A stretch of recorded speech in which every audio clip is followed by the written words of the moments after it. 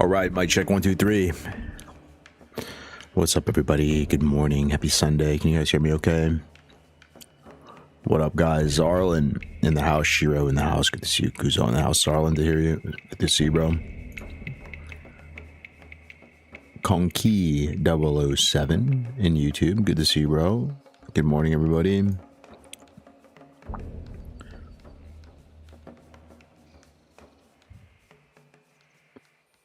Vibing, brother. I kind of want to make a Nelf only guild and call it Darnassus Sentinels and roleplay it like the guild are all Sentinel guards of Darnassus, but like the offensive version of it. That'd be sick, bro. That's what I'm saying. That's what I'm saying. I think give it a couple months. We'll see guilds for all the races. All right, guys. I think we're going to push it live. Let me see how we're looking here. All right. Good enough, man. Oh, sit up. How's it going, everybody? Yo, happy Sunday. Hopefully the audio levels are decent. Let me see. It looks like the game volume could come up a bit.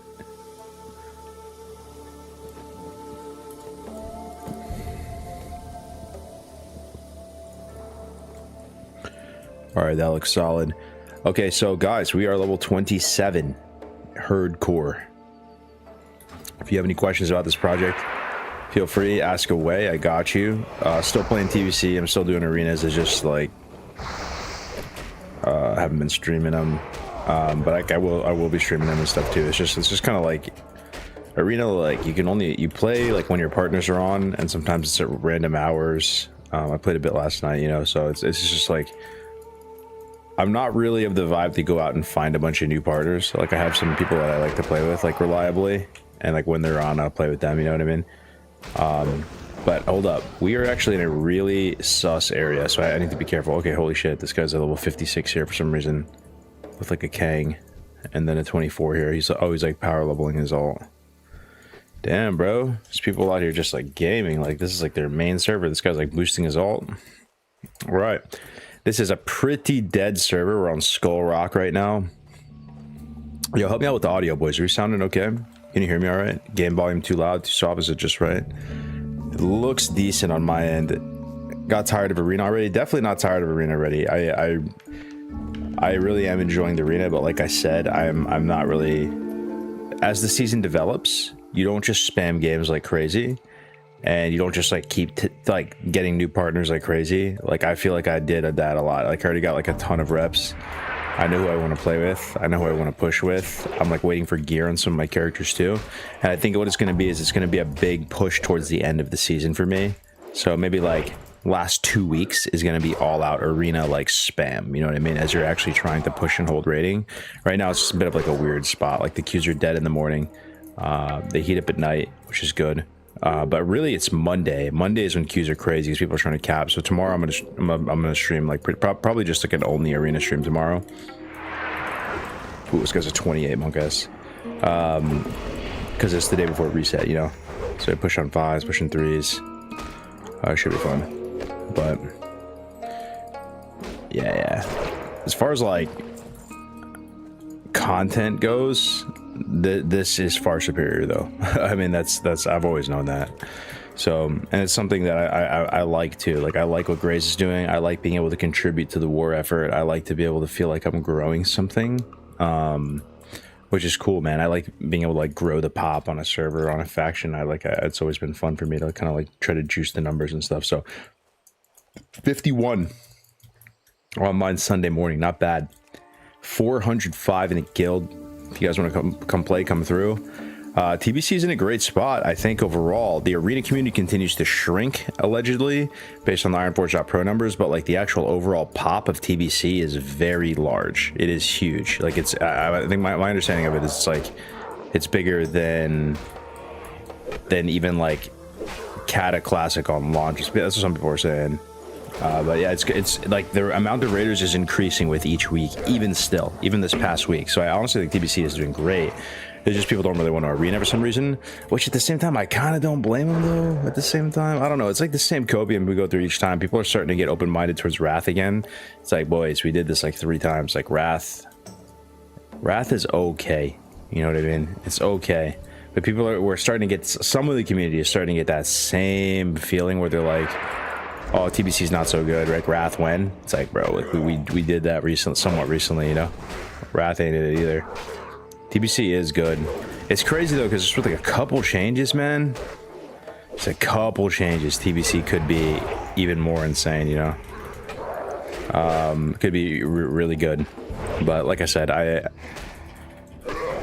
wish we could just play the games as they were. Era versions of the game. That's not where we are, but that's where I wish we were.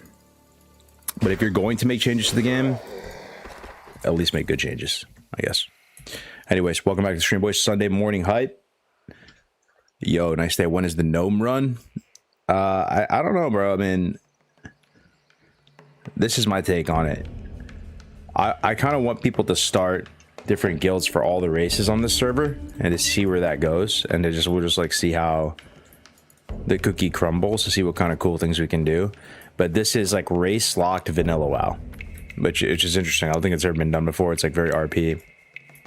Torrens plays with Torrens, Gnome plays with Gnome. You're missing some classes. It's very Warcraft 3 type vibes. I kind of want to do it all now, like for all the ideally there's like streamers and people that are able to like act as billboards for all the races and all the guilds. But yeah, that's one way it could crumble. But the other way, like you said, is just to do like a gnome run at some point.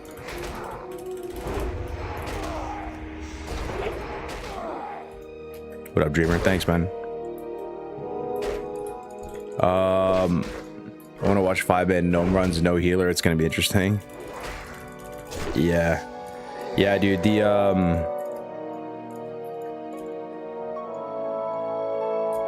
vibes are good in the guild, bro. I hate this place so much, man. I need to get out of here. This is actually a really scary area. Satyrs are already very scary to fight in hardcore, just in general, right? But this area puts a 3-minute curse on you that just stuns you randomly. So that's nightmare fuel. It can stop you mid-bandy. And there's stealth satyrs. And they have pets, and the pets are pretty strong. And like, I charge into this guy, who knows if there's a stealth guy right next to him, you know what I mean? So it's super sus fighting here. I really want to get out of here. Also, like, as a warrior, see, like, we're just stunned with 2 things on us right now. As a warrior, ideally, you want to be fighting mobs a bit lower level, right? The fact these guys are yellow is like kind of unacceptable. Don't even really want to be fighting yellow mobs, to be honest. Just kind of just want to stay in that green zone. So it made sense for me to do this because I'm here, but I don't like it. We gotta tread with caution. I'm gonna go for a bandy, but I might get stunned. Okay, we wait for this to fall off first. We get stunned one last time? No. Yeah, so a quick character update. Alchemy, we are bottlenecked. Herbalism 161 out of 240. I think that's in really good shape. First aid 150. I need to get the book. Fishing 106. Not bad. I don't know how to level alchemy super well, guys. I don't know if you guys have any tips for me in a solo self-found environment. It kind of sucks. Like, I'm really unhappy with alchemy right now. You get bottlenecked where you need tons of Briarthorn, but it doesn't really make sense to go like farm Briarthorn. This is where I'm at with it. Like, I need basically to do fishing. I need blackmouth oil. So I had to level up fishing. And I do have some oily blackmouth now, but you know, just waiting for the pools of those is a bit rough. And I'm stuck in this like 102 range. I have tons of herbs, but not the right herbs. I need Briarthorn, I need blackmouth oil. So like Swift Thistle's been carrying a bit. Honestly, if you're going to level fishing in like a solo self-found environment, I think you need alchemy, you need fishing. But yeah, I haven't really gotten any value from alchemy. Alchemy's been kind of dog shit this whole time. Hasn't done anything. It's given me some stupid 4 strength potions, but pretty bad. There's tons of good stuff alchemy will offer, but it's deeper, you know? One of my original thought processes of going alchemy and not just doing it later was that it would help me stay up to date with my health pot progression. But even that has been kind of a disaster. I haven't even gotten close. Even these regular healing potions I have, these just dropped off mobs. And I've been to Booty Bay 3 times now and never been able to snipe a greater healing potion off the vendor. I think it's either people in the guild or someone just sniping them on cooldown.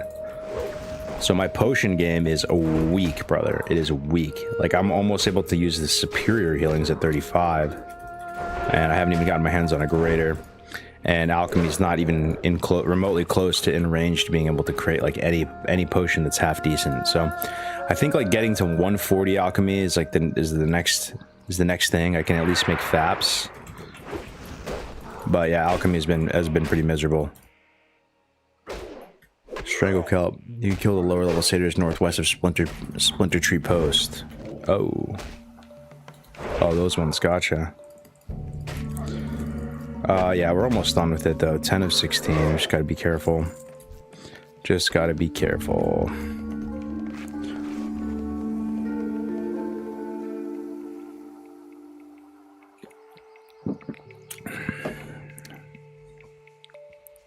Strangle kelp.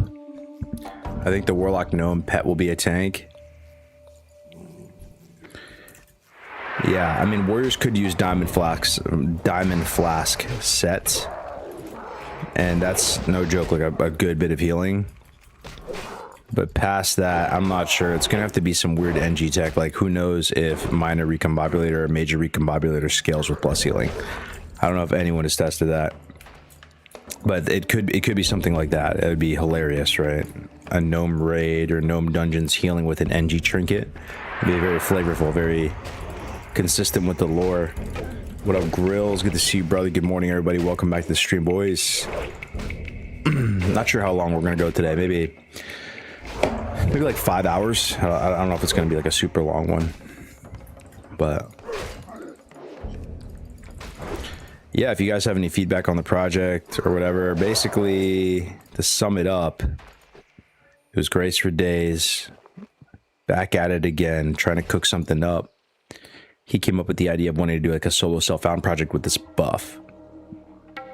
So if you look top right, there's a buff called Self-Found Adventurer. Unable to trade, use the auction house, or send and receive most mail. So that is something they put in on the hardcore servers. I don't know how popular it ever became, but it was sort of a nod to our community. And the fact that our community was like solo self-found and we had like our own rule set, you know? But I don't know if it's kind of been underutilized. And Grace wanted to do like a run with this solo self-found buff and like to do, you know, like to try to raid with it and do all that. Then the additional layer is the idea that it's race locked. So this is just the Tauren only guild. So that means we're going to be down 3 classes: mages, warlocks, and priest, which means we have no, like, you know, blood pact, we have no hellstones, we have no decur, or no, we do have decurse, we have no dispel, which is the biggest one, which would be interesting. And I think like if you tried it, you would realize it kind of hits a little bit more than you thought. Like it's very interesting seeing like just dungeon groups just with cows. Everything feels a little bit different. Class composition, group composition. And we are playing on the Skull Rock server. Skull Rock. So this is a Gen 1 hardcore server, the same wave as Defies Pillager. 3 class, no shaman. Oh no, there's shaman. There's shaman. We're just missing, it's just missing warlock, priest, and mage. Just whatever you can play on Tauren, you know? Do you think life in California is the best in the USA in general? I think the USA is like kind of streamlined. Like it's the same chains all over. But do I think California is the best? No, I don't think so. I don't think it's the worst. I think California is a great place if you have like generational wealth, if you have just, you know, like if you just got it like that. But if you are trying to come up in the world, is California the place? Probably not. I think that California is the place where you go farm. You go farm people in California, you know what I mean? You can literally like start businesses here if you need, but like it's just very expensive here. I think it's actually more expensive than New York when you just factor everything from gas. Like there's a huge tax on gas in California. I think quality of life in the USA is pretty bad overall. Like, or let's say overrated.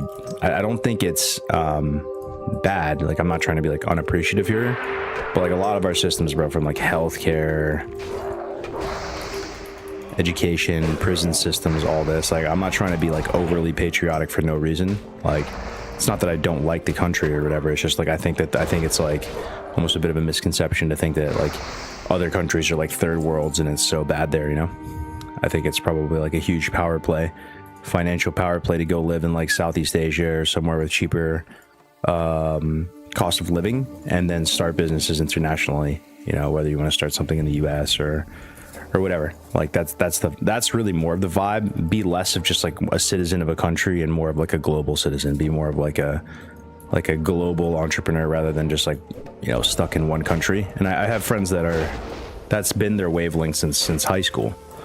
You know, that's been their wavelength, where like they tell me all the time, James, like, bro, you're trolling, like you're getting too like kind of like Americanized, bro. Like I you know, like you know, they like America, they spend a lot of time here in New York and LA, Miami, but they're just like, bro, like you should have a business, you should have like some ventures in China, maybe in Dubai and other places. Like just think bigger, think broader. I'm not the best at that.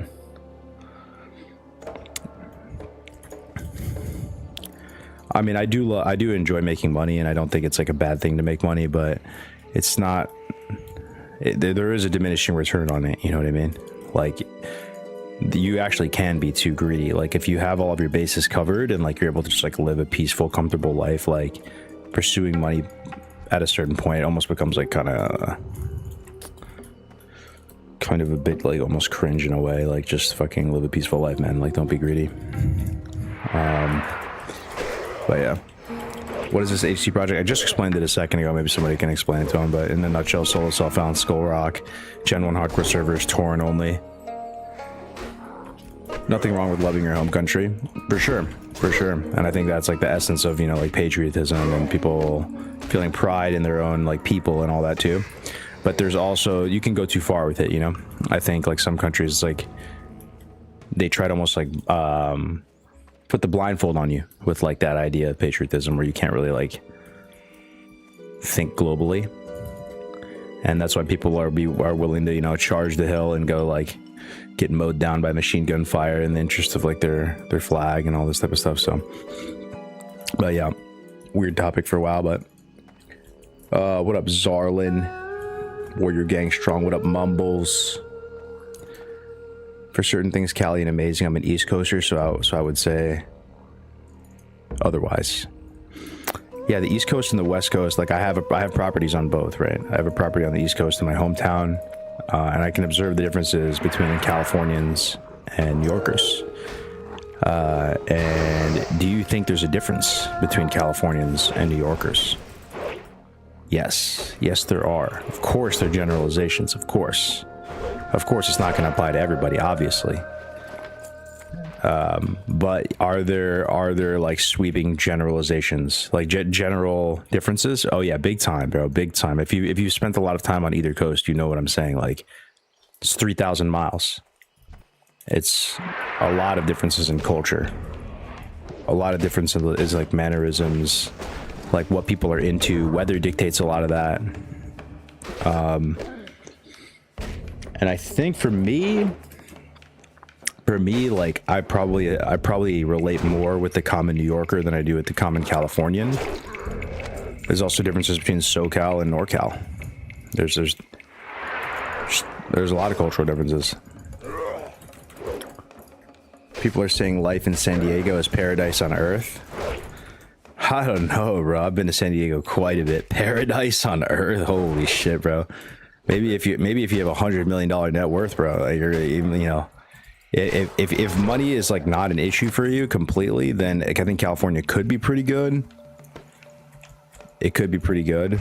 I don't know. That's fucking weird. Paradise on earth. San Diego. What's so good about San Diego? I've been there a bunch of times. The weather's pretty nice. I mean, there's like some nice beaches and stuff, but a lot of the beaches are kind of like polluted feeling too, you know? It's like very like, I would almost say I like some of the beaches around LA and like Long Beach and stuff better than some of the San Diego beaches. I don't know everything about San Diego and LA, but I don't know. Paradise on earth, bro. Like, I don't know about that one, man. I don't know about that one, bro. San Diego, paradise on earth. Pretty sure Hawaii's better, man. Paradise on earth, San Diego. I've been there quite a bit, you know. I played in pickleball tournaments there. Went to nationals there. Explored like a decent amount around there. They have some good restaurants, of course, some good dim sum spots.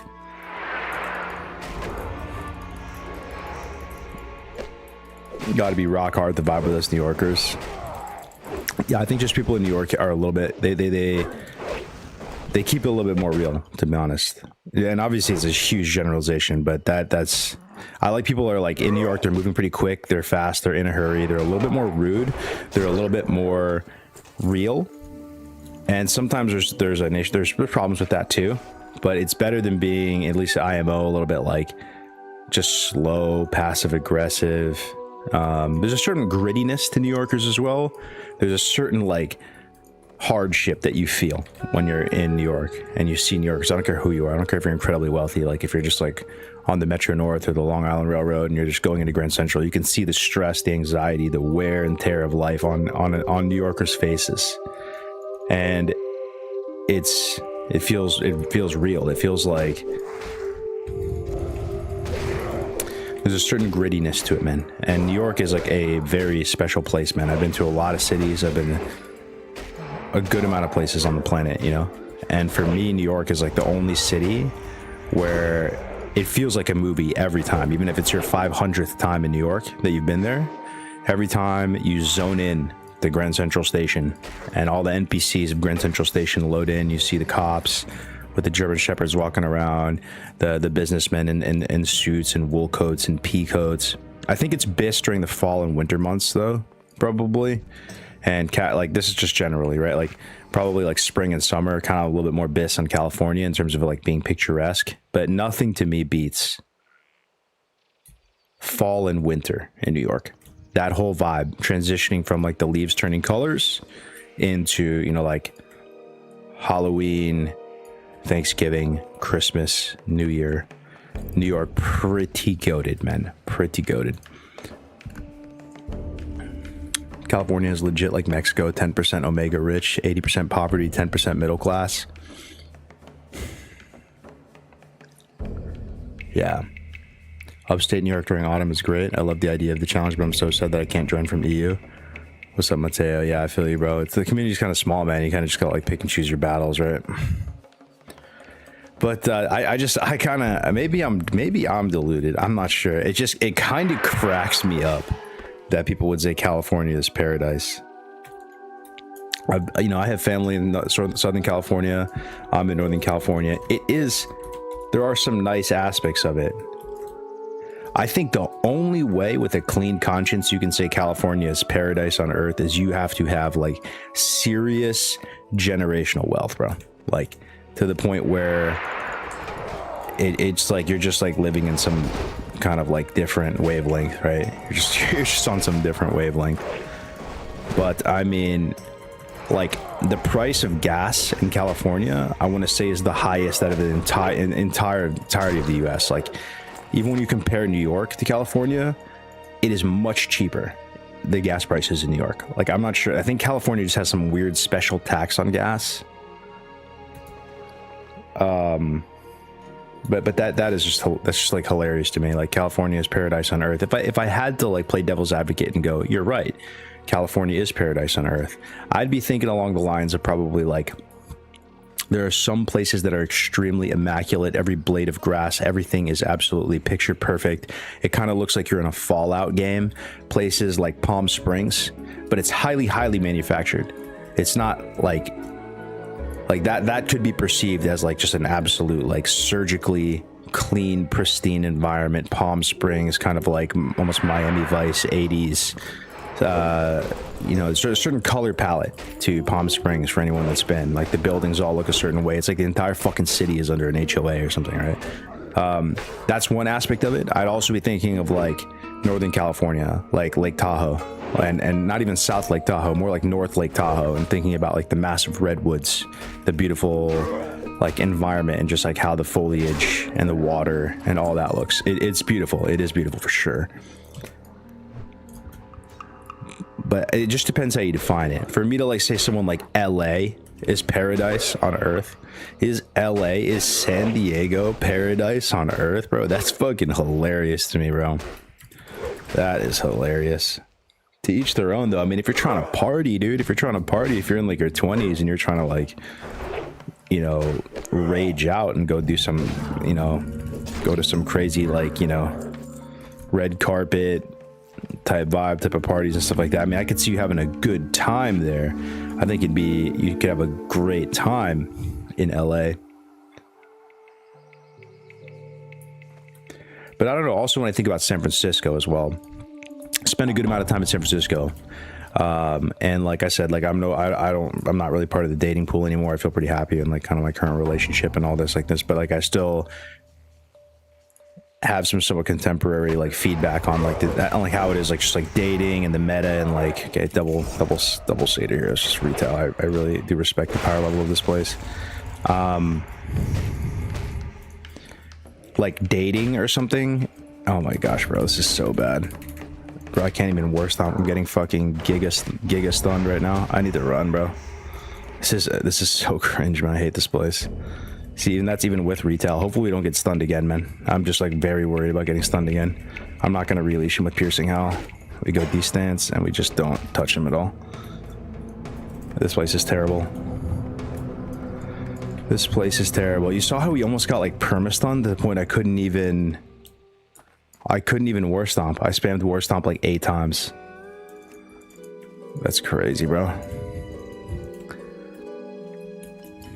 Hey, welcome back, man. What happened to the TBC PvP website? So it got DDoS or something, and I just kind of like CBA. Like I need to figure it out. I just like I'm basically just a one-man person running that site. There is actually insane viewership on that site. It far exceeded my expectations. Like 80, like right when TBC was launching, like there's like 80,000 unique people going to the site, like or unique visits or live sessions or whatever you call it. The site actually did explode, and it has been. But it's just managing it all as one person has been absolutely very tough, man. It's like dealing with all the orders myself and like everything. So it's been very stressful for me. I don't really make any money on it as well. Like if anything, I'm helping the coaches out a lot. I get hit with like multiple fees and I kind of like CBA to figure out the fees and try to get like the lowest min-max fees. Like, but yeah, dude, I'm making coaches a good amount of money, bro. Like and I'm happy about that. So I'm like kind of happy to do it, but at the same time, I'm not gonna like bend over backwards and like kill myself to get the site back online like ASAP. I'll just figure it out when I figure it out. But yeah, that's the update with that. Like the site just got taken down. I'll fix it. I'm just gonna do it like whenever I feel like it. It was so good. I'm a dev with a lot of free time. Do you need some help? Oh shit, man. Yeah, maybe, bro. Message me on Discord, bro. Like if you know any like JavaScript, maybe it would be cool, bro. If you're a 2A guy, Cali is not a place to be. I agree with you for the most part. Like where I'm at in Northern California, it's actually very easy to get like even a concealed carry permit. I'm not really a 2A guy. I mean, I am, but I'm not. Like, dude, I'm not part of the culture. You know what I mean? I really don't care about the culture. I think guys go through a phase where you get into that for a second. And I'm like, you know, I got very lightly into it for a second, right? And then you kind of just get over it. But you'd be surprised. So I say this from that perspective. Like, it's not like I don't really have a horse in the race here, but like, there actually are some hardcore like right-wing parts of California. Like actually where I'm from in California right now, it's like town to town. One town is actually like hardcore, bro. They got like Trump flags flying and all this type of stuff. And then the town over is like hyper left, you know? And like the county I'm in, even though I'm in California, it's actually super easy to get like a concealed carry permit and stuff. You have to go through like some classes and stuff. I think it's like an 8-hour class, and you know, you have to have like a clean record and stuff.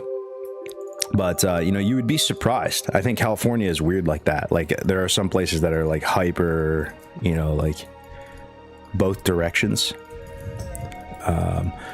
But like I think that would be surprising to some of you to hear that there are some places in California that you can go that are like actually like super 2A right wing, all this, like the whole 9 yards, right? Everyone's just walking around with like, hold on, what's that shit called? I need one more horn. How do I get a horn safely here? Okay, do I have cooldowns? I do have potion. Okay, let's pull this. Need one horn, man, then let's get out of here.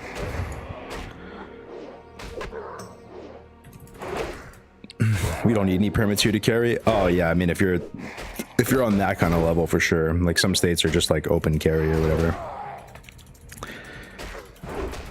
Is that just me though? Like does any of you guys have any of you guys gone through a similar thing where it's like, I don't know, like as you get older you just kind of find a little bit more of like a balance, like even when it comes to guns and stuff. Like I'm not anti-gun, I think guns are great, I'm glad I have guns, like, you know, but it's like they're just like a tool, you know, like you can't be like obsessive about it. Like so there's so many, I have so many friends who just like they have so many fucking guns, bro. Like they have like a gigantic, like just massive arsenal, bro. You go into their like garage and they open up their gun safe and they just have like 50 ARs and like so much, and it's like just kind of like overkill, bro. Like just relax, man. Like it's just it's a tool, it's a good thing to have, you know. You want to keep your like senses about you a bit, like go to the range maybe like once twice a year, just make sure you're like proficient with that shit. But like it kind of is like obsessive, you know, like they just like can't wait, dude. They just put all their money into it. I mean, we all have our vices, you know. I guess for me it'd be WoW, but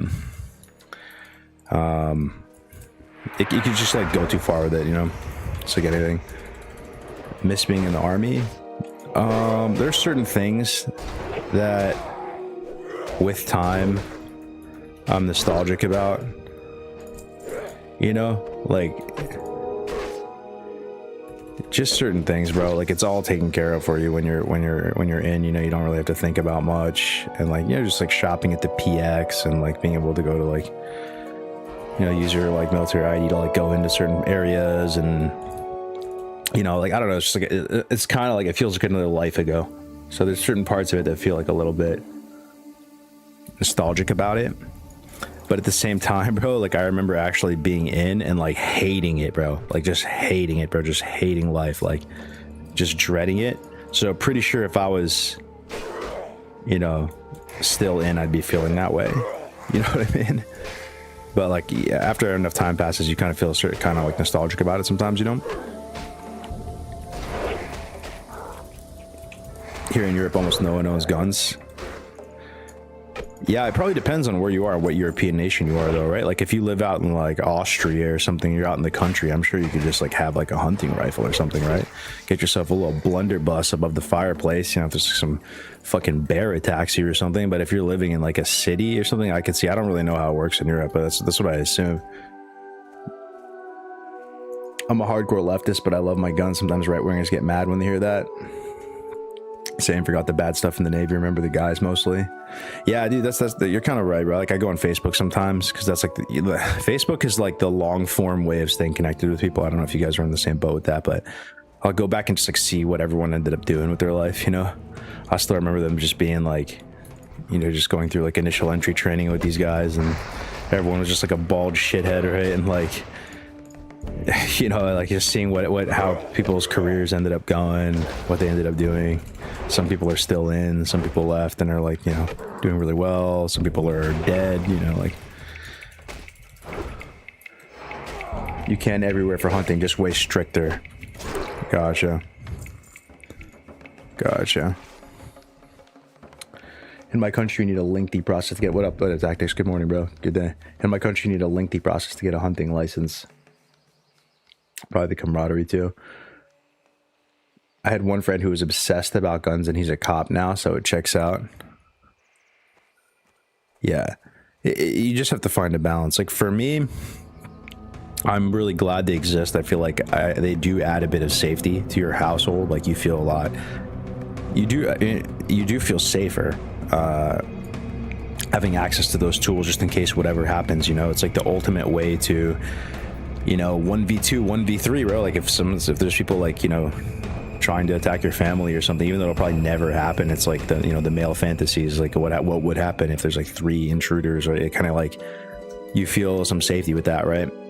And even right now, like my girlfriend right now, she's just a tiny creature, right? She's like 100 pounds and lives by herself in this big house and just has no protection, nothing like that. And like I've been trying to get her to kind of get into it a little bit, you know, just so she can just like have something for herself just in case, right? Like just fingerprint safe under the bed, something like that, because you just never know.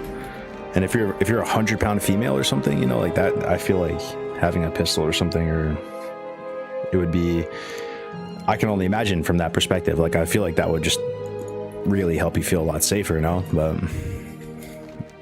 yeah. But yeah, I had like a CCW for a while, never ended up like needing to use it or anything like that. If anything, it almost got me in trouble one time, just because, and I didn't actually get in trouble, but I got put into a position where I thought about having to use it, ended up not, and I think it was the right call. It was the right call, because once you, if you brandish your firearm in any way, it's already a big deal. It's a massive deal, bro. Like, it's paper trail, police reports, all types of stuff. So, but me like not brandishing anything, there was a certain, like, I wish I didn't even have it on me. You know, like, I wish I didn't even have it on me, so it would have been an easier thing for me to navigate. So I don't know, bro. Like, I just, like, I let that shit expire. I have really no interest in like getting it back or whatever. It's just, yeah. Yo, what up, John? How you doing, man? Good morning. In practice, I agree, but usually strict laws create large black markets. Good morning, everybody. Let me check in with YouTube. Didn't you have a kid? I do have kids. Yeah, I have two kids. I have two baby girls. I have a 4-year-old turning 5 soon, and a 2-year-old turning 3 soon. Yeah. Gun culture is a thing. It's a hobby like any other. It's true, but it's a hobby that can end up with people getting like seriously hurt. So it's a bit Monka-esque for me. Like, I'm just being completely honest. Like, if I met someone and like a big part of their identity revolved around like guns and just like going to the range all the time and like shooting and just like buying new guns, like, it would actually be kind of a red flag for me, to be honest. I'd be like, I mean, this person's cool, but like they're kind of a little bit like more arm's reach. It would be, that's not like, you know, completely bulletproof, for lack of better words, type of expression. Maybe they're into like Olympic sharpshooting or something, right? But yeah.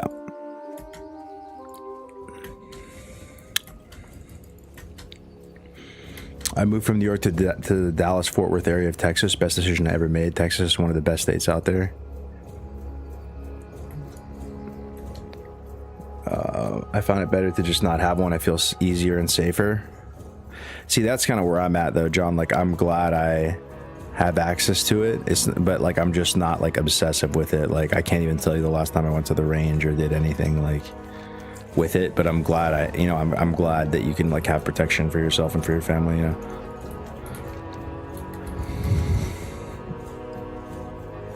Yeah. All right, we got that quest done, boys. That was a real tough one. Okay, what are we gonna do now? Let's go do Torx Assault. Can I do Torx Assault as a warrior? 27. Hopefully, man. Let's go do it.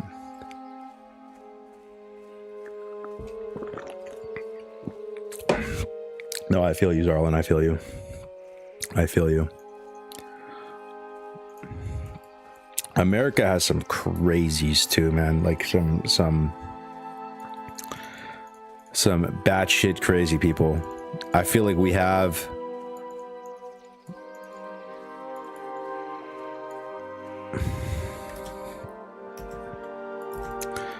some of the most, innovative and entrepreneurial and smartest people, like in this country, in America. But we also equally have some of like the most batshit crazy, like fentanyl munching people that are like just will do anything like to, just like completely unhinged type stuff.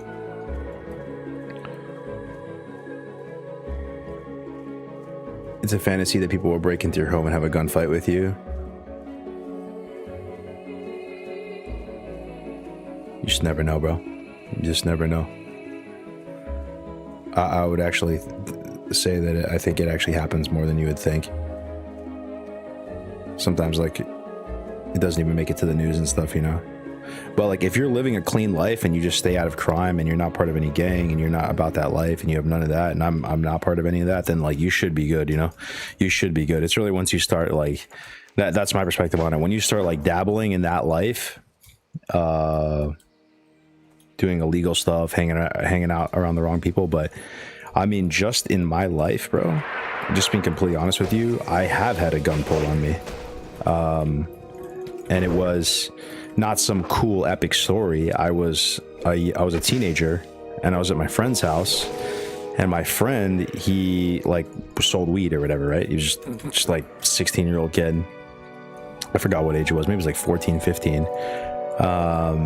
And I wasn't really close with this friend. He was just like kind of like a tier 2 friend. Like my tier 1 friends that I all played WoW with, they knew this kid, and this kid played WoW too, but like he was just like kind of a tier 2 friend that I knew about but wasn't really close with personally, right? But we're over at his house just chilling, you know, like I probably have like a sandwich, like tuna salad sandwich on a roll, salt and vinegar chips, bread and butter, like special, like just normal day in the life, maybe some Masterpiece BBQ chips. I'm just chilling over there, probably just like watching some TV or playing a game or something, right? And some grown men with balaclavas on come into his house, tie everyone up, and start asking him for the codes to his safe. The safe that has stuff in it, right? And he's not like giving it to him. Like he's not giving him the codes, right? And these guys have like bats and firearms and all types of stuff. Very scary, like very terrifying, right? Terrifying. He eventually gives it to them after some struggle, let's just say. And then they're on their merry way, and that's it. That's the end of the story. Never reported to the police, no police report, nothing like that. But in a nice suburban home, like that all happened, you know what I mean? So like like nothing happened with that, right? But like that's just my own life, you know. People have crazy stories too, bro. Because sometimes people get shot, bad things happen to them, they don't even go to the police or anything, you know.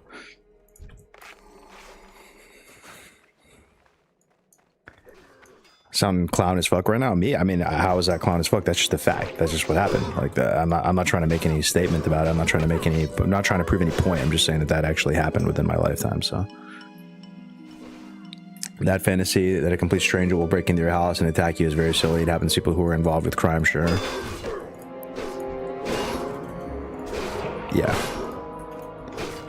Yeah, you just never know, bro. You just never know. Like, you could have like a child. Like, you have to think about niche cases too, right? Imagine you have a teenager. You have a kid, and maybe they get involved with the wrong people, and then there's people at your house. It's not even just your own actions. I feel you, bro, but you just got to think of anything.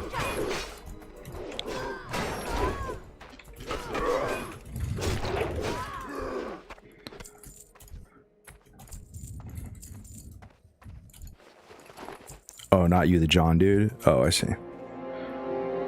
Yeah, my friend had a gun pulled on him at someone's house after just chilling, smoking weed in the PA suburbs. She just had him shook. Yeah, I remember like my concealed carry permit teacher, Andy guy. You know, the guy who teaches the course or whatever. He was like an ex-Marine jarhead dude, and he wasn't even really super into guns. He just did it to make money, right? Like on the side as like a side hustle to be like an instructor. And he was telling me how he was at a McDonald's, like it was a Wendy's or a McDonald's, some kind of fast food joint where he's picking up food for his family, his kids and stuff. And a car pulls up behind his car and like basically traps him into that drive-through slot. You know, you have to wait there for your food to like bring it out for you. They bring him out. They basically pull up behind his car so he can't escape, right? And trying to remember the story properly. Oh shit. Respectable level 16 in Ragefire Chasm, drowned in lava. You hate to see it. He didn't actually get drowned. He didn't actually drown. If you touch the lava, you die. It's a lava one shot. That's why RFC is so scary, bro. If you're AFK for a second, you're not like paying attention, you touch the lava, good night. Dead. Unlucky, bro. Unlucky. All right, this is done. But yeah, he's in this like drive-through, and my recollection of the story was that there was like a masked dude, and he had like a knife on him, and he was telling him to get out of the car. And my buddy basically brandished his firearm, right, and like pointed it at him and was like you don't want to do this or whatever, and they basically ran away. And then he reported it to the police. He had to do a police report because anytime you brandish your firearm, it causes a huge chain of events. And then they ended up finding those people and like catching them and like imprisoning them and stuff like that, right? But that's that was apparently a real story that happened to him, and it might have saved them. So you never know, bro. You never know. America's just a crazy place, bro. Like I honestly, man, like if you lived in EU somewhere, yeah, like it's probably so much safer. I would imagine so much safer. I've had buddies come over here for the first time from EU, and they literally think it's like a GTA open world video game with like a bunch of like NPCs with side quests. And are they really wrong? Go to your local Walmart in any country, in any state in the US, and you're gonna see some absolute like weirdos, man.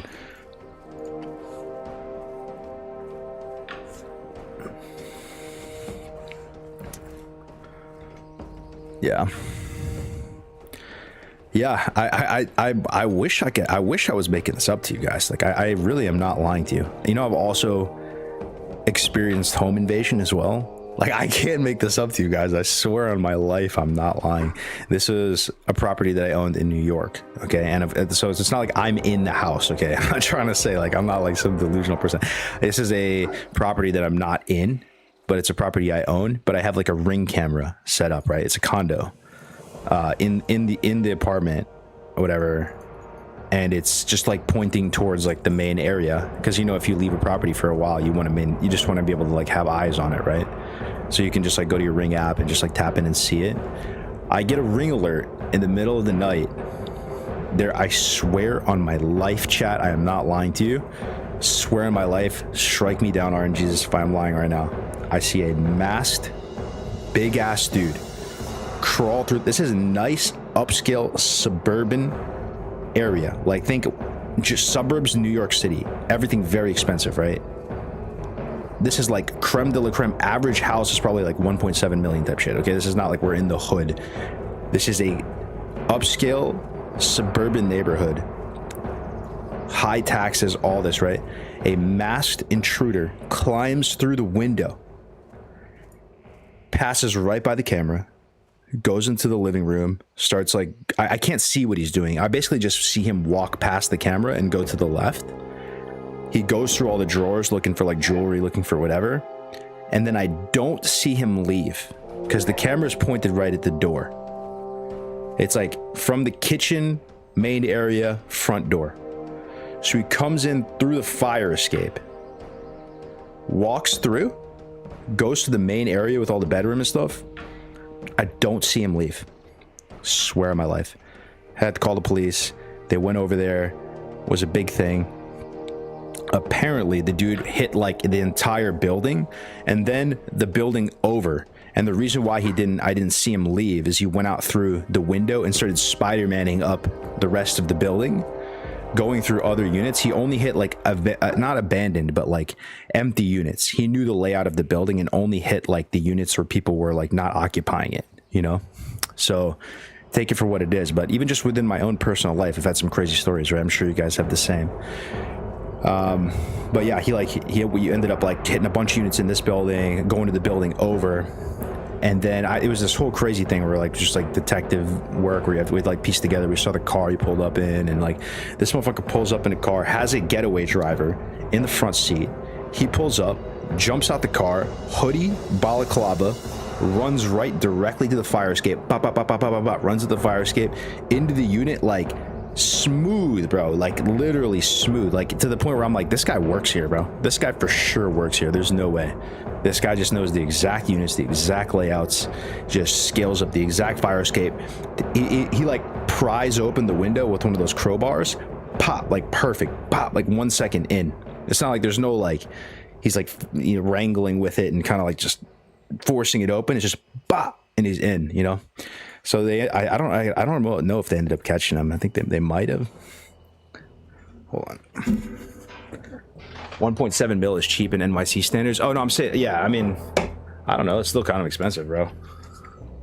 But I'm talking about the suburbs, not New York City itself. It's like, I'm talking Westchester County. If you guys know Westchester County, like that's yeah, 1.7 like average home.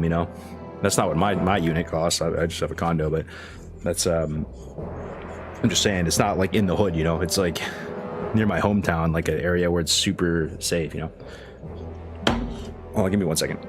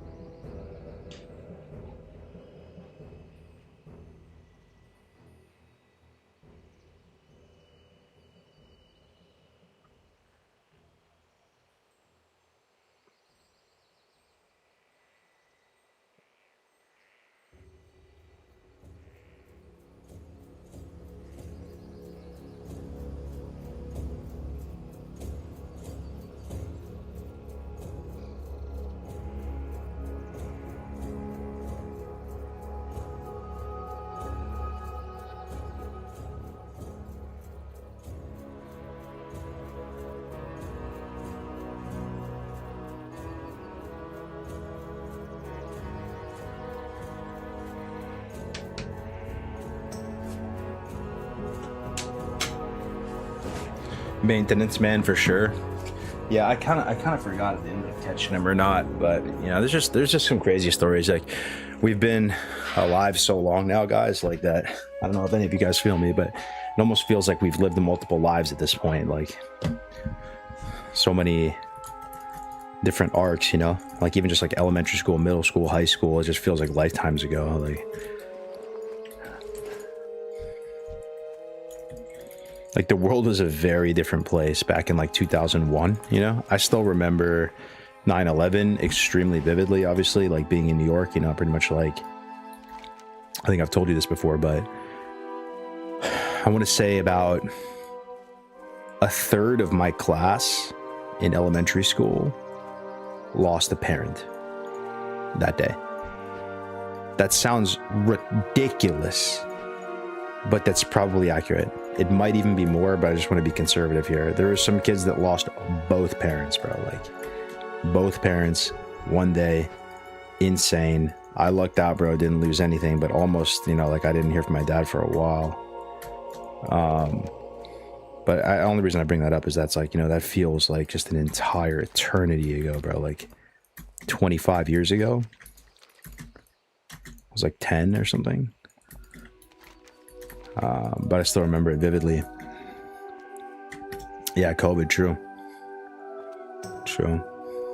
I think a big issue is drugs, to be honest, which leads to the cases that isn't logical. And sadly, America has a lot of people on drugs, but also some areas, cities in EU has this issue too. Oh, yeah. I mean, I 100%. 100%. I agree with you. Drugs is like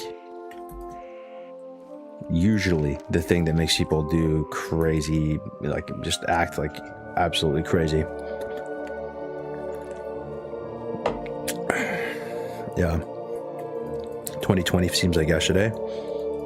Yeah. Where are you guys at though with life in general, boys? I'm kind of curious, like, if you had to sum up your kind of overall vibe these days, are you just trying to find peace, you know, just trying to live a simple life, trying not to overcomplicate too much, overextend? Where you got, I almost commend you in a way if you're still fighting tooth and nail for every square inch of land and trying to like build up your empire, your wealth, or whatever. That's cool too, honestly. Like, more power to you. It probably means you found something you really like doing.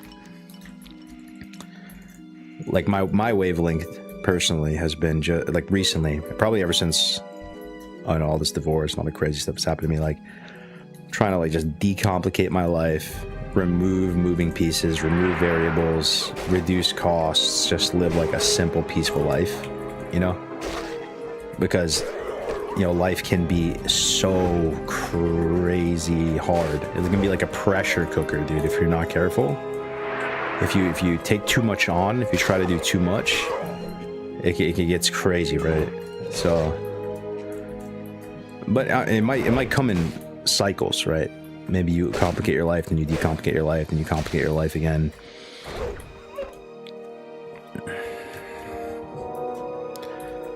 Dad life, just trying to find sleep. University grind. When I was at school, my neighbor's parents' car was stolen. 2 days later, it was back, window fixed, with a note apologizing. The thief had needed it to rush his wife in labor to hospital. He'd even left 4 West End tickets as thanks. The family went to the show. When they got home, their house had been burgled. No way. That's crazy, dude. That's a roller coaster all in one paragraph. Just want to give me and the kids and the family a good life. Yeah, for sure. I mean, I do think, like, kids change you too, right? In a good way. You just, like, become less... You just everything changes, man. I don't know. Just the hundreds of thousands of years of biology, it just, like, changes your brain, man.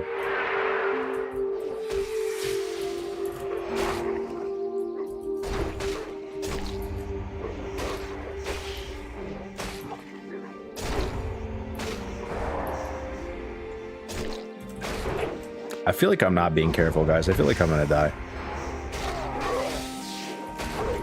Thoughts? Okay, the ding is pretty nice. We might need to lock it in, boys. I think it's Ashenvale. I think Ashenvale's kind of just cooking me. I need to see, like, warm colors. This, like, night elf, like, blue... I need to get out of here, boys. Let me just finish this one quest, like, area, and then we get out of here. It's like Stone Tower and Stone Standstill. The tactical ding, yup.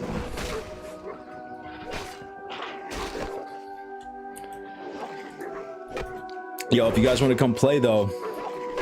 If you guys want to come play, though, we're on Skull Rock, my boys. We're on Skull Rock.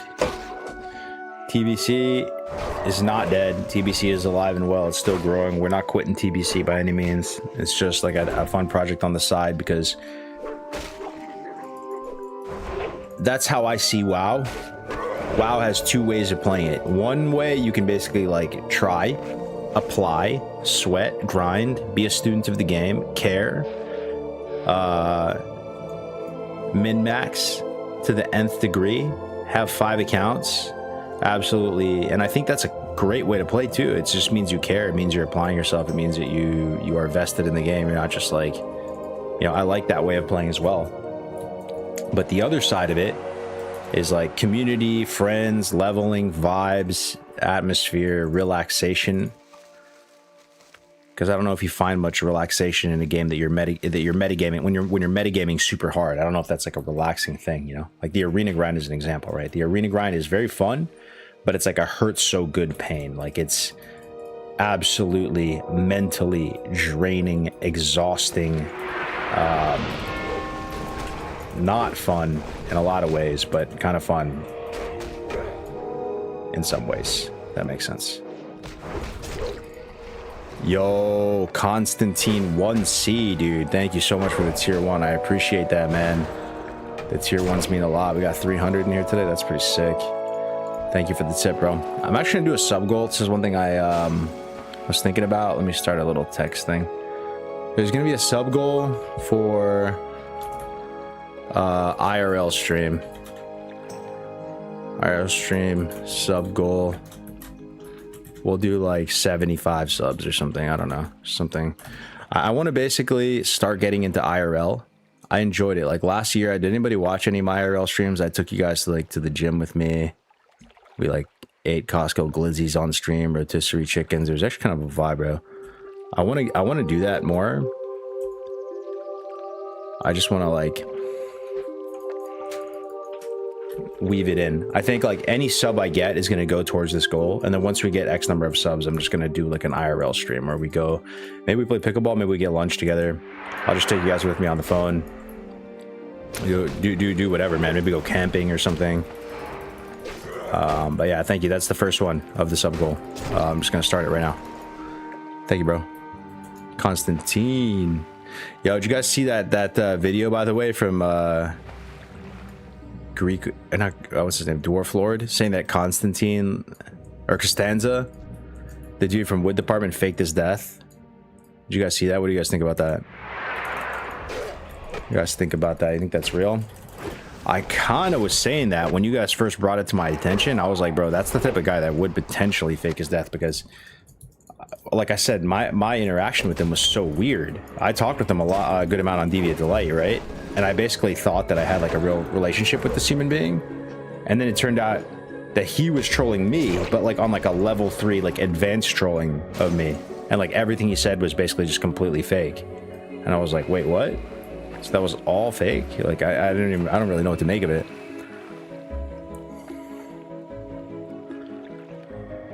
Bro, the whole rotisserie chicken with the sweet baby rays was it? Yeah. What happened to TBC? TBC's still going strong, bro. There's still more players playing every week. I told you about Wood Department, bro. Faking your death is the ultimate troll. So my understanding is that Wood Department is gone. Is that true, guys? I heard they broke up into 2 guilds, Red Empire and then some other one, Golden Boys or something. And apparently Costanza faked his death. Now there's 2 guilds, and that's crazy to me. Yeah. It's interesting. So Wood Department, I don't know much about it.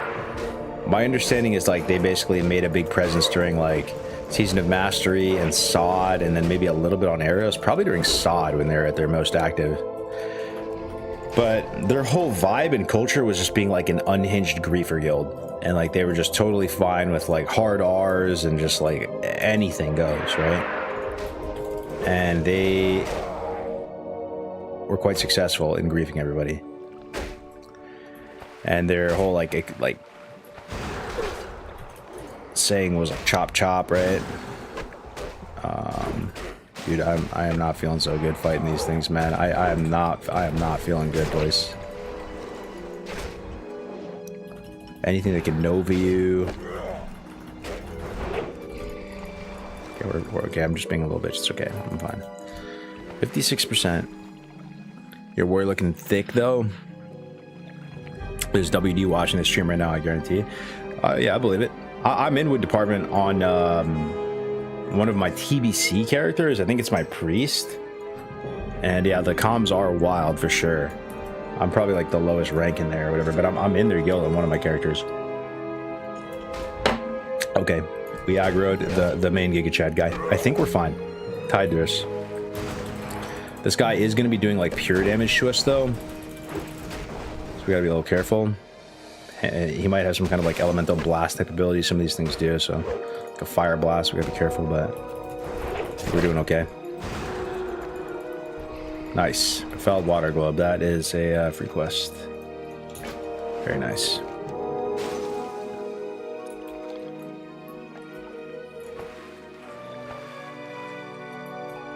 Hey, what up, Nom? They were originally Horde. They got cringe when they sent Ally. Feels bad, man. That guy and most of WD are psychopaths. It's so weird, though. It's such a weird lore to them, because a lot of people, like when this dude apparently died, a lot of people were sad and people were like memorializing it. And like Jerome made a video, and like, yeah, Dwarf Lord was saying he was about to make a video and saying that they were like, you know, like this force to be reckoned with in world PvP. I don't really know how to read it. Definitely a fascinating guild though. I think like branding wise, they have a cool brand. I don't understand it. Like Wood Department, what is Wood? Is it supposed to be like, is Wood like a code word for something? Like what is Wood Department? I guess there's some sort of like synergy with the name Chop Chop and Wood. Whatever Wood is Wood PvP? Is Wood's PvP scalps? Is it, are they role playing as like a Splinter Tree, like Ashen Vale, like, you know, Warsong wood harvesting department?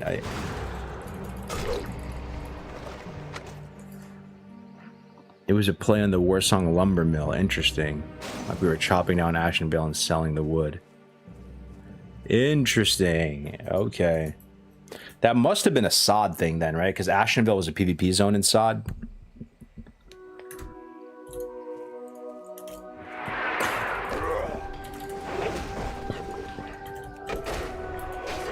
Do you think Demo Shout affects these elementals, guys? Thank you for the sub, man. I appreciate it, bro. Yeah, any sub we get, it'll just go towards that, and we'll figure out what we want to do. But maybe a pickleball stream, lunch date, food review, something like that, and we'll start weaving in some IRL content too. I thought they were funny until I joined one of their PvP disc events years ago. Oh yeah. Ashenvale, Stone Talon, and Red Ridge always sort the first PvP encounters. Yeah. So probably the most compelling thing about this project we're doing right now for me, guys, because I played all types of vanilla WoW over the years, I'm sure you guys have as well, is the idea that it's race locked. The idea that Torrents play with Torrent, it's almost like everybody's wearing a jersey. It's super obvious who's on your team, and it almost takes the 2 factions and it turns them into like 7 factions. I think that's cool. I think it's very Warcraft 3, like very like you're playing with your race only has access to certain class and certain racials. I've never seen vanilla WoW like digested in that way. Problem is, I think it'd be cool to have some sort of like mechanic to interact with the other races, but I don't know how you would do that, you know. So I honestly don't know. I think it'd be really cool to have like these like race locked vanilla WoW, but at some point of scale that's just gonna crumble. People are just gonna ignore it and play with whoever and do whatever. So at the end of the day, it's maybe just like a self-found challenge, what we're doing here. But like I said, I think it'd be really cool if there's like a Night Elf guild, a Dwarf guild. Like people would get super into the Dwarf guild, I guarantee you. Same with Undead. People love Forsaken and that whole vibe. And imagine you couldn't go to other capital cities without some sort of like visa or something. What up, Zerafuse? 28 looking good. Almost SMGY, that's right. Yo, can we do RFK right now, boys? 28.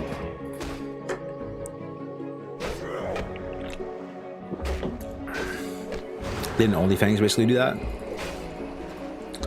I have no idea, man. Maybe. No idea. No idea. Yo, the Cargo's the OG No Arenas boss, man. Maybe in a bit, Don. Like I said, I'm not giving up on TBC Arenas at all. I have 4 characters. I haven't missed a single lockout. I've been playing. I played last night. But I kind of like, it's going to be later in the day type of thing. Trying to queue early in the day when the queues are kind of dead. And my partners aren't on. Doesn't seem worth it. Especially this is better content what we're doing right now. We can actually like talk and stuff. But yeah, in the evenings I want to do Arena. And as the season starts coming to a close, that's what I'm really going to start spamming Arena again a lot, because then the rating actually matters and you get to see how much you need to push through, and people are going to start to actually pushing for Glide, take that more seriously. People are going to stop boosting. Like, there's a lot of people that I want to play with, bro, but they're just boosting nonstop. I mean, I don't blame them, because you make like a really good money boosting, but like they just like their rating just keeps tanking like 1700 so they can like boost people up, and it's just I kind of want people to like just like play the game, you know, just play the game. Let's like start pushing rating and holding rating, and so it's kind of like a mixed bag for me. What do you do for work nowadays? I have a paddle company for pickleball. I also basically have some sprinter vans, like camper vans that I rent out.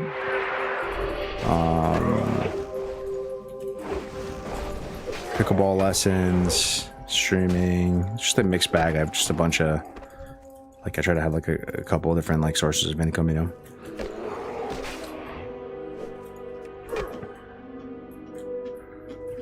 Feed the herd, fur the herd. Yup. Yo, if you guys want to play, man, if you guys want to play, you guys are more than welcome. We got, let's see, 55 online, 408 in the guild. Can we push it to 500 by the weekend being over? We'll see. See if we can do it. What's the most lucrative?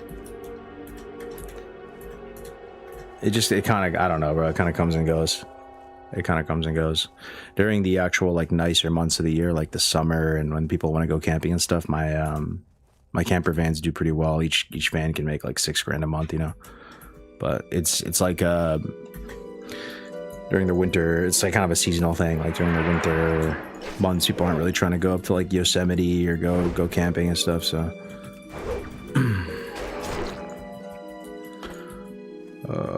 Sanguis, where is this guy?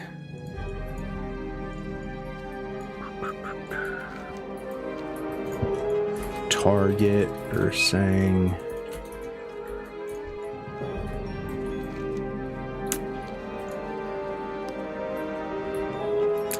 Pop's Bar and Grill quit, went back to TBC, but I tried to convince him to come back.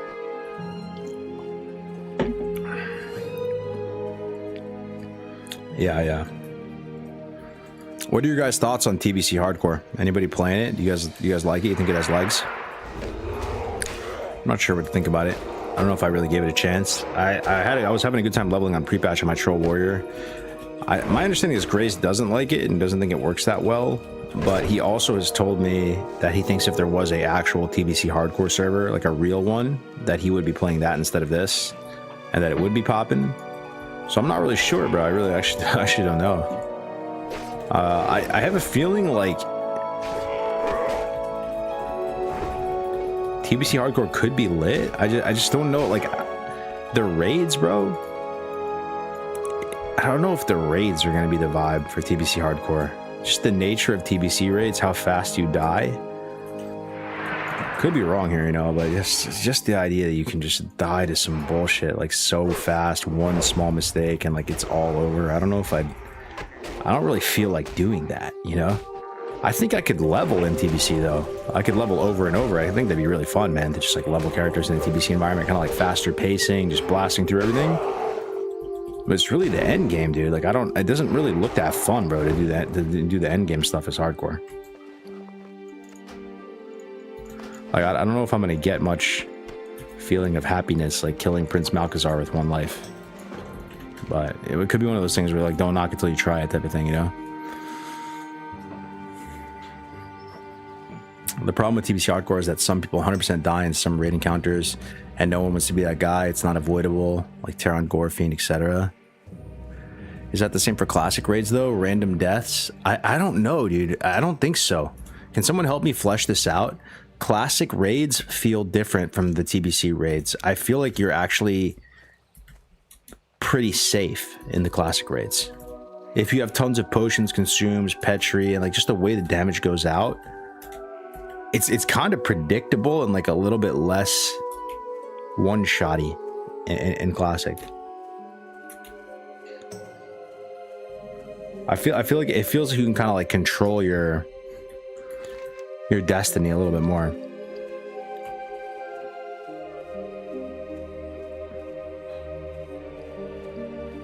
I feel like endgame and vanilla isn't fun for HC. I also kind of feel that way too, Cracker. So I'm not really a raider type, so that's the other aspect of it as well. Like I'm not the best person to ask. I don't really enjoy raiding all that much. Like I can do it, but for me, it's like it's like checking the box. Like it feels like work, dude. Like I raid, I'm there to check the box. I'll participate. I'll bring consumers. I'll do what I need to do. I'll pull my weight. I'm not trying to be dead weight, and I will try if I'm in a raid. Like I'll try to just get a nice pink bars or something, but like it doesn't do much for me. You know what I mean? Like. So maybe I'm the wrong person to ask. People have gotten Atish in hardcore classic. It's possible. Oh yeah, yep. Thunder Fury, Atish, AQ40 is too scary. I've never done AQ40 in hardcore. Never.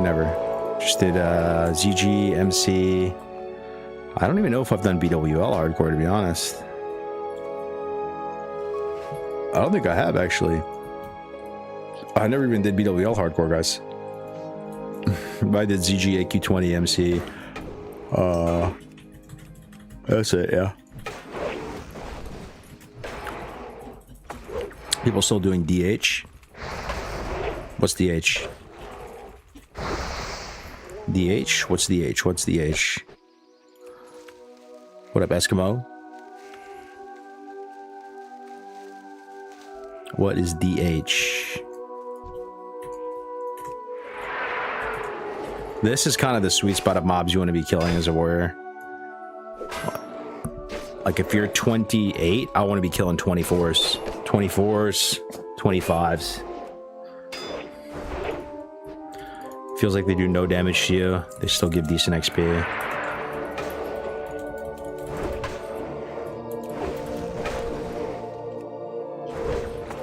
You gotta be thinking, bro, what is the H?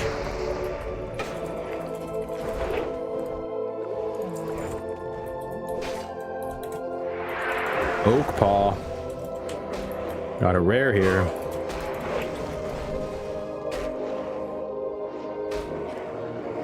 Double-handed. Maybe.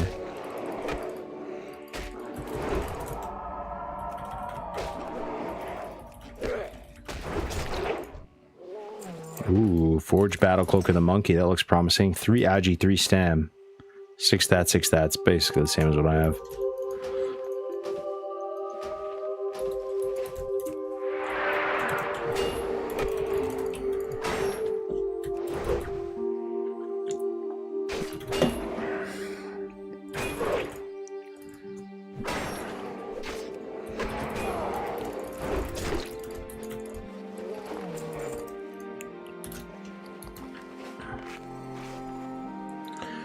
Yeah, I can't wait to get out of Ashenvale, boys. I need to get out of here. That's good. I need to wake up. Like, I think it's gonna be 1,000 Needles. 1,000 Needles is gonna wake us up. Ashenvale too sleepy. Too sleepy. Lol, that guild note. Someone set my guild note. Let me see.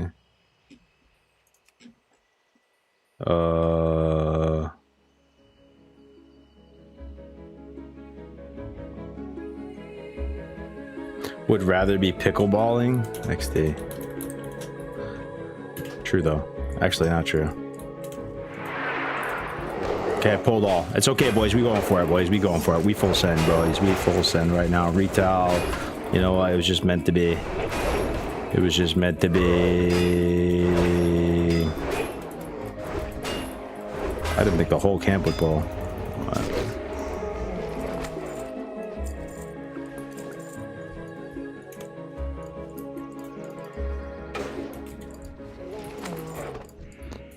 I don't think I've ever done the Shredder quest, to be honest, in my entire WoW career.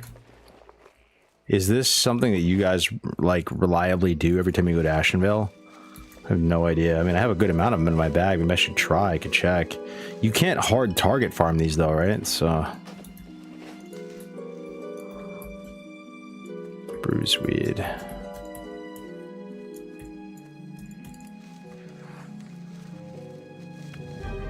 I skip Ashenvale.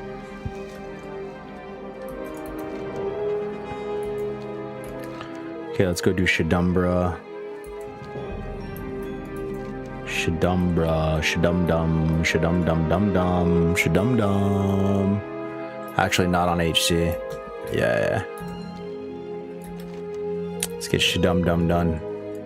Shadum-dum.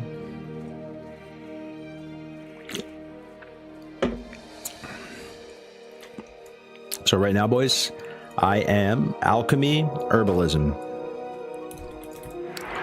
And Alchemy has been a pain in the ass to level. I feel like I'm doing it wrong. So any tips you guys have, I would appreciate. Because Alchemy has added 0 value to my character, and I'm level 28. That can't be right. I remember I used to watch Nom Nom HC level, and you'd have like a full rack of Skittles on, 100% uptime, like the fort, the strength, the armor. I don't even see how that's possible, dude. And it's just, this profession has just been so bad, dude. Like, I think if I had to do this over again, I would do Alchemy, but I'd do it later. Probably, like, I just keep skinning till I'm like 43 or something, and then basically level up Alchemy when I can get Mongoose. But the only way I'm seeing this is like good with Alchemy is if you like to fish.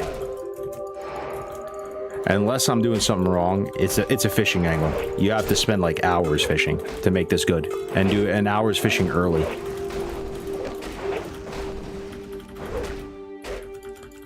Whatever happened to Nom Nom? I think he just quit, bro. Just quit.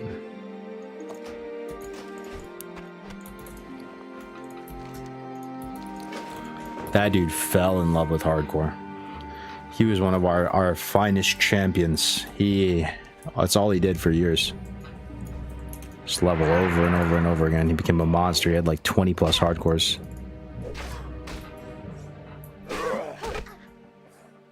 Yes, you must fish. It's not the worst. Okay, so you actually do have to fish though. Yo, let's go. Wehes Height with sub number 2. Getting us that much closer to our IRL stream sub goal. Open to all suggestions of stuff we could do for an IRL stream too. I think camping would be kind of cool. I think like the weather's getting better. I just have to find like a campsite that would have like Wi-Fi. We go camping and we go IRL fishing. Thoughts on catching IRL long john mud snappers? Or like just, honestly what's easy to do is like just like a lunch date. We'll go to like a restaurant or something, try the food, review the food, then maybe make a second YouTube channel for food reviews. Ooh, thoughts. But yeah, thank you, brother. Yeah, we'll go with he quit. Yeah, I know where you're going with this, Oreo. Yeah, I never really understood the full story, so I'm just kind of like, I'm just kind of going with that, bro. Because like I honestly, I never know what's true anymore, man. I really don't. I had motherfuckers try to cancel me, and like I literally had people making stuff up that like 100% did not happen. Like, and that changed me, man. Ever since then, I like, it's just, I don't know if what it is, but like it's the funniest shit ever to me that some people still believe that I stole $5,000 from the Hardcore All-Stars prize pool when that was my own money.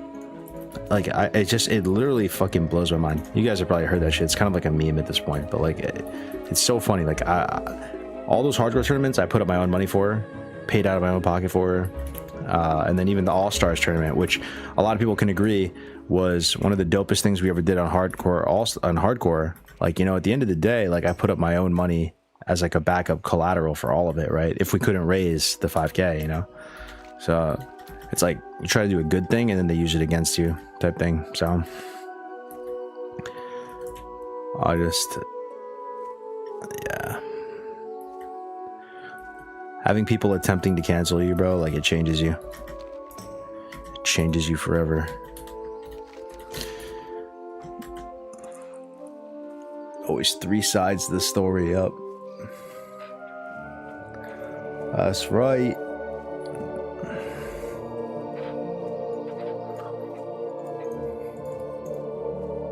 Cargos, you still do side out coffee? I still kind of do it. Yeah, I have inventory on Amazon.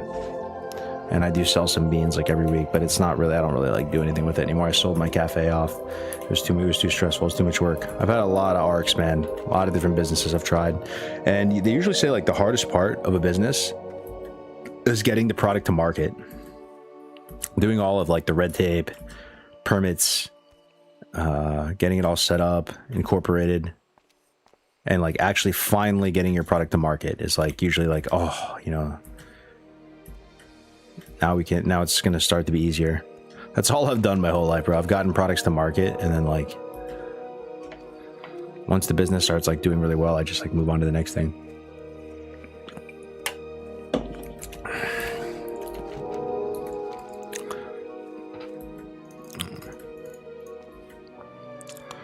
Dum dum dum.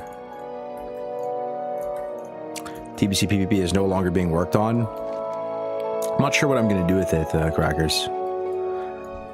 It took a lot of effort to make that site, man. It took me a lot of fucking time to make all the previous lists. I don't know if I have it in me to do it for season 2. We did a really good thing with season 1.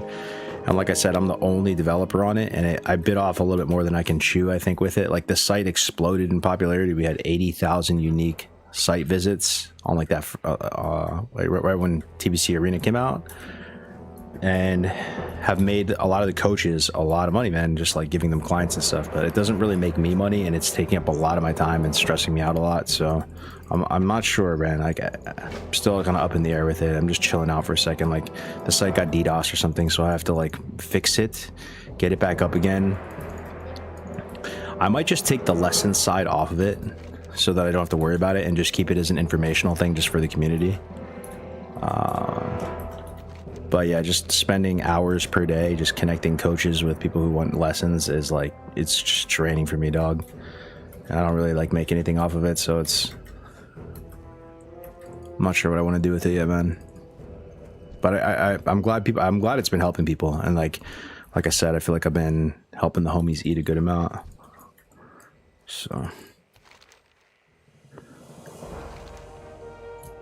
The hunt completed. Oh my god, that is such a juicer.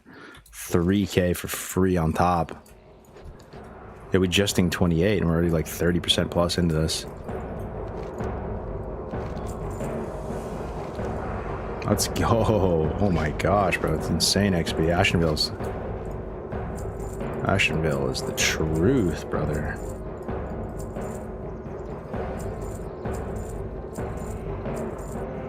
The truth.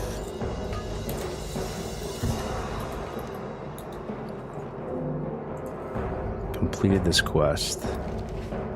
Okay, Zoramgar. Okay, Warsong Oil. We're not going to do Warsong Supplies. Lost Pages. We're not doing that as well.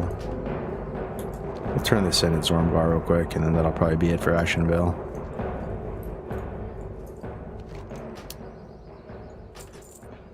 $245 charge fee. Hello.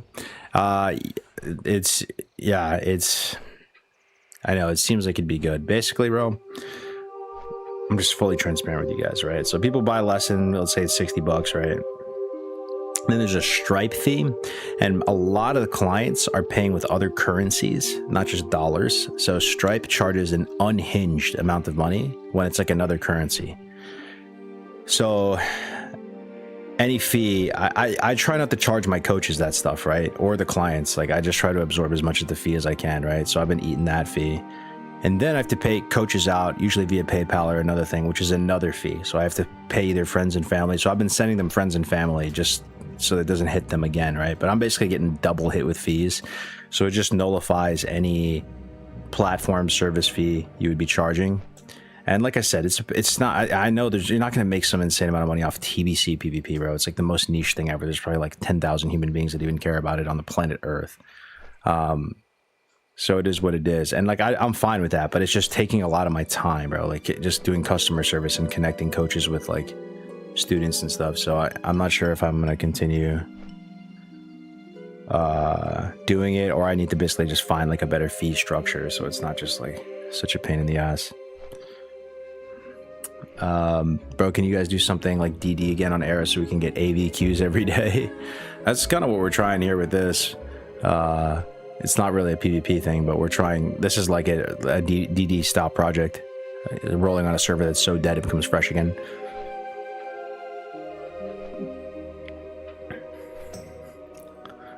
But we'll see. I'm gonna get the site working again soon, crackers. I was gonna do it this weekend, so I'll probably work on it tonight and just try to fix it and get it back up there again. Because it is crazy, bro. Like, it's usually you build stuff and people don't use it. So many people use tbcpvp.com. Like, it's crazy, dog. And I need to get like ads on the site or something, like, because it's, yeah.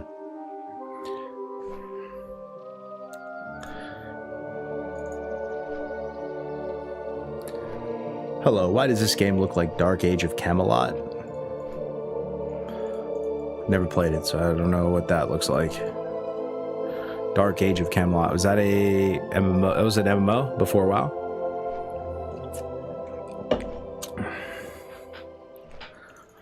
Yeah, maybe we'll do it still, though. I don't know. So I'm just feeling a little bit of burnout with it, man, to be honest. Just like the only person working on it, so. The fact you haven't plastered it with ads already is kind of wild. Yeah, it's just like you need to be part of an ad program and all that, you know? So. Anyway, I think actually, okay, we're here already.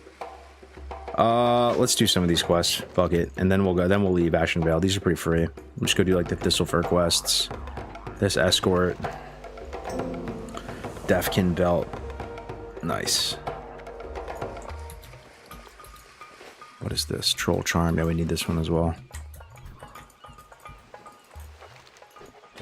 Okay, we'll do these. And we need to do this quest. Troll Charm. Deathkin Belt. 7 stats versus 10 stats. 12 attack power on top. So I lose 2 stamina, lose 1 agility, gain 12 attack power. It's leather, it's leather. I think that's slightly better.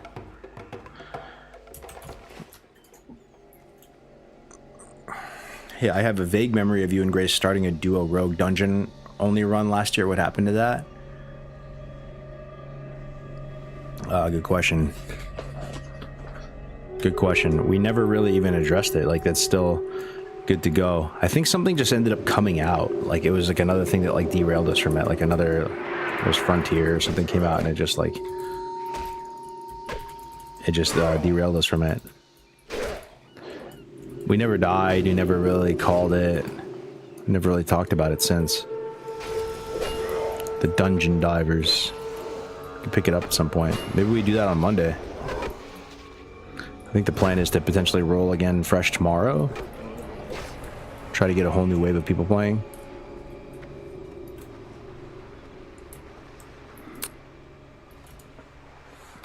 Dark Age of Camelot is something people mention when they bring up EverQuest. I don't know anything about it myself. Dark Age came out around the same time as WoW. Cool. 3-faction realm versus realm PvP. What class you going tomorrow? Not sure, man. I kind of want it to be a duo, though, Hangsty. I want to do a duo with Grays where we don't out-level each other. Imagine. We don't out-level each other. We just play the duo whenever we're both on, whenever we feel like it, and some kind of cool class-like combination. Because I never really get to play with Grays, yo. Like, he plays more than me with the leveling and stuff, too, so it just, like, passes me.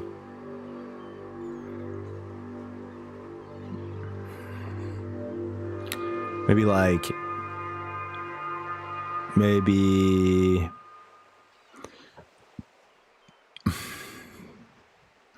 Shaman Warrior, I go Shaman. Or we go reverse, like Druid Warrior, but I go Druid and Grays goes Warrior. That could be bad. Double Shaman, yeah. What up, Rutgers? The project is basically race-locked vanilla WoW, so Tauren only, and then a solo self-found guild using this buff, Self-Found Adventurer, and we're playing on Skull Rock, which is a Gen 1 hardcore server that's so super dead, so it's perfect to like revitalize.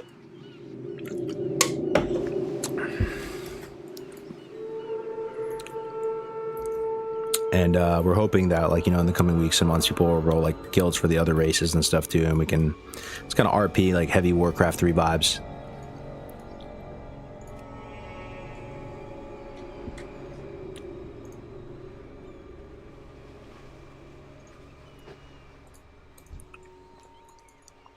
Okay, here we go. Okay. Gray mobs. I think we should be fine. Let's pool rage on these guys. We'll blood rage bandage.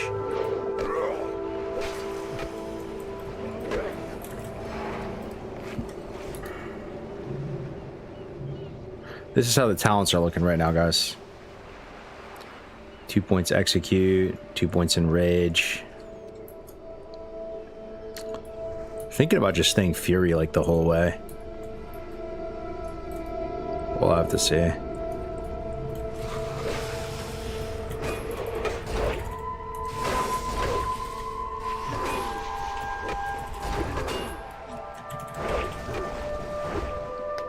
Fury the whole way hype. We just have to see. Like, if we get a corpse maker, arms. If we don't get a corpse maker, imagine if we get the daggers from RFK instead. Fury. You know what I mean? Something like that. I wonder if anybody's even within level range to do RFK, bro. I want to do RFK so bad.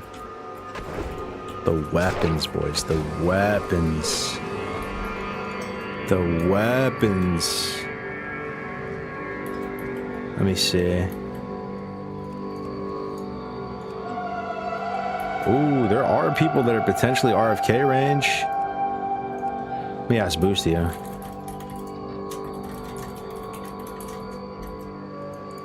It's probably enough to stitch one group together. Oh shit, bro. Let me invite.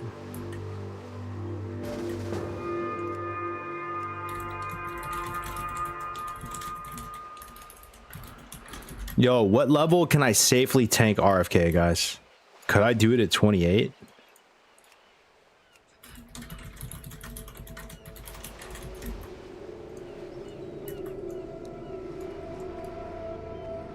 Two, three, four. There's just enough, man. Just enough people to do an RFK. Like, if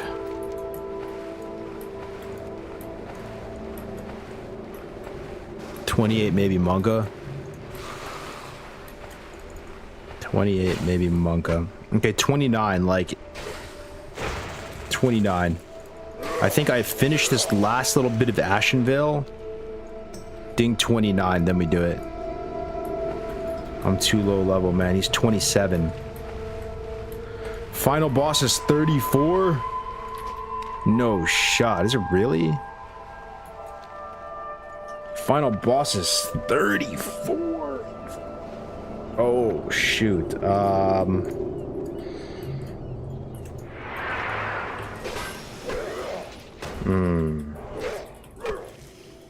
Okay. Shoot. Okay. 34. That might be pushing it, huh? I might be pushing it, man. Might be pushing it. I think I'd have to be 30 at least. Shit.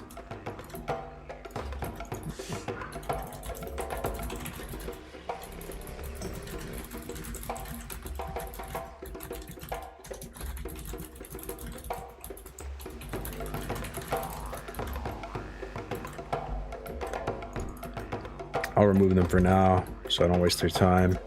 Oh man, okay. Shoot. Level 34, damn. That is very high. That is very scary. Trying to tank a mob that's 4 levels higher than you. And that's at 30. Shoot.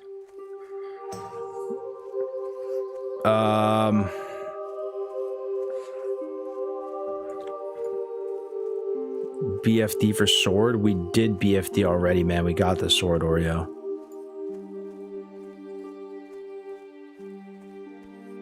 SM. Dude, you and Thad and Resley have some kind of drama. Yo, I want the tea. Spill the tea. What's the tea? You guys like mods in another person's chat or something? Okay. I think we just need to level a bit. Like, doing SMGY by itself is kind of stupid, too. I mean, it's not... if it's Alliance, it's kind of stupid. It's Horde, it's not so bad, I guess. It's right by Undercity. Yo, is SMGY easier than RFK, guys? I think so. It's like, how do you even wipe in SMGY? I don't think you can even wipe in that. I think it's impossible. Jerome viewer fight. GUI is easy. What up, Jivo? Yo, should we watch Gray's video on it? Gray's actually made a video on this project. I have never seen the video, I swear on my life. But he told me he posted it. Let's watch it together. Gray's for days.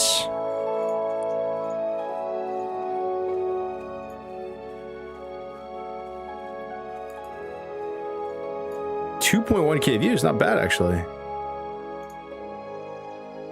So what's the one thing that hasn't been done in hardcore yet? A full 40-man self-found molten core. That's right. This is the beginning of a first-time clear on the hardcore servers with the self-found buff. So, yesterday, we created a guild called Herd Core. Not only are we playing with the self-found buff, we have an entire guild. Self-found. We are a Tauren only guild. Tauren only. We have 125 guild members. 125. This was 2 days ago. Let's see how much we have now. 411. So in 2 days, we went from 125 to 411. That's not bad, man. That is not half bad. 411 guild members. Hype. 55 online hype. We sent this idea on a whim. We were trying to figure out what to do next. Race to World First is happening. Retail's popping off. TBC's been happening. I played TBC Hardcore for a month. I got 270s. I really tried to make TBC Hardcore work. And until Blizzard makes an official server or does something along those lines, it just feels so bad to play on Dream Scythe on these mega servers, even with the Soul of Iron buff. And I'm always drawn back to vanilla. So I wanted to make this video just to highlight this project, our guild, what we're doing. We are playing on the least populated hardcore server. This is crazy. A lot of you guys might not even recognize this or know that there is a third hardcore server. Whenever hardcore originally launched, they dropped Defias Pillager and Skull Rock, and they did the same thing for EU as well. But Skull Rock wasn't played very much at all.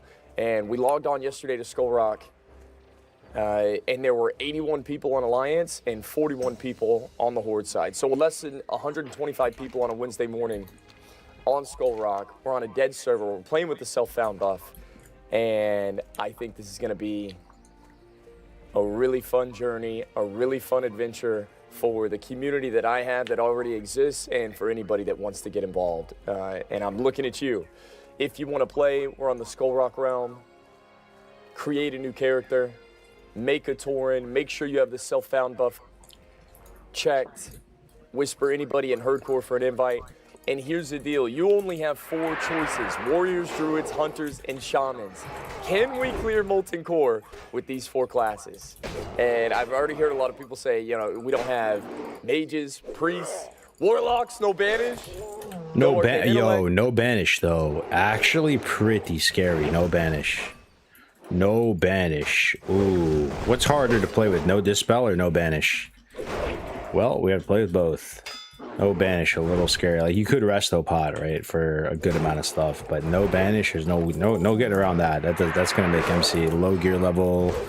Everyone dog shit gear, self-found. It's just gonna make it a little tougher, right? Yeah, lava packs and stuff, right? No fortitude. How are you gonna clear Molten Core? Where there's a will, there's a way, man. We are really scratching. Some people say the bottom of the barrel. I think this is genius.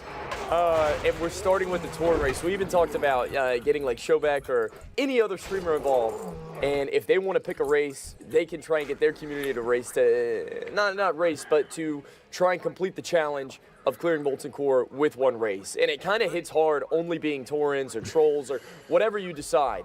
And so this was kind of cool yesterday. We were thinking about all the races, which one is the most optimal. And I actually think Tauren has a good chance of doing this. So like if you went undead, you don't have druids, for what it's worth. No shamans. You've got all the casters. You got your priest, mage, warlock, rogue, warrior. A lot of people were thinking undead would be one of the better choices. Maybe trolls, because they have shamans and priests. But then we looked at Gnome. They don't have a healer. Yeah, Gnome is the ultimate, boys. So this challenge seemed impossible. Gnome is the ultimate. As crazy as this sounds, sometimes these crazy ideas, what seems really stupid, ends up being genius. And right now, the reception that we got on day 1 was exciting. I think people want to log into vanilla and have. Yeah, what do you guys think, guys? Is this crazy or is this genius? Or is this what did you say? Is this stupid or is this genius? It's a fine line.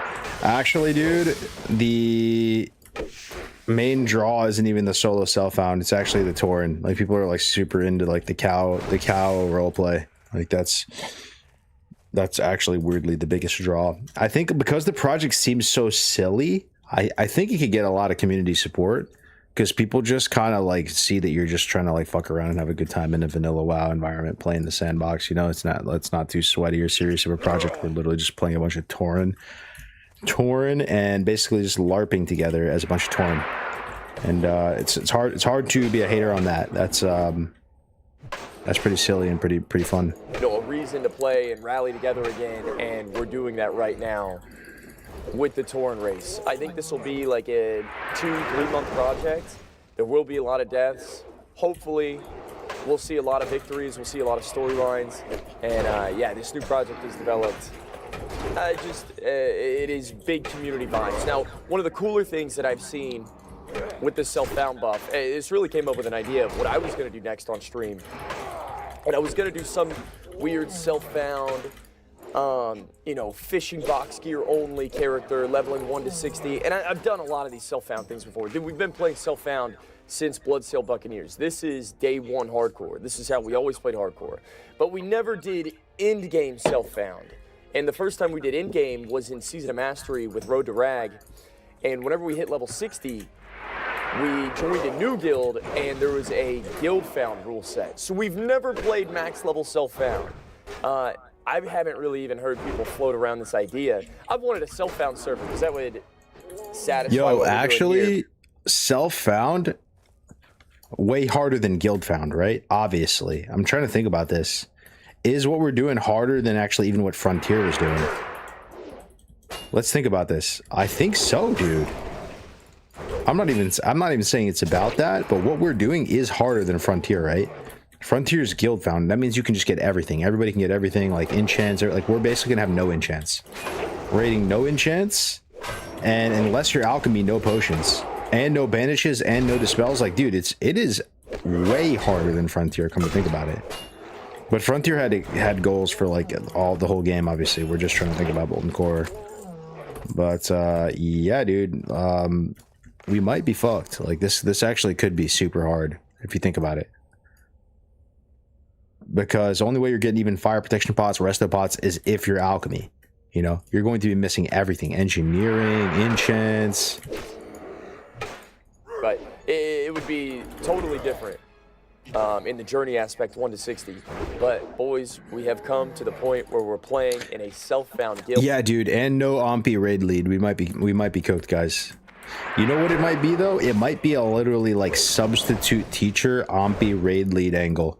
Like, even though he's not even in the guild, just as a homie move, he would help us, right?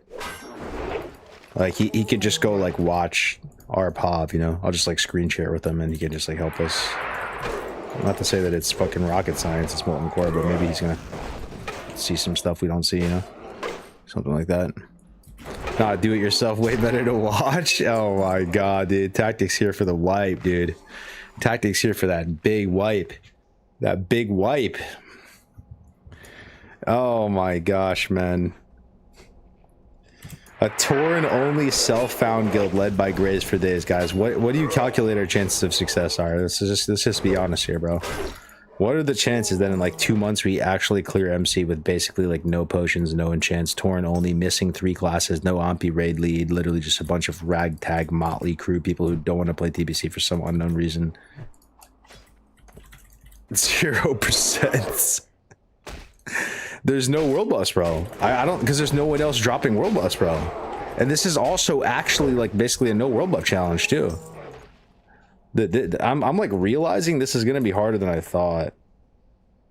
Yeah, do we go back to TBC, boys? Like, I'm not feeling so good. I feel like we might fucking wipe, man. For real. Everyone has the buff. Everyone is excited. Everyone's motivated. We got 4 classes. I'm rolling Druid. I think Druid is going to be the strongest, for one, strongest tank and strongest DPS. You can't trade at 60. You guys are fried. Yeah. There's no trading it. No trading it.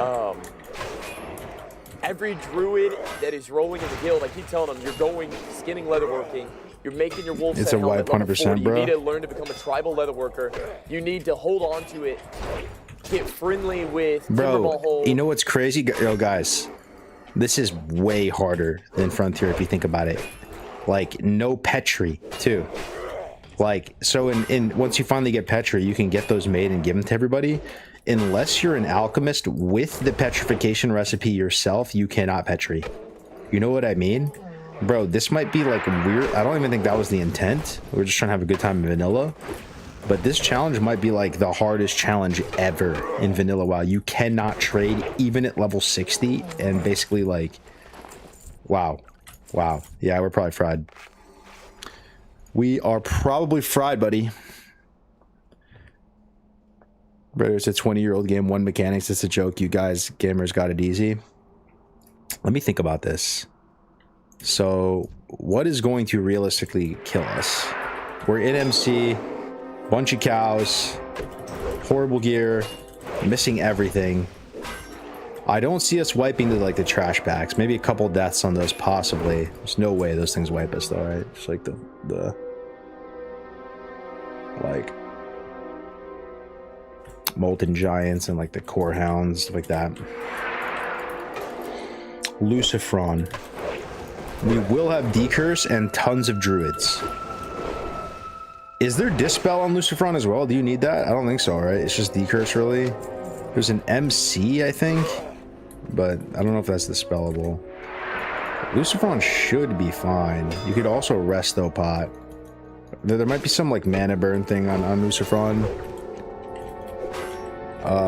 But yeah, like just a round of West resto pots, decurse from the druid should be fine. The core hound Andy with no trank shot. That'll be a little rough on the first time, but should be okay.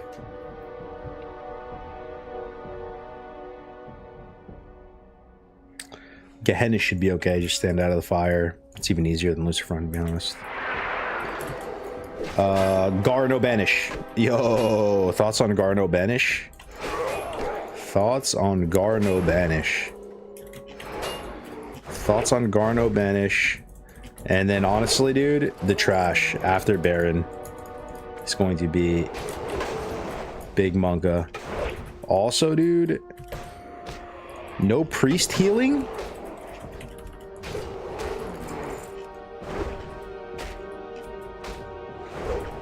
No priest healing is kind of sus, isn't it? It's just druids like healing, touching, and shamans. But maybe shamans are like really good. I don't know. Maybe I'm not like a healer so much. Like I don't know. Maybe it's fine. What do you guys think? Like just chain heal, go burr, and then we're gonna be fine.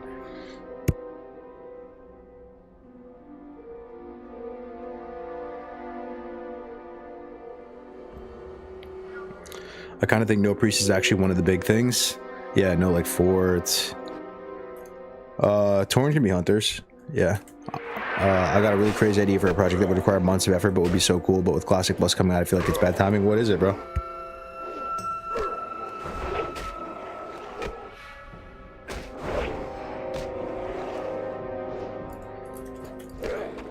I figured out you can actually make your own Classic Plus server within the WoW system if you have an app plus add-on where you make custom quests within the add-on when you talk to NPCs and you mail out rewards when completed. Oh. Yeah, the timing of that might be good if Classic Plus kind of sucks. If Classic Plus kind of sucks and people are still, there's like an itch that hasn't been scratched, I could see that being big. I could see that being pretty big.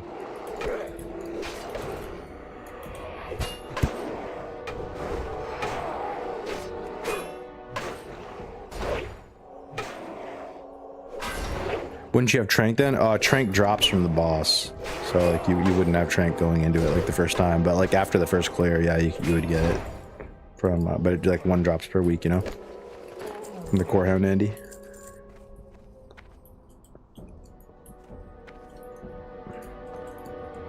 I don't think we're gonna have enough DPS.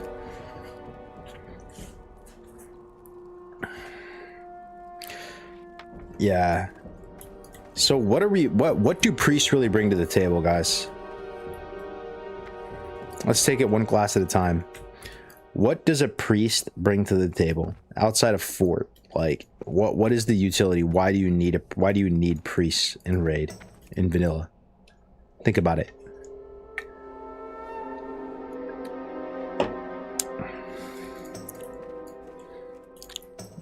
Safety net of fort and bubble.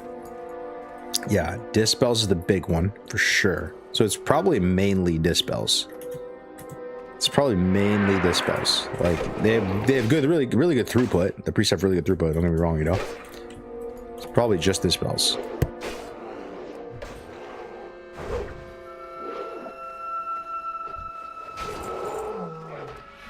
You know what might be the case though, boys? We might actually be lacking in warriors. No joke. Warriors die like crazy. I don't know if we're gonna have that many warriors.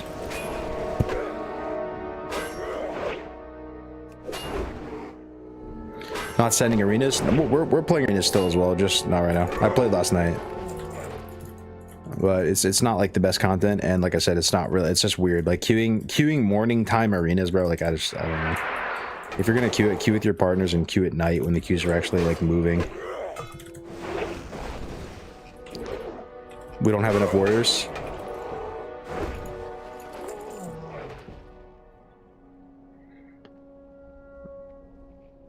No rogue and not a lot of warriors to DPS solo. Yeah, no rogue, but I don't think rogue brings anything. Does rogue bring anything, guys? Like literally, like who cares if we don't have rogues? We just have warriors, right?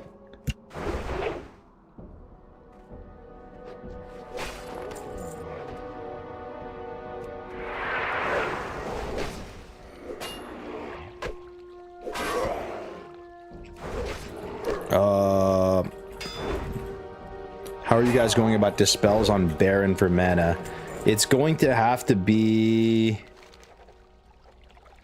resto pots, but that's the thing, dude. Like, not everyone is going to be alchemy, bro.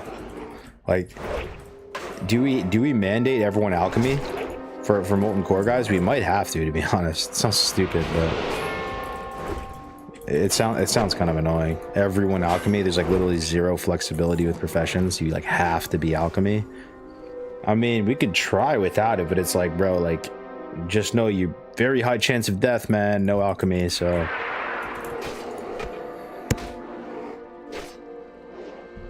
Yo, we got Drigu HD with the tier 1. Let's go, Drigu. Thank you so much, my friend. Thank you very much, brother, for the tip. You are progressing us towards our stream IRL, our IRL stream goal as well. 3 of 75 on the day. All of our subs are just gonna be going towards this, and we'll figure out something fun to do together, where it's like a lunch date or pickleball or something. Isn't that kind of the point, that MC won't be easy? Yeah, it's true. It's true. That's what I'm saying. So it is what it is. It is what it is. We'll figure it out. Figure it out. No way. Tiberius. Let's go, man. Gifting 5, dude. Tiberius gifting me basically 100 subs total in the channel. Tiberius always holding me down. And Grace, too. An absolute beacon of light in the hardcore community. That's a big push up to 8 of 75 already, man. Already. Thank you, Tiberius. Hope you're having a good weekend, brother. Appreciate the support, my friend. Yes, sir. I'm not sure what we're gonna do. We can like poll it maybe and figure it out. I really want to do like a camping stream. I think that would be really fun. But we have to find a campsite that would actually have Wi-Fi. So it's kind of, I don't know if that exists, right? Like the whole point of camping is to like get away from technology and Wi-Fi and connectivity, and we're like gonna go find like a campsite with Wi-Fi. But yeah, we'll figure it out, man. Are you still going for Glad in TBC? I am. Yes, I am, brother. I'm gonna do my best. No promises. Tough ladder. There's a shrinking player base, but I feel like we're okay. Like my threes, the highest I got in threes was like basically 2100, which showed that I've got like 2087. Twos, it's basically 2200 as the highest we've gotten so far in the season, and then fives 2100. So we're like within striking distance on all three. You know what I mean? And the final weeks are really going to be when people push. So like, you know, I never claimed to be like a rank 1 Andy, you know, like I feel like pushing the Glad would be more than enough for me. I'd be extremely happy with that. But yeah, we'll do what I can, man.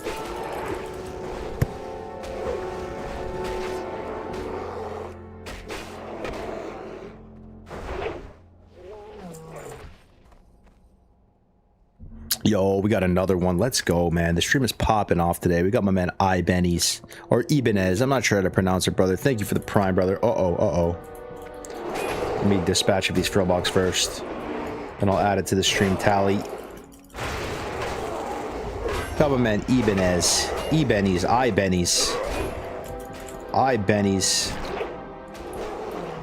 With the primer. Thank you so much for the tip, man. Yup. Yup. Yeah, I'm not sure if I'm gonna go to BlizzCon.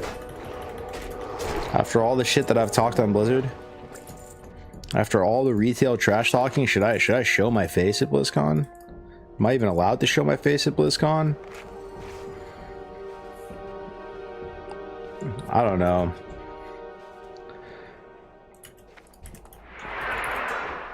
I have a feeling it is going to be kind of a big BlizzCon. If I went to BlizzCon, I don't think I'd buy a BlizzCon pass. I think I would just go and like get a B&B nearby and then just chill with people that are also going to BlizzCon, you know? Most of the time when I get a BlizzCon ticket, like I don't even go to the panels and stuff, you know?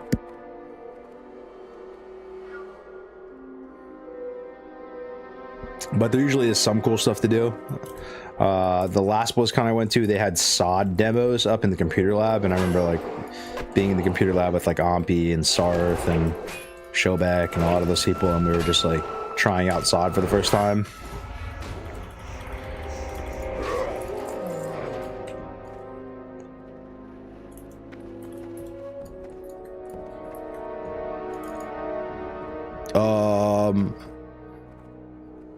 Kamisayo's got a rogue guide as well.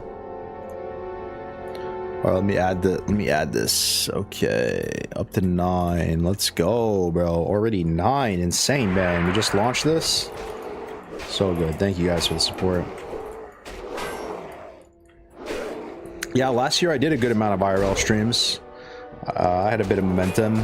I want to say it was kind of a surreal moment. I was eating like a rotisserie chicken in the car and like just like talking to you guys and chilling, and we had like, I don't know, 200-300 people just watching me eat this chicken. It was kind of sick, man. Oh snap, let's go, another one. My man, Portagoon with the prime as well. Camping stream, hell yeah. Let's go, guys. Thank you so much. 10 out of 75 on the day. Getting a little bit closer here. Yeah, I think IRL is the big play with streaming. Like, I'll always play WoW, guys, to be honest. I probably always will for as long as I'm a gamer, you know, on and off.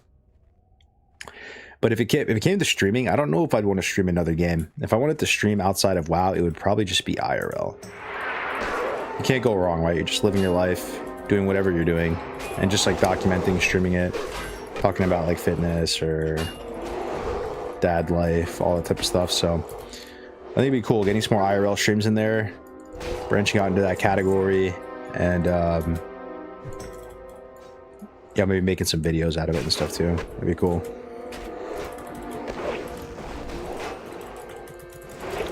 Costco Glizzy streams were best for that moment in time. I'm just trying to remember what kind of version of WoW we were playing at the time too. I think it was Deviant Delight. I think it was Deviant Delight.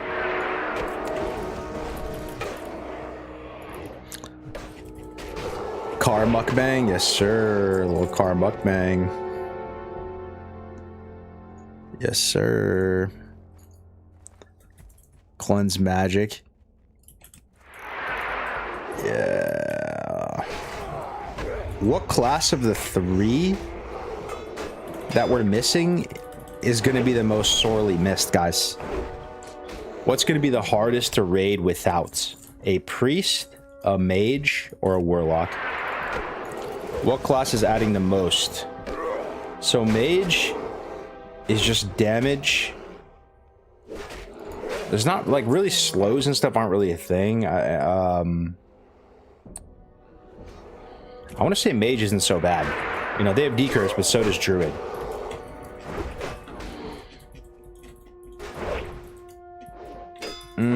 I mean, warlock's pretty bad. Not having warlock's kind of rough, boys. You have no curse. No curse of elements, no curse of wreck, no curse of shadows, no hellstone, no blood pact for the tank if you need it. No banish. Like, banish is huge in MC, man. It is really like a massive ability on the trash, on the bosses. Not having a warlock might be worse than not having a priest. Sheeps are big for Domo. True. Can you fear those guys though? I assume you can fear them. If you can sheep them, you could probably fear them, right?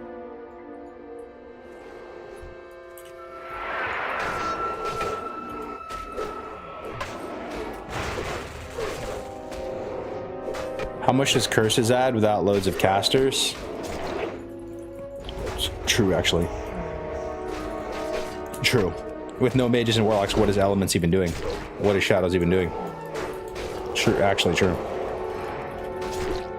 Wreck is pretty good, but yeah.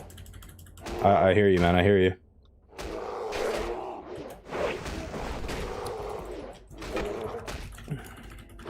I hear you.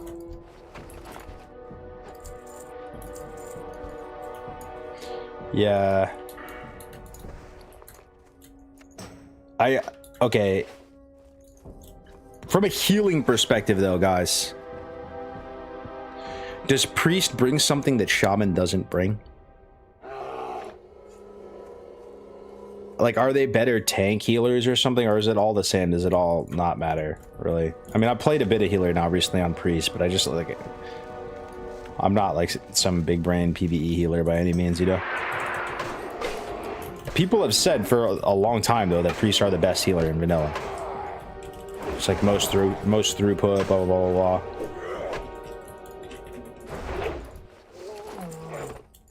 And that druids are the worst healers. But at the same time, I think on this version, there's no more buff cap, right? No more debuff cap, no more buff cap. So you could roll tons of hots.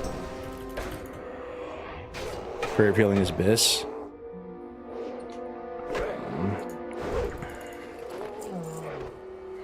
They have better heal per mana, longevity, HPS, but if you're sweaty spamming flash, shamans are goat because you don't need much healing in vanilla. Druid is not bad though. Wait. Yo, but if you're playing Era right now, is anybody playing Era? Can you just roll like 5 rejuves now? Like if you had 5 resto druids in a raid, did they truly remove buff cap? Because you used to only be able to have like 32 buffs, right? It was 16 debuffs, 32 buffs. So you couldn't use some of that stuff because you would push off like world buffs and bullshit. But I think they changed that, right? I'm not sure though. I'm not sure. I just like they removed debuff cap, right? So I assume they removed buff cap too. That'd be weird just to do one. Not for hots. Druid's not bad though. Berserker with the 2500 gnome scalp redemption. What kind of advice? What kind of words of wisdom? What kind of sage wisdom can I bestow on you today, Berserker? How can I help you, my son? What do you need to know about, bro? What type of deep advice from a washed dad gamer can I offer you?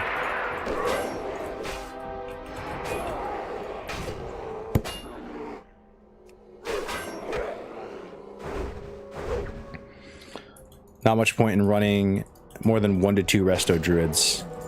I mean, hots are phenomenal, right? It's just a matter of them pushing off buffs. But I bet you it'd be good having multiple resto druids if you could use all of their hots. Can you hot with different ranks? Oh, I see what you mean. So you can only have like 1 rank 5 or rank 6 rejuve running, even if you had 4 druids. So there is no buff cap, but you can't run like multiple of the same rank hots. Is that what you're saying? I'm not sure, dude. You're not pushing out buffs. It will just say a stronger ability is active. Please help me bench 185 for a 3x5. I keep failing at 4 reps every set for the last 2 weeks. First of all, let me put something in perspective for you, Zerker. If you're benching 185, it's pretty solid, man. I want you to be proud of yourself, bro. 185, people like to talk a lot of shit, but that's pretty solid. Getting up to 2 plates on the bench, a lot of dudes have gotten there at one point or another on their life. I can't do that at the moment. I'm one of those people, when I started bench pressing, I could barely do the bar, you know, when I was like in high school and stuff. Like so I know some people that start at like almost 2 plates, you know, just like big beefy mofos. But for me, it was like the bar was already kind of like messing me up. I'm like skinny tennis player, and like I had to really grind my way up, you know. And probably when I'm in my maximum like peak fitness type of shape, I don't really go past 2 plates. 2 plates is like the absolute maximum, or that I even want to do. I would just do more reps of it, because it, like, you already feel like a beast. So like you're close, man. Your 185 is no joke. It's basically just a 1 plate and then like a half plate in each side. But for me, if you're going for like trying to improve your chest, I don't know, bro. I mean, everyone's different, but I think you actually have to hit chest multiple times per week. I would do it twice per week. And then also make sure your shoulders day isn't right next to your chest day. That might fix it for you already right there. Like, and do, for me, like, just do like a lot of push-ups like every day, bro. Like just whenever you get some time, or like in between sets, just do some push-ups, get like super comfy, just like working with your chest. And for me, I do a lot of warm-up sets as well. Like I'll just do like 2-3 warm-up sets even, of just one plate.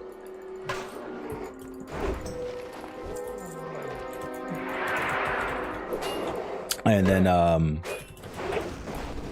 you know, lock in, probably have someone with you helping you to spot you, just so you can go a little bit harder, so you don't have to, it just takes that anxiety away from you if you're going to actually try to go for like some progress. It's just one less thing you have to worry about. You just don't have to be scared about like having it fall on you. Just have one of your friends, maybe even have like a hot girl hold it for you, bro. Like honestly, like that probably would unironically make you lift more. That's what they say, right? Some gym girl or something that you're friends with. And then, you know, like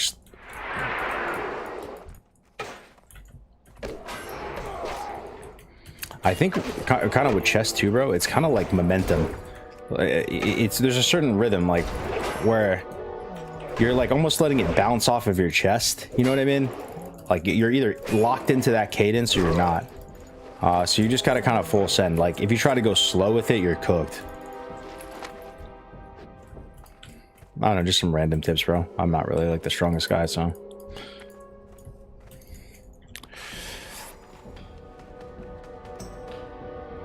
I have my girlfriend spot me, and a low key does help. I always ask a hot girl to spot me and bring the bar real low on my chest. Yeah, like I'm pretty like that sounds like the stupidest thing ever, but there's probably science behind it. If you have an attractive female standing over you, watching you lift something heavy, you probably lift more. Yes. I bet you, bro. I bet you there's some science behind it. I bet you. I bet you. What's up, Yama? How you doing, brother? First time in the chat, welcome. But yeah, I'm just getting back into the fitness again, guys. I'm like on a fitness arc right now, and for me, it's really my girlfriend that's getting me back into it. She's helping me big with that. Like, some of you might be in the same boat where like sometimes it takes other people getting into it, and then that gets you into it.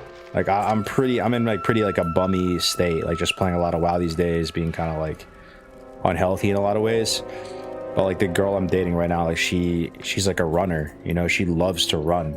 Like she for her, she feels like it helps keep her like her back like strong and healthy too, because she feels like if she doesn't run, like her back like falls out of place and stuff, so she runs a lot, and then gets you into it. So that helps a lot, having, you know, a significant other or something that's into fitness. It like makes you have to do it too. So I've been running a lot again, getting back into it. Weather's gotten nicer.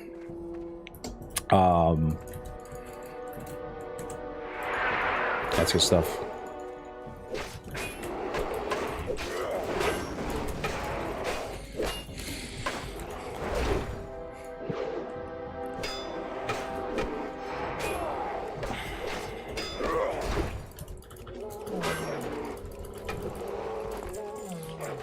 Okay.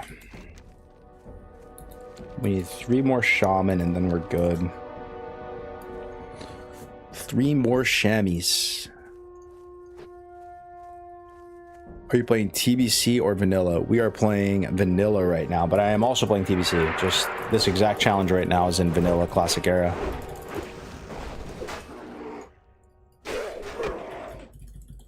Classic era hype.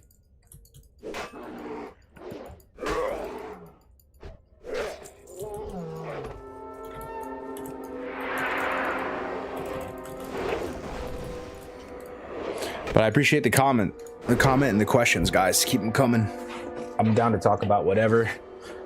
Your guys' questions and stuff here that really do help carry the stream. So I appreciate it.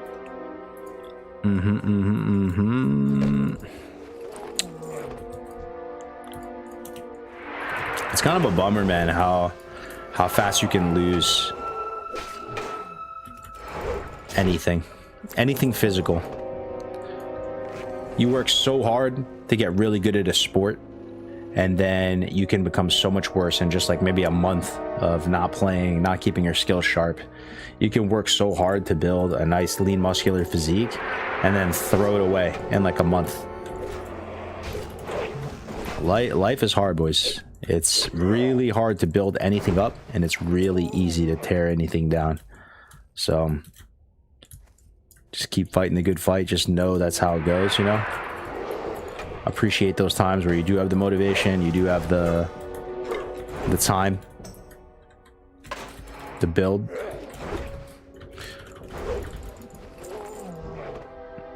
Wait to buy a house since the recession is incoming, probably. I don't know, bro. I mean, probably, I guess. But if I had to do life over again, there's a couple ways you could do it right. My starter home was very good to me. I bought at the bottom of the market in a place that was like up and coming. And, you know, that was my old house that you guys saw where I had like the man cave in the back, and that house did really well for me, right? Like I essentially got paid to live there. And because it's at the bottom of the market, it really has nowhere to go but up. But like, yeah, if you buy like an expensive house, that's what happened to me this time around. I kind of got cooked on that. So like either buy like a starter house, do all the fix it yourself, and then sell it after a couple years and do it again. That's one option. But probably a safer option is, yeah, just to keep your costs low and just save, you know? That's probably the best way to do it.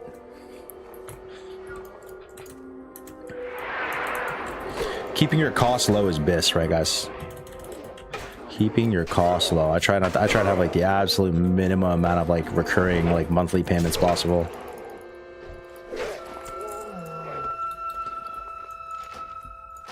Low cost is best.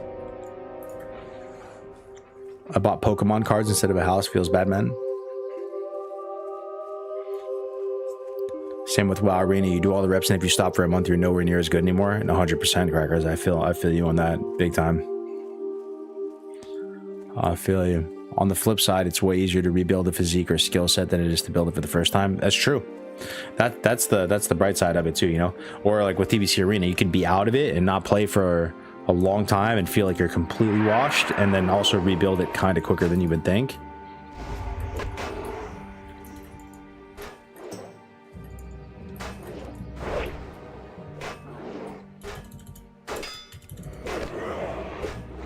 Tax fraud is where it's at, yeah.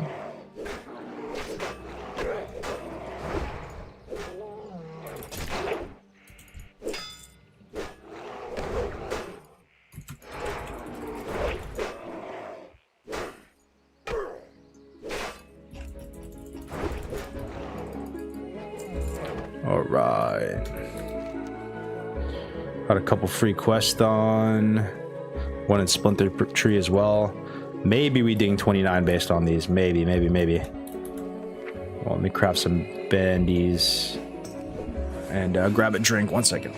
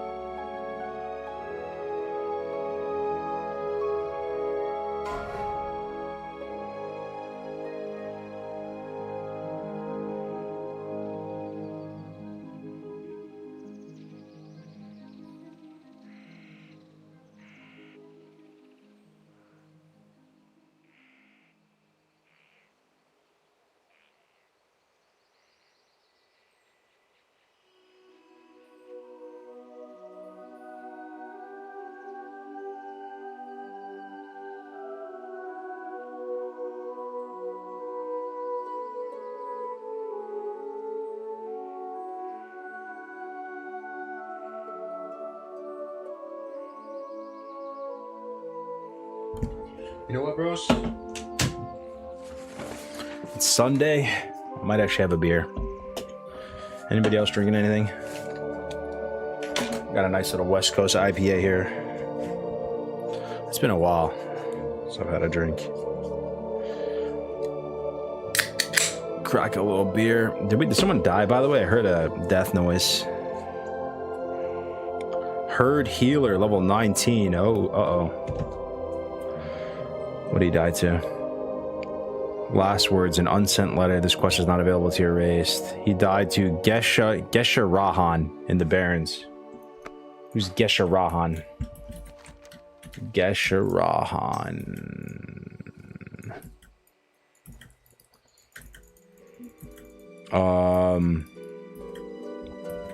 Bro, one thing I learned about IRS is report everything I got cooked because I didn't report my Robinhood. Now I owe them 4K. Oh, 4K, like what? Robinhood's like your, like, it's like the investment app, right? Yeah. Yeah, dude, I trust me, bro. I've literally had to play catch up with tax stuff before, and it sucks, man. It's actually sucks. Lowering costs rather than earning more is def bis, for sure. EU taxes holy. I'm probably gonna go drink on my close friend's camping trip next week. 11:30 beer, nice. Yup. I will have some brews later. Got to go out for a few to pick up pesos. Gesheron is the Hydra outside of WC. Oh, you're right. Yeah, the big purple one. Oh man, that's a bummer. He died to that, huh? You know what it was? He probably thought it was just a rare. But it's a rare elite, you know? Some people get baited. They think it's just a rare, right? Because the portrait, it's like a silver dragon. That's a rare elite. That guy hits super hard.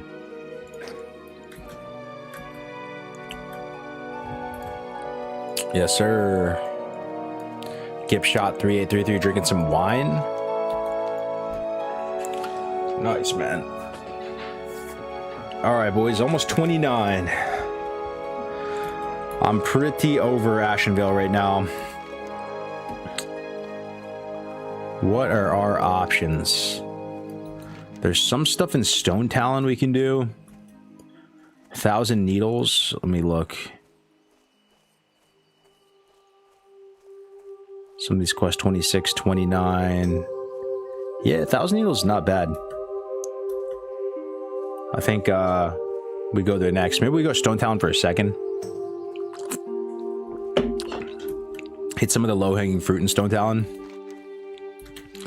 And then go 1,000 needles. Catching up to Grays now. True. What level is Grays? Let me see. Grays is 33, dude. Grays is a pumper. Holy shit. I think we can get to probably like 31 today, though. You don't follow Rested XP? This is one of my like alt accounts, so I can still play TBC. Well, like in theory, I could queue arena and also level this guy. So I have this on a separate BNet, so I don't actually have the paid RXP on this one. This is just like a completely separate account. So yeah, but I usually would if I was on my main account. How is someone 47 already? This guy was already a pre-existing guy on the server, and you might be thinking to yourself, why is that guy allowed? But he was already self-found and already a Tauren, so it's fine. Self-found means he didn't, there's literally no trading, no auction house. This buff enforces everything. So he actually completely complies with the entire rule set and stuff, and we can use the bodies, so Gray's invited him. I can just send you it while you know that? Yeah, dude, I'm down, bro. I'm down. I'm down, bro. If you can just send me one, I'd appreciate it, bro. I can do like an affiliate link or something too again. I haven't used an RXP affiliate link in like a mad long time. Okay. No, that'd be sick tactics. Yeah, I appreciate it, man. This is my VNet. This is my third account. I got 4 accounts, boys. I'm a loser. I am a loser. Turns out. Paying Big Daddy Blizzard. How much is that? $60 a month? I guess not that bad. Strength. Let's clear out the bag space.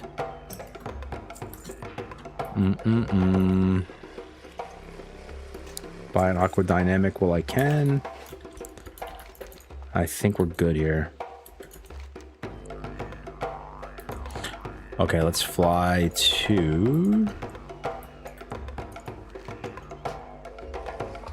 here. Turn this in, and then we'll almost be 29, and then we go Stone Talon. We go over to Stone Talon. We probably do Harpy's Threaten and the Named, which is a little bit scary, but it should be fine. Cenarius Legacy is north. I don't know if we want to do that one. That's too far. Cycle of Rebirth. We could do that one. Those are the nuts, right? Pick up some nuts right here. Elemental War. I think that's BFD or something. Yeah, we'll just try to hit some low-hanging fruit here. And then we go to 1,000 Needles. Do a bunch of this good stuff. And then we run RFK. Thoughts?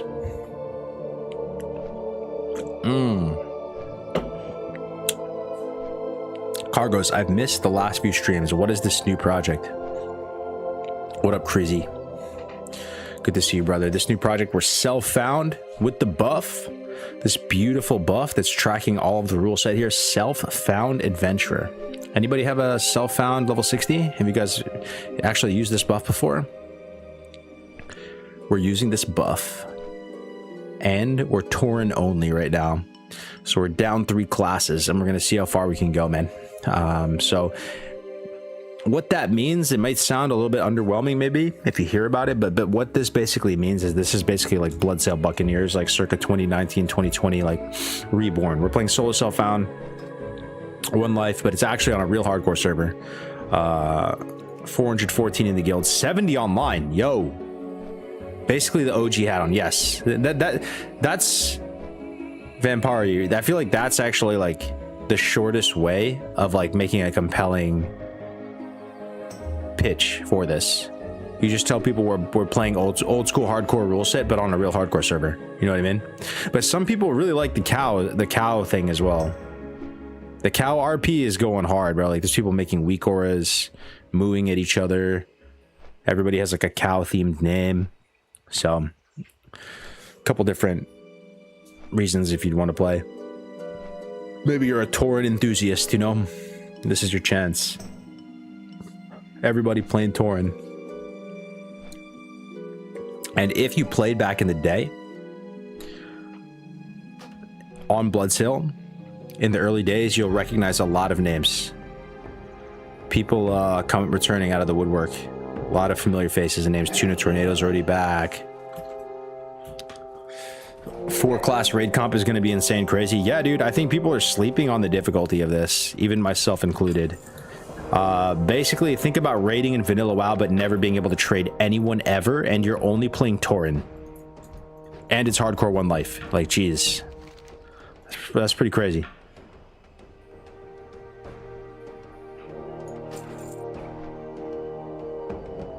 I'd recommend putting Skull Rock in the title, because I think a lot of people might think you're on the Bloodsail server. True, that's a good point. That's good comms.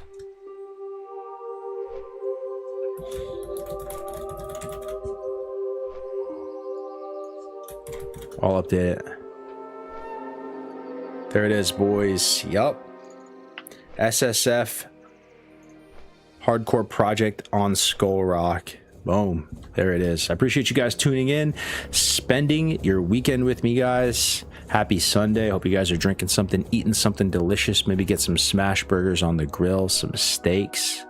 What are you guys eating today? Some roasted veggies, maybe some homemade, pesto, chimichurri. Maybe what else is good? My girl makes me really delicious avocado toast. She has kind of like a unique recipe for it. She gets like really good sourdough bread, avocado of course, but she puts kind of like a spicy jam on it, and then also puts dill, cucumber slices, like the microgreens, and puts an egg as well. But one of those eggs where like the middle is runny and then it's cooked nicely around the sides. And she loads it all on there, bro. The jam, it's a little bit of sweet, a little bit of dill herb flavor. Super good, bro. Solo self-found beef. Had a pumpernickel bagel with jalapeno cream cheese. That sounds good. Love to see it. Love to see it. What will be the most in-demand class, you think? I think it's got to be warrior, right? Like, what have we learned from all the past hardcore projects? There's never enough warriors. The warriors die, and it's hard to replace them. Also, leveling 1x solo self-found brown class in this game. For some people, that's a fate worse than death. Like, do you guys enjoy leveling warrior in vanilla WoW? Can I ask you guys? Leveling a warrior, solo self-found, no help, no auction house, no fiery, no crusader, nothing off the auction house, no bennies. Is that fun? No carry, no mailbox. Does that sound actually like a fun time to you? It's going to be hit or miss, bro. Some people are going to love it, and some, because they're just, it's like driving a manual car, you know? You're like, you get that road feel. But some people are going to hate it too, bro. I only like leveling warrior soul self-found. It feels bad being able to funnel gear. That's what I'm saying. It's going to be love or hate. With good gear, yeah, it's misery otherwise. What up? First time in the chat, Morpheus. Welcome, brother. Smash that follow button if you get a second, my man. Good to have you here, Morpheus. Hits different. I had lasagna. Can't beat a good lasagna. True. Lasagna. That's my go-to when I have to cook like a dish. Like, let's say it's date night and you got to impress the wifey. My go-to dish is I go get bacon. I go get, you know, pasta. Obviously, like, fresh pasta is better, right? And then I'll basically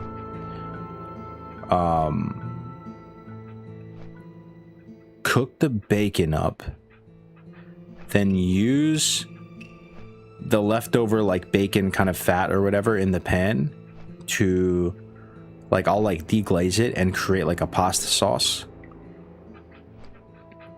Sometimes I'll do red sauce, sometimes I'll do white sauce. And just make like a really good pasta sauce, fresh pasta. And then as a dessert, I'll do panna cotta, which is cooked cream. It sounds fancy, but it's actually really simple. You just put some cream in the pan, put a little gelatin leaf in there, put some vanilla. You cook it up, just not too much. And then you put it in something like a wine glass or something to make it look kind of bougie. And then I'll just get some strawberries or some blueberries or whatever, and you literally just cook it in the pan as well. Just add some sugar, add some water, and you don't have to do anything. You just like chop it up and just let it. It just turns into a sauce on its own, you know. So you make a nice little sauce, nice little coulis, and then you just layer it over the cream, put it in the fridge, refrigerate that. Then you got the pasta.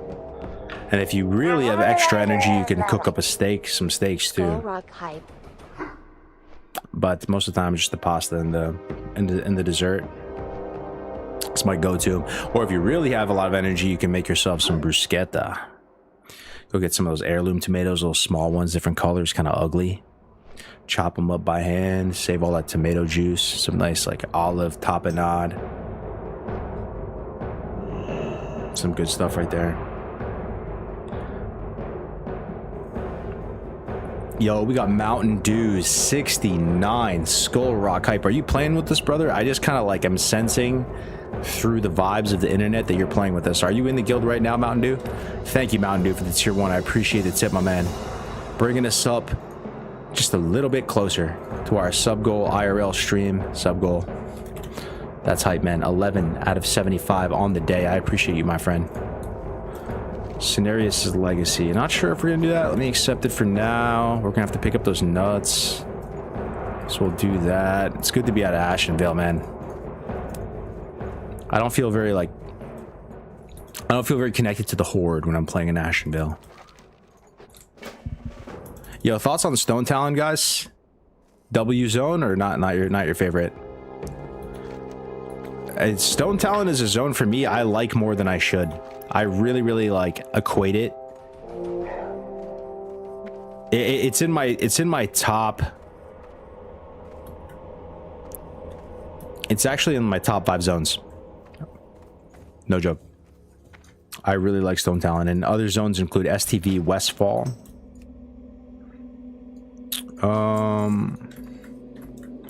Big Stone Talon fan. Elemental War, that's up the side here. We'll pick that up one too. Women love a good pasta dish, especially ones that watch their calories. They love having a cheat meal, especially when it's incredible. Yeah, I mean, it's been a go-to for me. You can get some, what's better than bacon is actually, it's not pancetta, it's, what do you call, I always forget, bro. What is the pork jowl called? What is the pork jowl? There's an Italian name for it. But the pasta sauce I usually make, I'll make with mushrooms as well. I'll just, mushrooms, shallots, deglaze the pan a little bit with some wine. Like a really delicious, like, pasta sauce with all that flavor from the bacon or the, Did you invite? Oh, 2 more joining the guild. It's working, boys. It's working. 2 more recruits, 2 more young calves. Look at that. Yo, welcome Bovines and Smokey. We're growing stronger, boys. It's just like the Bloodsail days. Recruiting people one at a time. You guys remember the vibe. You know the vibe. Yeah, boy, Grays and Cargoes. We're just like used car salesmen for pitching the server. Pitching an old crusty, an old dusty server, right? Pitching our old crusty dead server as a nice daily driver, but hey, it worked the last time. These arcs are usually pretty fun, man. Shout out to DV Delight. Shout out to BSB. Guanciale, that's it. Yeah, they don't always have it at supermarkets, so sometimes I just get the bacon, but it works. Try it out. The bacon smell alone will carry you super hard. Wifey's already going to be like, ooh, that smells good. But in reality, you didn't do anything. You're just cooking bacon. But you cook the bacon up, take it out the pan, drain it, let it crisp up. Then you take all that flavor in the pan. And you can actually like just take like a baseline. You don't have to completely make your own sauce. You can take like a baseline marinara sauce or like a pasta sauce and just like build the sauce that way. But ideally, you can take some actual, they call it DOP tomatoes, dope tomatoes. They're Italy approved. They're from Italy. Italians actually preferred canned tomatoes over fresh tomatoes. Did you guys know that? Because it's from their home country. They'd rather that, some of them at least.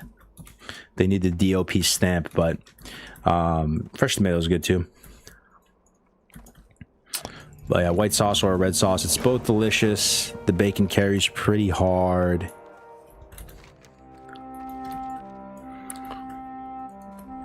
Picking Skull Rock was an elite choice for sure. It was an elite choice. Speaking of an elite choice, elite shoulders from this vendor right here. That's what we have on right now. Definitely worth it. Look at these 5 stam, 5 spirit. Should we kill Gorenzo real quick right now for the boys? I think we should. We're already here. Let's go kill Gorenzo. Deli Kakin with the pasta joke. What is that, my man? What would be a good class to start on this guild? Like I said, we need warriors. We need brown class. I think that's going to be the bottleneck. A lot of brown class is going to die.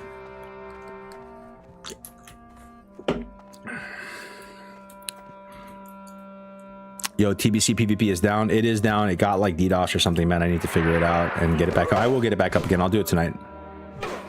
Like I said, I think people assume that Big Bad Cargoes, RXP, Gazillionaire, however people perceive me, I have all the resources in the world, probably has a huge team working on TBC PvP. It's just me, man. It's just me, man. And I kind of bit off a bit more than I can chew with that site. It actually did get a lot of traffic, and it's a lot of work for me. So I'm gonna get it back up again. My bad if some of the orders have like slipped through the cracks, and I've been having to like just manually connect you guys with coaches and stuff. I've been just trying to be like a one-man army with it. But yeah, I'll get it back up again for you guys. Just give me a little bit of time. Yeah. Cargoes don't quest here. The SoCal Lady Killer. Oh my gosh, right? I remember that video. The SoCal Lady Killer. Such a... What was the name of that dude who made the video? He was an English guy, right? So good, man. That came out, that video came out like 2019, I think. What, you made Rested XP? In reality, I didn't make Rested XP. I mean, I did, but I didn't. I was just one of 5 or 6. Like, there's a bunch of us. We were all like equal partners. But for some reason, I took all of the heat from it, you know? I literally just absorbed all of the community outrage, but it's kind of funny at this point. It's all good. I'm not tripping about it. Even though there's actually nothing to be outraged about, because it's just a totally legit thing that people still like to this day. Yeah, cannot go wrong with Shaman or Warrior. Yeah, big facts. Cannot go wrong. Honestly, Druid too, though. Druid, like... Druid too, to be honest. Yo, no way. Mountain Dews with 5 more? Yo, you guys making it rain today, boys. Making it rain. Everyone's in a good mood, yo. Happy Sunday. Mountain Dews. That's my boy, Mountain Dews. Thank you so much, man. Up to 16. This is a hell of a stream, guys. Hell of a stream. Cheers, man. Cheers, guys. Drinking a little West Coast IPA. On a Sunday. Getting some levels in. The vibes are good. Back on vanilla hardcore. Playing a Tauren Fury Warrior. Ooh, vibes. About to kill Gorenzo Wrench Whistle. Okay, boys, we actually need to lock it in a little bit, though, and not fall off this thing, because that's a very real concern. You can die here. A lot of hardcore people die here. There is water down below, but you can also miss the water and hit ground and die. So, yo, thank you for the huge donation, Mountain Dews, from the huge gesture of support. 5 subs, 6 subs total. Happy Sunday, brother. Yup, up to 16 on the day. Okay, here we go, guys. This is like a DUI sobriety test. We have to walk the plank, 1 foot in front of the other. It's not fall. Not fall. Killing gray mobs. Killing gray mobs, man. Why are we killing gray mobs? Isn't this quest yellow? Yeah, it's yellow. That's weird, okay. Still think it's worth it to do.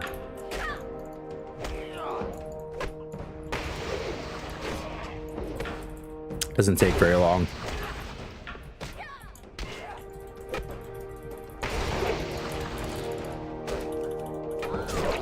Okay.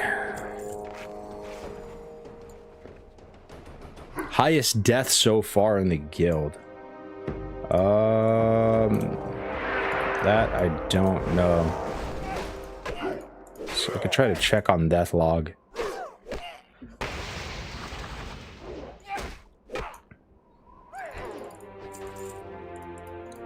Settings. Creature ranking tooltip. Death alert. Database sync.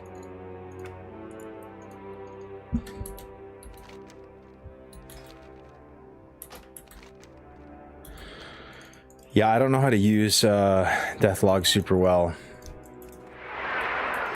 Kind of new to it. I've been dying to know the whole list of mobs and their lethality. I wish they posted it somewhere, man. I wish I could see like the top 100 deadliest creatures in Azeroth. I know you can kind of... Oh, yo, we got lucky. He's right here. Sick. Don't have to go even further. Okay, summons a golem.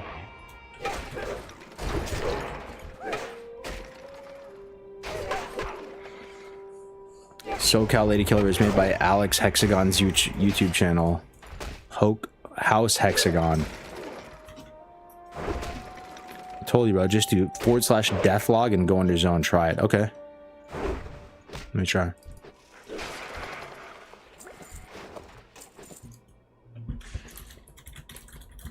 /deathlog. Ooh, there it is. 29 Shaman is the highest guild death right now, according to Burger Grinder. Damn, higher than me. Okay, this is sick. Deathlog 0.55. Guild Herdcore. Server. Instance, zone, class, race. Skull Rock. Tauren. 329. A lot of hardcore deaths, though, yo. You hate to see it. Look at that. Zone statistics. Deadliest creatures. Falling is the highest one, yo. Falling. Look at that. Number 2 is Kobold Miner. What the hell is that? Kobold Miner. Is that like the guy in the starting zone of Elwyn Forest? Like here in Northshire? Oh, no. It's Fargo Deep Mine. Oh, that makes sense, actually. Yeah, that makes sense. Number 2 is Porcine Entourage. What? That's crazy. It's not even Princess. It's Princess's, like, little pigs. I would never have expected that, bro. That's the stupidest thing ever. It's not even Princess. It's her ads. Maybe her ads deal more damage than her or something. Out of every single creature in all of WoW, this is the number 2. Is Princess's ads. What? Kobold Tunneler is Fargo Deep Mine. So this place is just a... This is just like a... This is just like a... Every time you go into Fargo Deep Mine, it's like a graveyard. That's where everyone's dying. Interesting. Oh, it's just that zone. Oh, you need to zoom out. Okay. Oh, I see. It's still the same, though. Kobold Miner. Oh, Defias Trapper. Okay, so Westfall. So very like... Oh, Voidwalker Minion, dude. That is hilarious, bro. That's why our server's called Skull Rock. Boys, that's the Horde equivalent. It's the Voidwalkers in Skull Rock are 2 OP. Look at that, man. 13.5 thousand kills. The Voidwalkers in Skull Rock. Crazy, dude. Defias Pillager. We thought it was going to be Defias Pillager. No. They got nothing on the Kobold Miner. The Voidwalker may as well be elite. Yeah, no joke, dude. Then we got the Wendigos. Then we got Drowning. Then we got Lord Melanus. It's all low-level stuff, though, huh? By class, number, percentage, 19%. What is this? What does the percentile mean? The average death level? So people get it to 15 on average? It's not bad. Man, there's a lot to unpack there. Okay, we got Carenzo. Boys, we jumping or what? We jumping? Can I die if I jump? Do we jump, guys? Possible we die or no? Possible we die?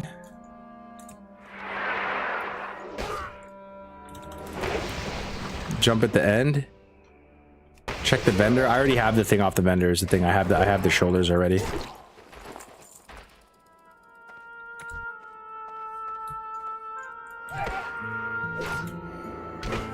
Remember, number 1 is falling. Yeah. Yo, is it safe to jump here, though? I think it is, man. Surely. Surely Blizzard wouldn't grief us that much. Jump here, you're good. It's safe. Height doesn't matter. Straight off the no railing part. Okay. Check this guy. Saber leggings.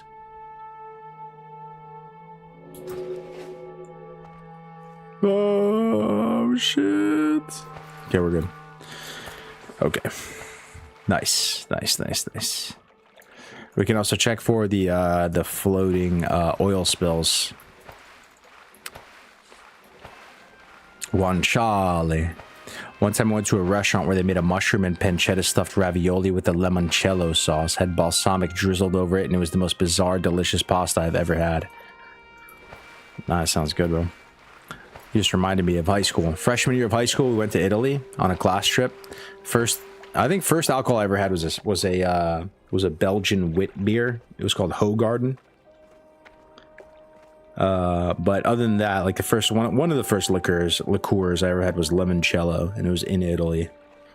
We were little shithead, like 14-year-olds, Limoncello. Someone bought some like Italian hash and people were smoking it at the hotel, drinking limoncello. And I remember going down the Amalfi Coast in Italy, seeing the Colosseum, going to the Blue Grotto, all that stuff. And then we had some squid ink pasta. Anybody ever have that? It was pure like onyx black squid ink pasta. It actually tasted totally fine. Like you couldn't even really taste the squid ink, but it just looked crazy.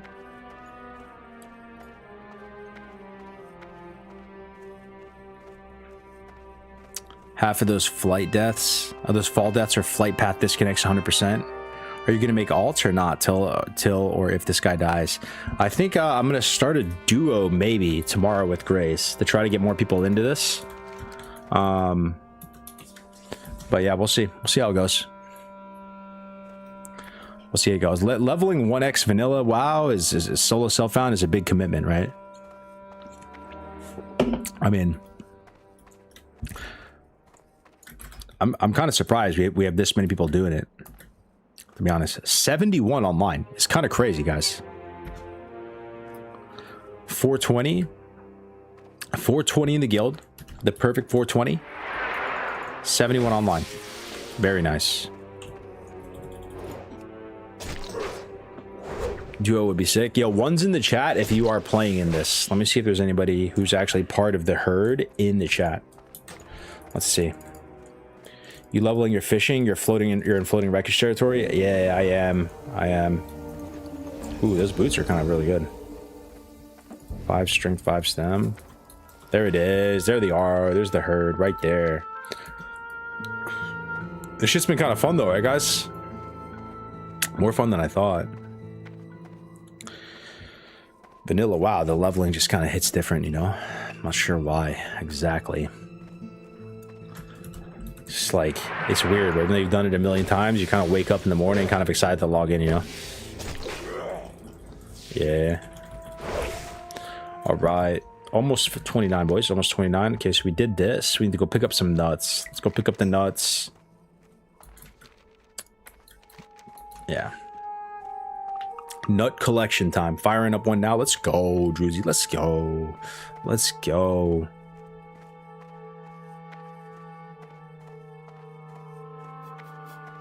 These nuts. Yep. Imagine if we had like 2 to 3 other streamers this could pop off. Yeah, man. It's possible on Monday. Some are coming. Grace has been talking to some people. I'm not even tripping though. Even if it just stayed like this, it's fine. Like, server is playable right now, right, boys?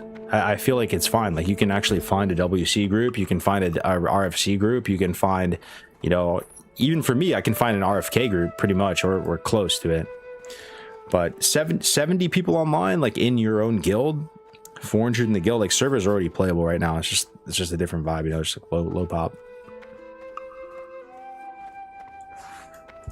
If it grows, it grows. As you say that an SFK is forming. Yeah.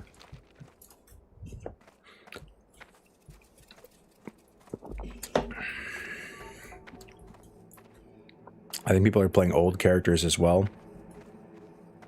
They have to be self-found though. Yeah. They have to be self-found. I've been struggling with the idea of whether or not the Torn only is a good thing.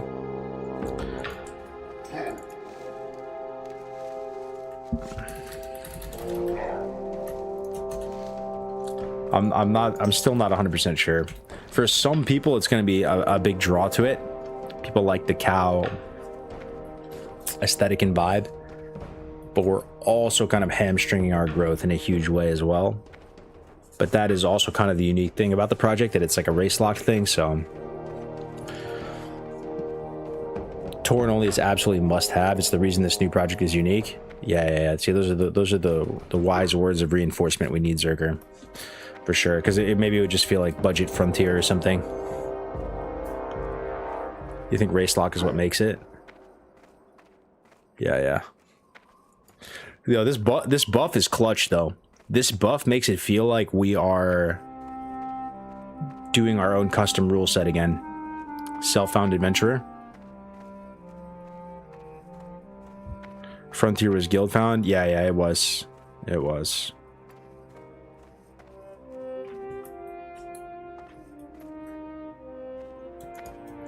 It was guild found. No matter the race, it's what makes it great. I mean, it does give us content for a long time too. I was talking with Grace about it. Like, even if this doesn't grow at all, like we could do Torn. Maybe it's fun for a couple months. Then maybe we chill for like SSC, TK, play some TBC for a little bit, and then maybe we come back and do like Undead or no, maybe Gnome next. Imagine a full guild of gnomes, guys. No healers. So fucking weird. So a self-found guild would be first regardless of races. Not a healer in sight.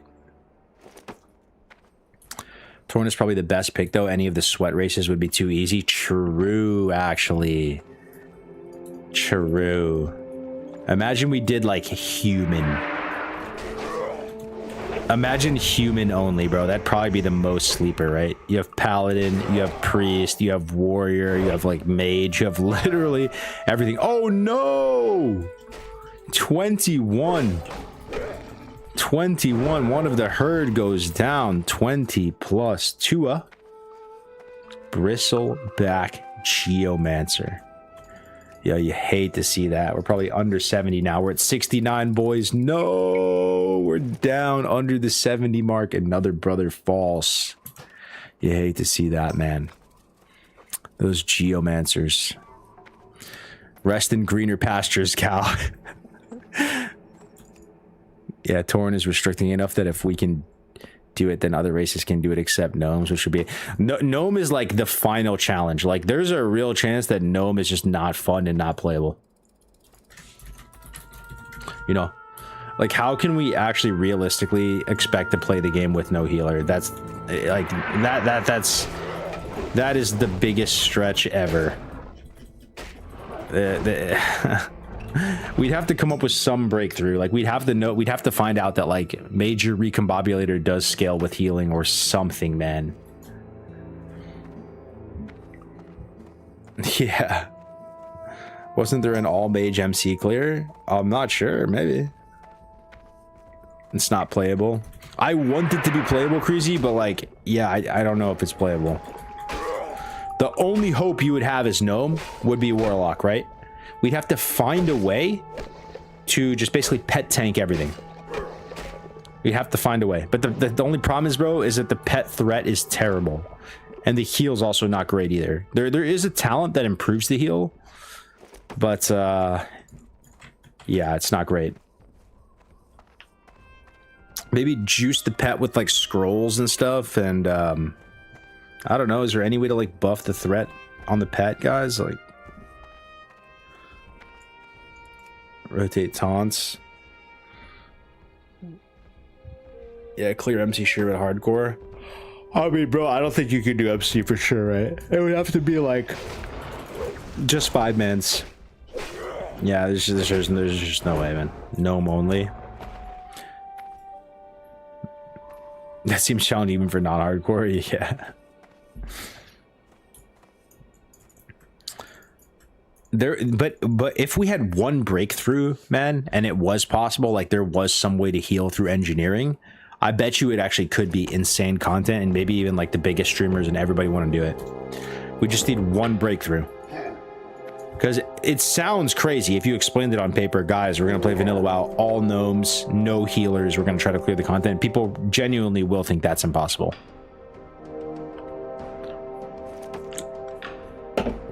All right, boys, we picked up 10 nuts.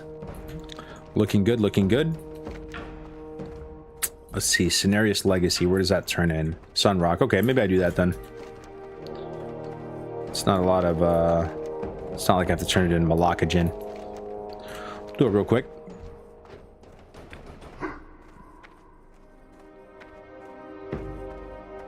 Maybe it's doable somehow. Gnomes don't even have hunter. Yeah, I know tactics, but they have that's what I'm saying though. Tactics, like, it could be like the ultimate test of vanilla WoW like sandboxing. Like, can you take an unplayable race, no healer, and somehow clear content? Like, it would, and the kind of like RP of it would pop off, because gnomes, that's their whole vibe as a race, right? Like, they use engineering, and they're like use whimsical gadgets and gizmos to like find a way and like make some like funky like weird version of stuff. So like, if any race could do it, maybe it would be like the gnomes leveraging their like engineering skills. Like, you guys know that the pets for gnomes are actually skull level boss. Did you guys know that? Like an Arcanite Dragonling from a gnome is basically like a skull level boss mob. It's a 63.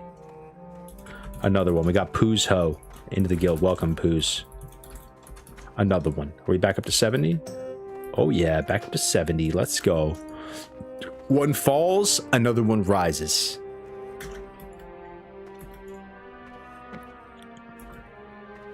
Diamond Flask. That's what I was thinking. That's your best bet for healing.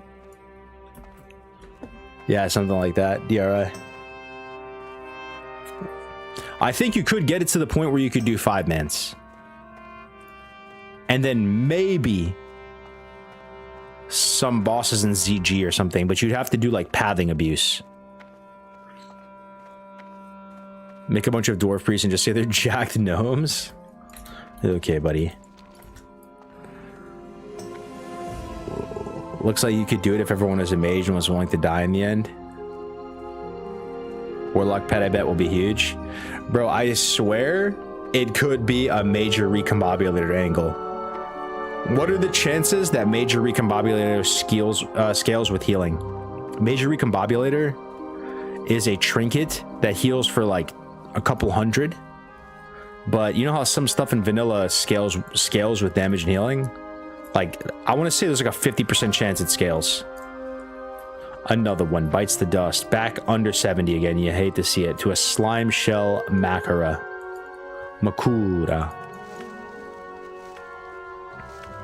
The warlocks in that guild will be revered and worshipped. I know, dude. Can you imagine?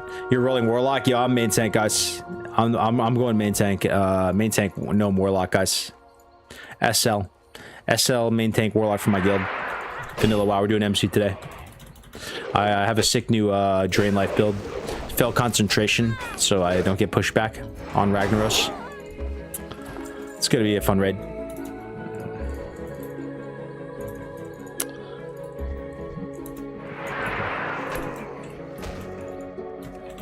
It's gonna be a sick raid. Need all warriors with insane flask set. Yeah, exactly. Well, let me ask you guys, what are unconventional ways of healing? Let's start thinking about it. Think outside the box, guys. How do you heal in this game? Think all professions. Think like the world. Think about buffs. Think about items. Think about like what about the Ungoro crystals, bro? Is there a crystal that heals you? I don't even know. Might be. Possible. Possible. Think buffs. Think profs. There it is. Boom. And the ding. Let's go. 29 and rage height. NG that heals pet. I don't know if it heals warlock pets. Shield crystal. Oh, is a crystal that heals over time. Oh, okay. Now we're talking. Yeah, dude. Crystal that heals over time. I wonder, can you cast it on someone, or is it just yourself? It's probably just yourself. Life stealing? True. This is what I'm saying though, guys. Is it possible? It would be like the ultimate like sandbox challenge. Like, and the thing is, you guys could actually start this right now if you wanted to. Like, if you were that sick in the head, you wanted to make a gnome guild, like now's the time. Like, I do kind of hope that this server, in like a month or two, even if they're small, there is like a racial guild for all the races. So at that point, you kind of can play whatever class, and you kind of can play whatever race you want, because there's going to be like a hardcore home for you, you know, self-found, blah, blah, blah, blah, blah. Something like that.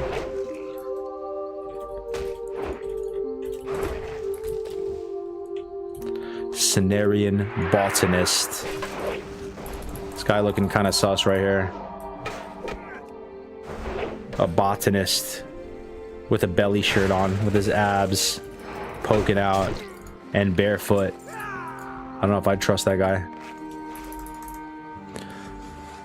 A little zesty.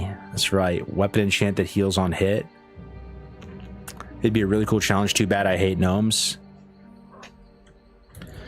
Yeah, dude. Honestly, dude, I bet you Ompy could find a way. I bet you brother Omp could find a way. That's the beauty of vanilla WoW. It is like a sandbox. You can kind of just like make anything work. Like, has there been a shaman tank already, guys, that has tanked every raid? I bet you they have. I mean, we've seen Prop Pally tank everything, right? Prop Pally has tanked every fight in this game.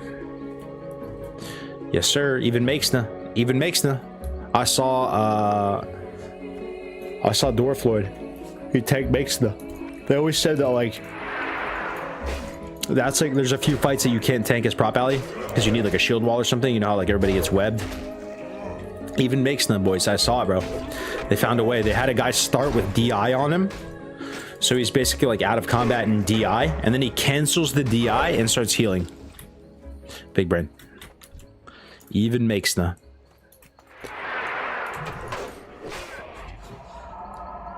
Half NG, half alchemy. This is the Ungor one. Every single gnome would need engineering. I mean, yeah, I wonder how far you could go though if everybody had major recombobulator and you just like blasted one guy with major recombobulator the whole fight. Might be possible, boys. Are you planning on doing any dungeon? I'm trying to do RFK.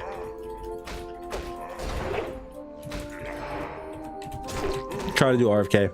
Oh, I need to get a little bit more levels, like 30. I need to be like 30 at least.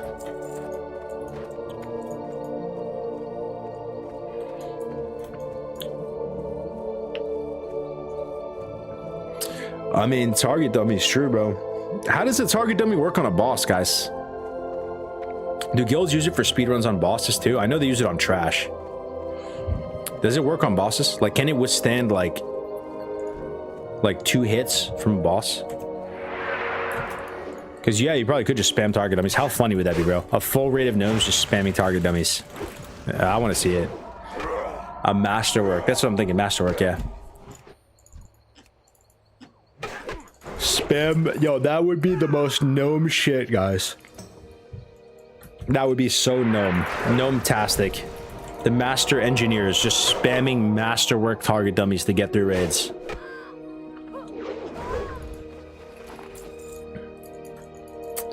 Yeah, I know, dude. I mean, that's we'll see. We'll see. Maybe it'll happen.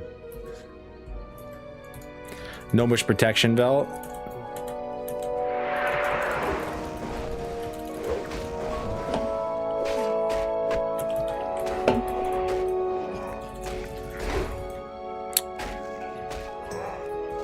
We'll see.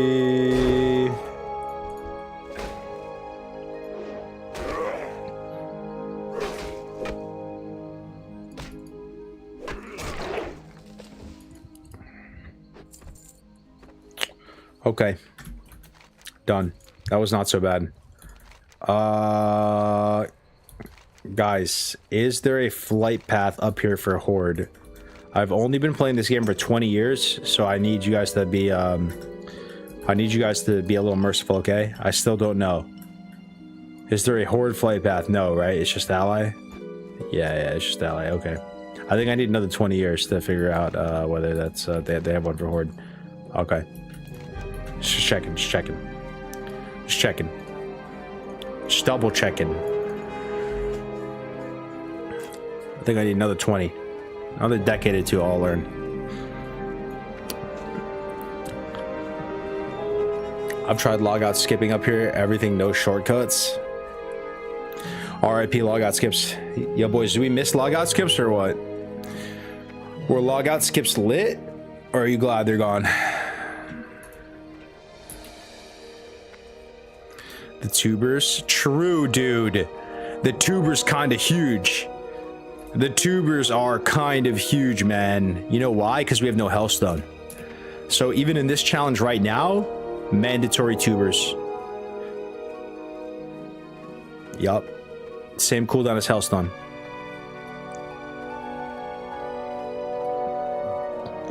They're fun for speedrunning on a 20 plus on a new server launch, but other than that, I don't care about death skips and logout skips. I disliked it at first, and after it had worked for a long time, I liked it, so wish it was here. Yeah, dude, I missed them. I missed them. It was the secret knowledge of this game. The secret Mario pipe underground network of connected Mario pipes. The underground railroad of classic WoW gone. You hate to see it. What happened to your TBC PvP site? It got DDoSed or something. I need to fix it and figure it out and get it back online. I'm the only developer on it, man. So I'm a little bit burned out. It's been taking up a lot of my time, that site, and I basically make no money off of it. So it's been a lot of work. Yeah. Yeah, I'm glad you like it, man. I'm glad you like it. That site is like far exceeded my expectations on how many people would use it. Like, more people use the site than there are active players in Arena. I don't even understand. I think it's because one user can have multiple sessions, or maybe it's the way it tracks sessions, but yeah. Logout skips still work? What? Ooh, Nani? Let me see. What you got here, Boosty? I'm on a Disney Plus ad. 1 second.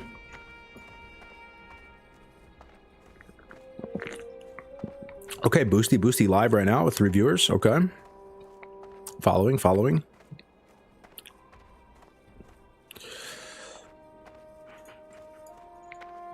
Okay, we'll check it out.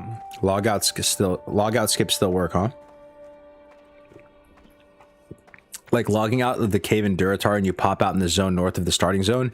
Bro, that is one of my most nostalgic logout skips that I miss all the time. It reminds me of a bygone era.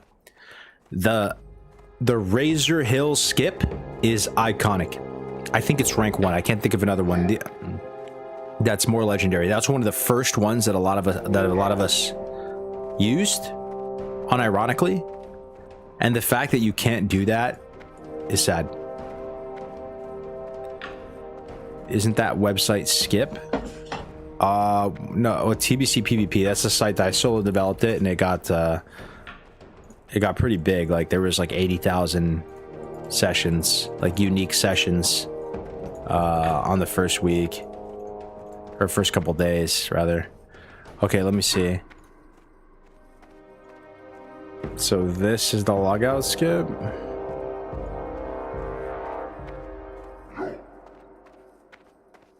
Okay, so he's logged out in the Malacca Jinn cave.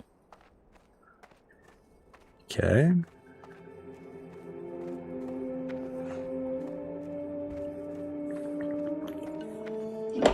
Oh, shit. 2 days ago. How'd you do it? Okay.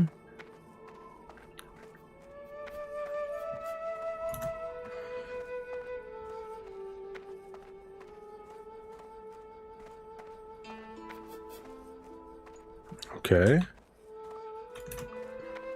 Looks like you just logged out normally. Wait, what? So logout skips work? Just completely fine?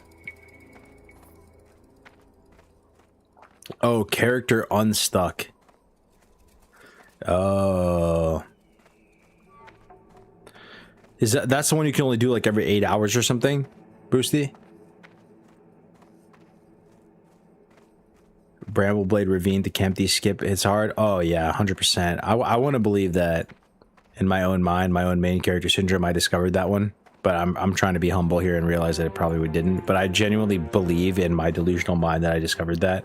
Because I remember when Tommy Salami was finding a lot of these, I just started personally going to like every cave in the game and just testing stuff out. And we were just like we were just jumping on mushrooms and logging out and like seeing where it would take us. And I remember, like, at least from my perspective, discovering it and not knowing if anybody had found that one and freaking out the first time I saw it teleport me to Kempty. But who knows, man. Now it doesn't work like the old logout skip. 8 hours used to teleport you to Org Stormwind. Oh, I see. I see. Okay, turn in the nuts. Plant these. Now I gotta plant the nuts. Where do I plant the nuts? Plant 10 Gaia seeds in the Gaia dirt mounds. Oh, perfect. Dude, this is perfect timing. Yeah, we were gonna do this anyway. So we're gonna go do the harpies right now. Nice, man. Perfect.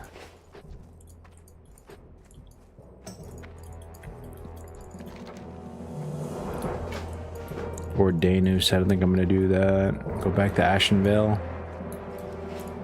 Sounds like a bad time.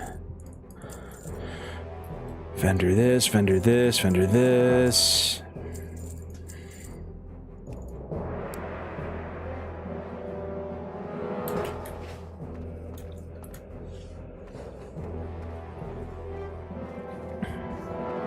How did you find out about it? You just log out in a cave one time and then log in? Dude, I've played this game a long time, dude. And I remember like when the logic of logout skips got explained to us. And I think it was Tommy explaining it. He was just talking about how like you have to be like a certain amount, like how the game processes it, right? Like it assumes you are, it assumes you are, like it only works inside, like in a cave, right? It assumes you're falling. It's something like that. It assumes you're like falling to your death or something like that. So it treats it differently. So you have to be a certain amount in the air with nothing below you or something like that, right? So that when you log out and log back in, the game perceives it as if you're like falling or like stuck or something like that. So it teleports you to the nearest graveyard. And I remember once that was explained to us, the logic of how it worked, I kind of got fixated on just wanting to test out like every cave in the game. So we just, that's kind of what we did for just like a whole day. I had like a, you know, like a server I could play on as well, like my own server. So I could just kind of like teleport around using the 113 client. All right, here we go. We're in the Charred Vale, boys. We got to lock in. We got to lock in right now. We got to lock it in. We got to lock it down. Lock it in. Scary area, right? Scary area. Do we want to use a shield right now, boys, so we can kick? Think it might be a shield angle. It's kind of lame, but look at all these casts. Being able to kick is kind of huge, bro.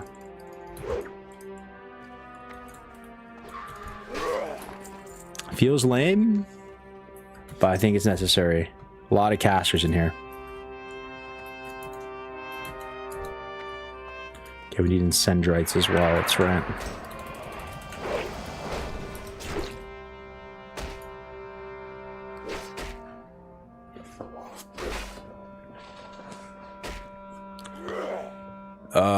So if your y-axis is funky and you log out in an indoor map, it assumes what outdoor map you're supposed to be in. There you go. You hate these harpies? Yeah, we're gonna try to kill the named one too. These fire elementals have 100% drop rate though, thankfully, if I remember correctly.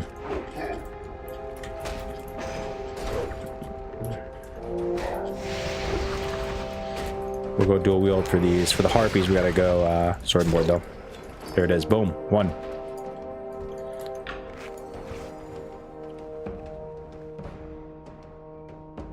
The Gaia nuts. That's right. The Gaia nuts. Okay, we go sword and board for this. Boom.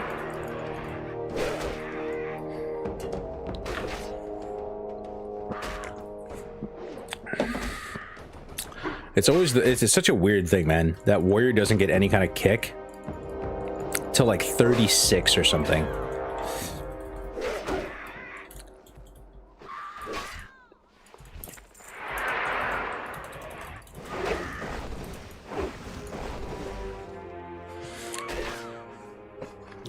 Just shield bash. Yo, by the way, boys, I leveled sword and board up until about like I want to say like 23, 24. Felt amazing. Horde weapon and shield progression is a real luxury. Didn't feel slow. Didn't feel meme. Felt totally good. Felt totally good.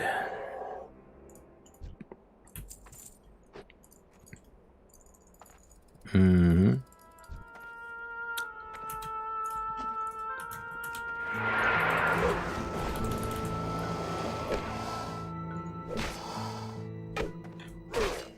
What's up, man? Been watching your videos of leveling up in Classic, and I can't stop saying to people to take things with a grain of salt. What's up, LNR? Can you macro shield dash with a weapon swap and just switch back and forth? Yeah, you can. It just takes a global, though, to swap weapons. I remember that. You guys remember that being like a thing? Like in private servers, you actually could swap, even in vanilla, instantly, and do things like instantly dash.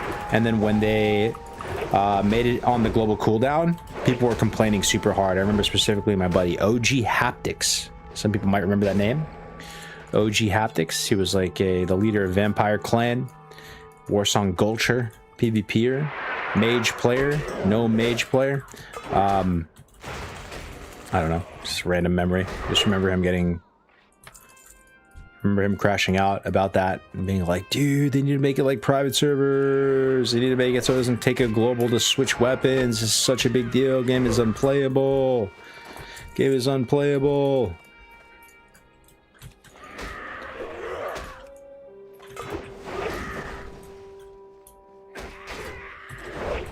In hindsight, it kind of feels OP. In hindsight, it kind of feels unplayable to, or it feels weird that you would be able to swap instantly and just like use an ability instantly. Yo, we got a raid from Burning, hardcore legend right there. Burning, the most unhinged hardcore player. NA, EU, Asia Pacific, Antarctica, Mongolia. It's the Russian roulette. Yo, thank you for that raid. Burning in the house. Yo, any Burning fans? This guy. It would actually be probably really entertaining to watch this guy play, because this guy's just playing Russian roulette with his life. Every pull. Relentless pursuit of perfection to an unhinged degree. This man will just toss away like 40 hours of his life for no reason, just because for like a tiny like chance of playing more perfect. Crazy. Thank you for the raid. I appreciate it. Don't forget Antarctica. Oh, my bad. No, actually, dude, there's a couple of really good mages out of Antarctica that are really coming up right now. I think Burning, they might give Burning a run for his money.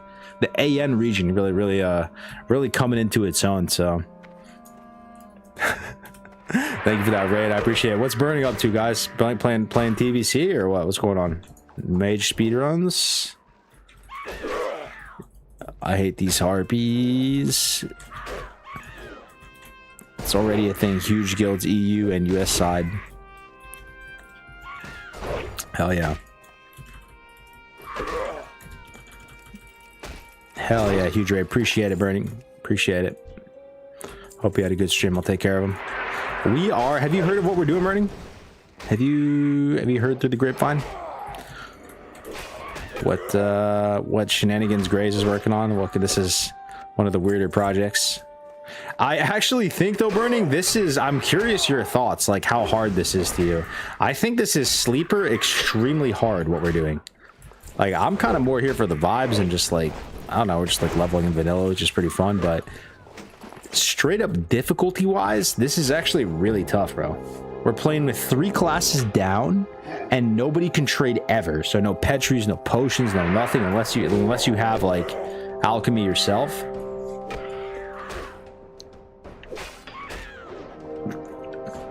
Depends what your goal is. I don't know if there is a goal. I mean, Grays would say it's MC, but I don't know, man. I just like the self-found is the hardest part, right?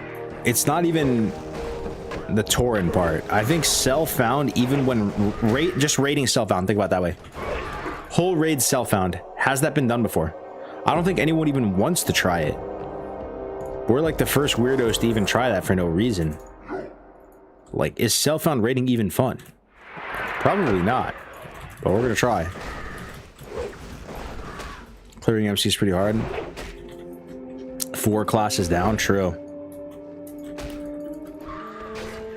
Yeah. No, burning can't play. You're right. No mage. No mage class. GG. GG. Well, for a long time, the buff disappeared at 60. Oh, no, no. Like, the buff actually stays at 60 burning. Apparently, you can actually keep it on.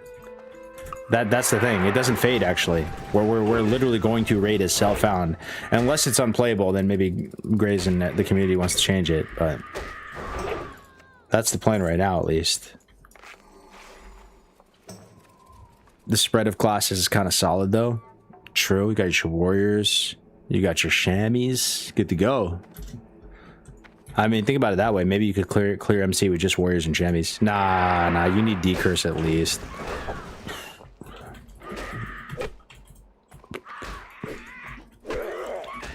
Literally all you need. Yeah, and I mean, I could see no dispels. That's already gonna be tough. No decurse either. You kind of GG. The thing is, though, like, are we going to bring Moonkins and Elemental Shamans and stuff, guys? What do you think? Unironically, because think about anything that drops, any like loot, like all the caster gear, even in like the previous grind, like Briarwood Reed. Like, are we just gonna really let that shit burn? Nobody gets it. It's like, the reality is you have to gear up a bunch of players to actually go zone into this raid. You can't just min-max like your perfect comp in a vacuum. You don't have players like that, you know? So you're gonna be doing all these dungeons and all this caster shit's gonna be dropping. Like, it just goes to nobody and we just let it burn and we just never take a Moonkin, we never take a alley. I'm of the opinion that we take those. I think you actually take, like, what's better, guys? Elemental Shaman or Moonkin? Like, what's less of a meme? What's less of a meme spec for you guys? Think MC, though, just to start. Gotta take a Moonkin. Alley Shaman's better. Boomkin is less mean. I mean, Boomkin has Innervate, right? Innervate's pretty nasty. Ellie Shaman better.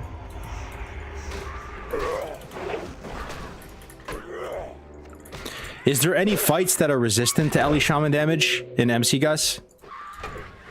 They do nature damage, like maybe Gar or something. Is he resistant to? He's like a rock boy. Ellie Shaman runs on fast bosses.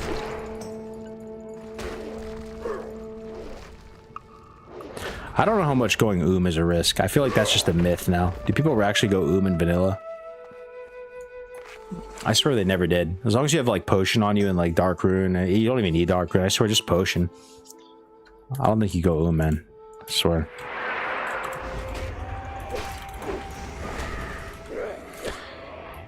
Ellie Shaman might not be too bad with all the innovates we will have. Innovates, yeah. Yeah, it'll be interesting. Yo, Tauren Hunter with the gigantic range. I wonder if that's gonna change anything. You know the melee leeway that Taurens have for for melee. You know it applies to Hunter too, right? So a Tauren Hunter actually has like the longest range in the game. Like, you are actually a sniper. You are a sniper. Like, if I'm a Tauren Hunter, I could probably hit that mob from, like, if I'm moving, I could probably hit it from like here. I could probably hit that mob from here, no joke. So maybe you can just like outrange all the mechanics. Never get feared, never get anything. Never get hit by anything.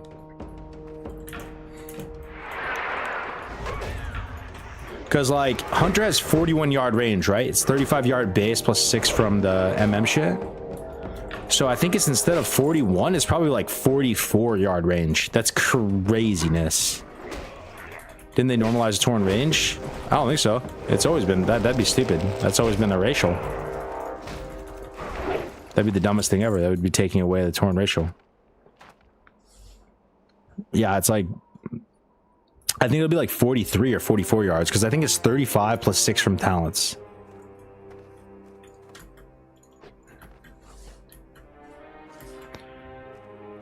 Your dead zone is super cooked on Hunter. You can't shoot inside a house. Yeah, but that doesn't matter. I mean, you're PvEing. PvEer. Yeah, your dead zone is worse though, for sure. It affects both ends of it, you know.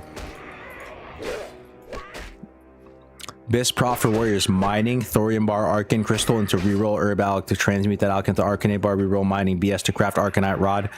Okay, buddy. I'm not doing any of that. There's not even. You already lost me. Wait, what? Oh, to farm Crusader? All of that? Yo, you would do that. You really should not play. No, Burning would do that. If he played this project, you would literally do that. You should save yourself from yourself, man. I'm just going straight out. Okay, Kona, brother. I'm just going straight out, straight to just regular fire protection potion and just sending it with that, brother. Ain't no GFPP. Regular FPP and send. Yes, sir. Yes, sir. Maybe like, maybe a minor Beast Slayer enchant. Maybe I reroll. Maybe I reroll. Once I have all my potions. Throw a little +2 Beast Slaying on it, but ain't no way. Ain't no way. Crusader enchant. Damn, dude. I'm sweating just thinking about that. Just thinking about that.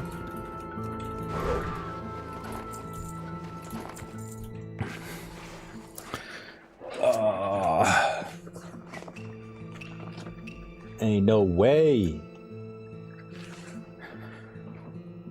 Ellie is much stronger, I think. Druid can decurse. Yeah, yo, 60 people on YouTube, not bad. What's up, YouTube? Okay, we got a chest here. Let's see. So we need rogue feathers, slayers. We have 0 of those. I think we turn this stuff in, and then it's the named. Then it's time for the named harpy.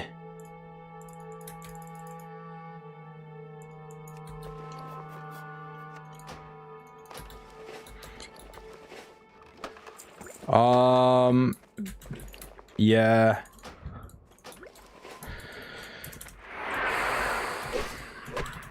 Yeah, Horde does have it harder for bags for sure. Alliance has easy mode on bags. You get like a 10 slot from the Ooze quest in Wetlands, or is that 12 slot? I forgot, but you also get a 10 slot or a 12 slot from Duskwood. Horde gets nothing, bro. What bag do you get for Horde? I think you just have to buy everything. I bought everything. I bought this one for 2 gold. It hurt my soul, but I just had to do it. I was down too bad. Yo, this dropped for me though. Large blue sack. Anybody have a large blue sack in real life? But no, this dropped for me from the dwarves in South Barrens. But other than that, I don't think there's any quest that give you anything. 10 slot from WC. Oh, but no one ever completes that quest though. That quest is the Deviate Scale quest, right? I don't think no human being has ever. I don't think any human being has ever completed that quest. All of the SF MC tanks and the main healers at DPS have some ZG Oni gear though. Maybe. Maybe. We'll see. We'll see. Probably should. Yeah. Probably should do at least some ZGs and Onis. Gotta wait till the 14 slaughter from the Bloodsail scroll on the ships. Oh, Cortellos. Yeah, true. No, but Alliance have it way easier on bags. Large blue sack IRL. Yep. I know we got some large blue sacks IRL out there.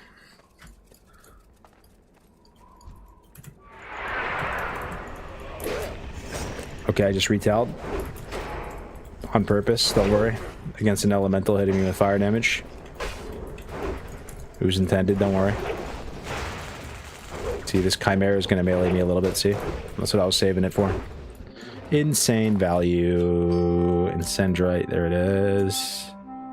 King's Blood, there it is. We need Slayers. We need to plant our nuts. Pretty chill, the Charred Veil. Not feeling too spooky.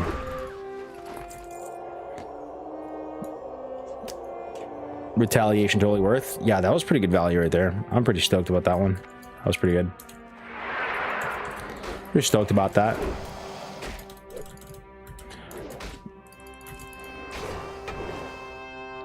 Bro, I remember going through tough times in life. I played vanilla and was in the Barons. I literally broke down, hence why I hate Classic.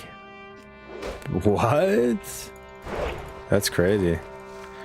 I've had like a little bit of the opposite experience. I've mentioned this to you guys before. Like, has anyone been through a really tough time in life? Like, they're going through something really tough, and then they feel like they really wish they could just like play WoW. I've had a few times where that's happened to me. Like, there's a couple times where I was doing some really like painful military stuff. I'm talking like just like cuddling with a grown man in a fucking foxhole, and it's like wet, and there's like people like role playing as like jihadists trying to like fuck with me and like steal my rifle out of my hands while I'm asleep and like stop me from sleeping, and I'm like literally soaking wet for like multiple days at a time, just absolutely just like miserable, hating life, eating like fucking grown-up Lunchables that are way worse than Lunchables, and just being like, man, fuck all this. I wish I was in the Barrens right now. Oh, I hate this so much. I wish I was just like at my house, hot pocket in hand, just killing Quillbore, you know? Yeah. WoW helped me so much when I was in the USMC. Honestly, yes, more times than not. Did you give up on the glide push? Nah, man, still going with it. Still going with it. I mean, this is obviously 10 times better content than the glide stuff. I played arena last night, you know? I have 4 characters, guys. I have 4 arena characters. That, I shaved like a year off my natural lifespan to get 4 characters ready for the arena. That is not a chill grind at all. It's absolute cancer grind. And like, I intend to get value from these characters. I'm playing all 4 seasons. I'll push glide every season. You know, I'm still very stoked on the arena. The problem with arena is it's like the queues are kind of dead in the morning. Also, it's not really the best content. It's not really. I'm still gonna play regardless because I love it. It's a hurt so good pain for me, so I'm still gonna play it. But like, I think this is gonna be the mix. Like daytime, I'm gonna be streaming like hardcore, and then Bobka's because Bobka like is one of my partners too. He streams late. So like he's not even online in the mornings, you know. Same with Zito's like my mage partner, and like they're just like working and doing stuff, right? So as like the dust settles, this is a brand new project. I'll be streaming hardcore in the mornings, and then towards the evening when they get online, I'll do some arenas in the evening, something like that, you know. And then as we get closer to the end of the season where people actually care about rating, because nobody even cares about rating even right now. There's still probably 4 weeks left in the season and no one cares about rating. Everyone already is fully geared pretty much, unless they have alts. So yeah. Yo, we got another sub. I didn't even see it. Yo, Busta Ryman. We got Busta Ryman with the tier 1. Thank you, brother. Thank you for the tip. I appreciate it. The tier 1s are huge. Huge tier 1 right there. All right, let me update the count. Insane sub support today, guys. Really appreciate it. We're gonna do IRL streams every 75 subs. I just picked a random number today, but we're gonna try this out. I never set a sub goal once in my entire streaming career. Have you guys ever seen me set one? Never set one. And it's probably a missed opportunity because it just allows to do like an extra bonus thing for my community, for like my stream, and make the subs do a little bit more.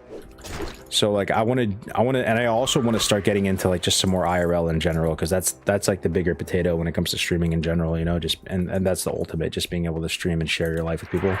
So could be a camping stream, could be like food reviews. We go on a lunch date, we go play pickleball together, we do go, I don't know, go fishing IRL, do something. But I think like every X number of subs, I'm gonna like integrate like an IRL stream. So every sub is gonna go towards that.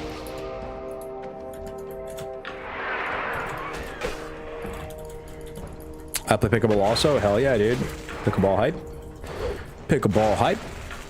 Hype for TBC is already waiting for me, and it's not even phase 2 yet. It's important though to stay kind of grounded though, bro. Like TBC, we love TBC over here, right? You'll never hear me talk shit about TBC, because even through all the resists and all that, it's still my second favorite version of the game by far, and it's a better daily driver than vanilla even. Love TBC. Always love TBC. TBC not dead. TBC hype. Love TBC.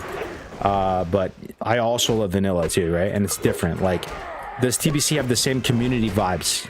Does it feel like Bloodsail? Does it feel like you can RP in TBC? To me, no, bro. It's a game that you min-max, you play the meta, you just get like summoned around from instance to instance.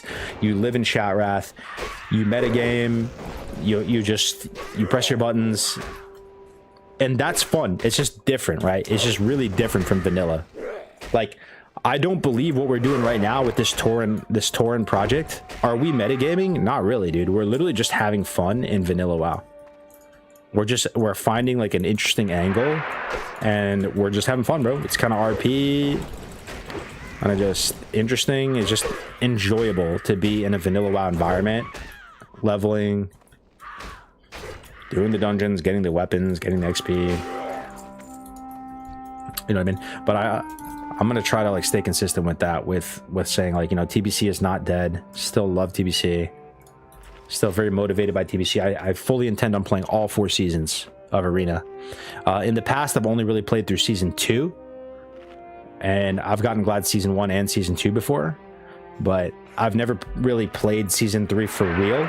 I mean, some of the TBC private servers, like the Endless private server, the Warmade private server, Arena Tournament Realms, you start with S3 gear and you basically like earn points towards S4 gear.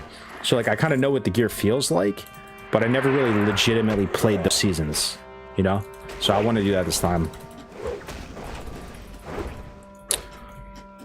How long are you going to be streaming today? Probably a couple more hours, maybe like 2 more hours. It's not going to be like a super long stream. I'll be live with the longer stream tomorrow, but for me, it's like I already feel a bit of connected to this project, guys, and it's kind of bad to not have anyone streaming for like multiple days in a row for a project like this. You know, Graze is AFK during the weekends, and this is the vibe that I miss on Bloodsail, dude, where it kind of felt like someone was always keeping the torch lit. And if anybody wants to start streaming and like get into it, and you want to stream hardcore and you want to stream this community, that's going to be an easy host for me or Graze or whoever, because that's how it felt back in the day on Bloodsail, dude. Like when one streamer of hardcore like finished, you would find another one that's doing the same thing, same server, right, and like pass it to them, and it always felt like it was like a one team one fight type of thing, you know, which I miss that vibe, you know, like during real hardcore that wasn't really the case, you know. It was real hardcore server. It didn't feel like community was fighting for anything, like you already had it, the bag's already secured, right?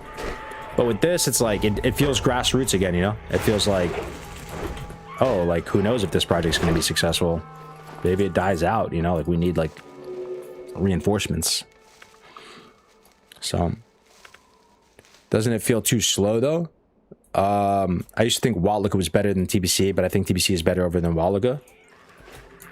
Yes, I think Watlica, I want to give it another chance. I played it more than you would think. I played all of it in original Wrath. I played all of Watlica, the entire thing, multiple guilds, multiple classes, played Arena back in original Watlica. Really enjoyed it back in the day. This second time through, I quit like midway into season 1. I didn't even make it to Ulduar.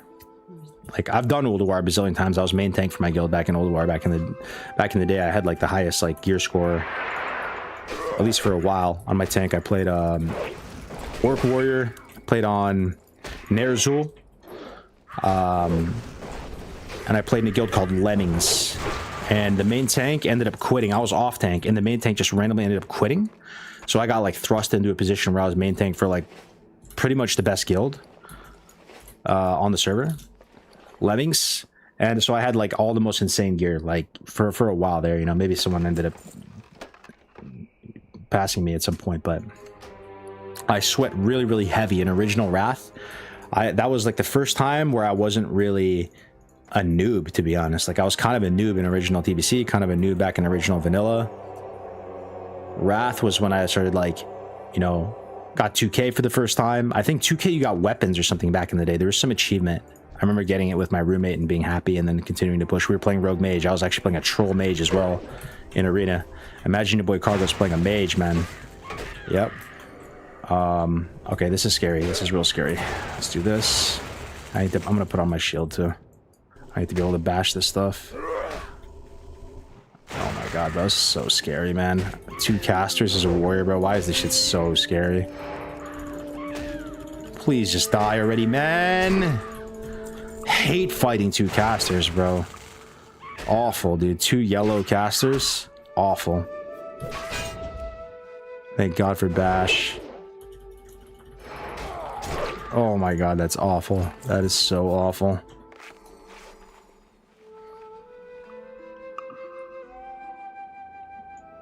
At least you got pots. Yeah, they're kind of shitty pots, though.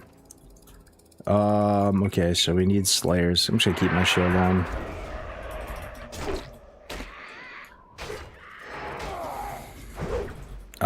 More comps in Wrath Arena. Yeah, so the last time Wrath came out, I was playing Holy Paladin. Very strange arc for me. It kind of feels like it didn't even happen, but it did. And I was excited to play with my same twos partner from TBC. We were gonna go. He was a rank 1 Death Knight back in the day. And I was like, all right, bro, let's just play what you played back in the day. I'll play Holy Paladin, you play that. It was so boring, boys. It did not.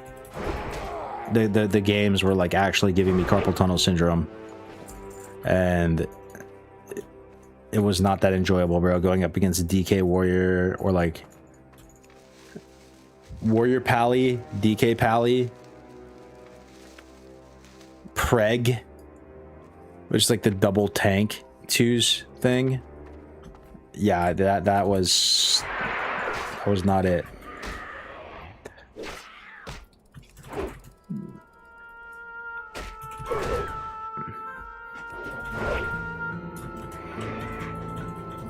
Wrath meta was awful. I quit before Wildlica Classic came out also. Yeah, I don't know. Like, what are you guys playing, boys? If there's a TBC era realm, like for those characters, right? I know a lot of you guys like vanilla too, but like, what would you choose? TBC era, or are you gonna play Wrath? Like realistically, think about it. Like we played TBC for a year. Some of you might want to actually go to Wrath, you know? Maybe it's gonna be boring for you. Or would you rather play a TBC era and just lock your characters in? Like, think about it from that perspective too. Like, you're gonna work hard. Maybe some of you get Glaive, some of you get like the legendary bow. Like, you're happy with the characters. You're proud. You want to retire them to a TBC era server, or are you trying to push them into Wrath? Yeah, for me too, bro. TBC era for sure, bro. Yeah. I don't like the setting of TBC. Yeah, it's fair. It's fair, man. It's a different take. It's fine. That's fair. 350, let's go. 350 on Twitch, not bad, man. Over 400 total. Yeah, I appreciate you guys. Thank you so much for spending your Sunday with me.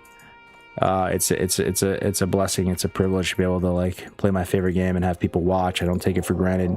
Thanks for all the subs, all the good times over the years. We'll see, man, what happens with this Classic Plus. It's gonna be a real make or break point, man. We'll see.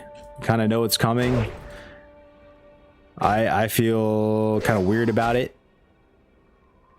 My prediction is they're going to announce it at BlizzCon. That's not a hot take, right? That's pretty... We're all on the same page with that. My worry is they announce it at BlizzCon and TBC dies because there's something else that's going to come out. I actually think it's possible that vanilla like servers might pick back up again. Because Classic Plus is likely going to be in like a vanilla setting, and TBC is going to be feeling a little bit more like obsolete. My fear is they don't do TBC era servers, and that they do push it into Wrath, and that's going to be a mistake. There's a lot of things that potentially like, you know, kind of trouble me a little bit thinking about the future. And then even if they do Classic Plus, like, let's see if that's even good or not. Like,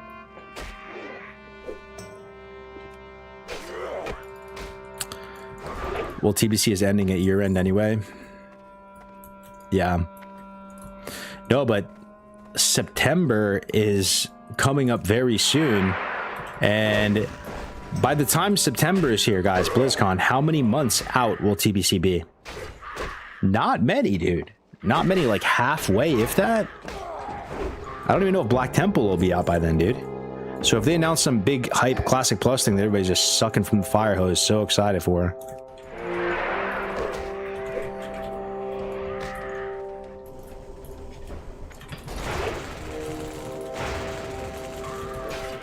Oh, I hate these guys. I hate these guys so much. Oh. Vanilla era servers already picked up playing right now. In my opinion, if Classic Plus was good, you won't like it anyway. You're saying me personally, right? Like I won't like it personally. You're probably right. You are probably right. I think I'm just kind of cooked. This is gonna ruffle some feathers, but it is what it is. For me to almost like the Classic Plus, it would have to be something along the lines like this. It would have to be Blizzard basically having some humility, basically saying like, guys, like, we're gonna give you like pristine servers for vanilla TBC and Wrath. That's not our code spiritually to touch. We don't know better than the original dev team. We're gonna give you original unscathed versions of those games as they were. We're gonna call them pristine servers. Here you go. Here's the trilogy, always as they were in the context of their times. Love them or hate them, like them or leave them, with all of their flaws included. Here you go. Here's the original trilogy. You can always play. It's a timeless museum server for you to go and play. Here you go. And we're going to do one version of Classic, like beyond that we're going to call Classic Plus. And we're going to try our best as like a modern development team to make it as good as possible. But like, you know, still have massive respect for the original developers that like made these, you know, OG versions of the game. We're going to do our best. We're going to listen to community feedback. Like, we are going to try to finish Vanilla WoW, the Vanilla WoW that they would have made if they had more time. We're consulting the old notes, the old files. We're looking at the old dungeons that didn't make the cut. We're looking at the old ideas. We've consulted the original developers and got their feedback on like stuff they would have accomplished if they had more time. We're going to try to like move with the grain with that. And that's going to be our strategy. But like, that's a big, dude, a huge part of it for me. I just, until they give us like pristine like museum servers for the trilogy, I'm going to be a little butthurt, man. I just am, because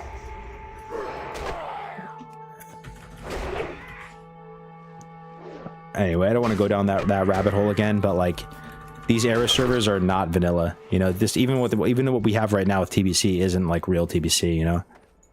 And of course it has some things that they've done right. There's been some cool additions and stuff. Like, I actually like dual spec. Dual spec's kind of sick, but dual spec at what cost? I still want like an original form of vanilla to be able to play.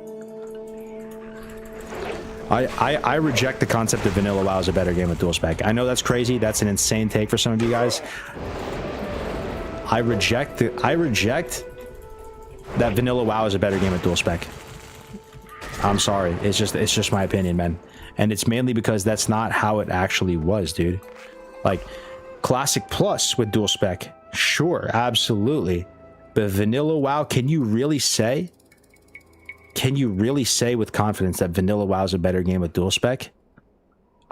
If you really are like a true vanilla WoW purist and you've been there for all these servers and you basically like have seen how everybody has an opinion and you can make no one happy, and like vanilla WoW is timeless, good formula, I want to believe that you have the capacity to give the game the benefit of the doubt, to give Kevin Jordan the benefit of the doubt and give the original team the benefit of the doubt and say like, yo, it wasn't necessarily just a technical limitation. It was more of like, that was part of it, bro.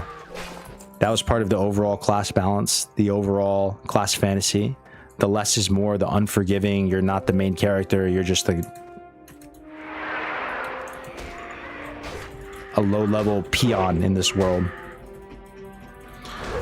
I reject that vanilla WoW is a better game with dual spec. I just do not agree. I do not agree. And does that mean that you're gonna have a harder time? Does that mean that the game is more of a pain in the ass to play? That it's more annoying sometimes? Absolutely. Absolutely, man. Absolutely.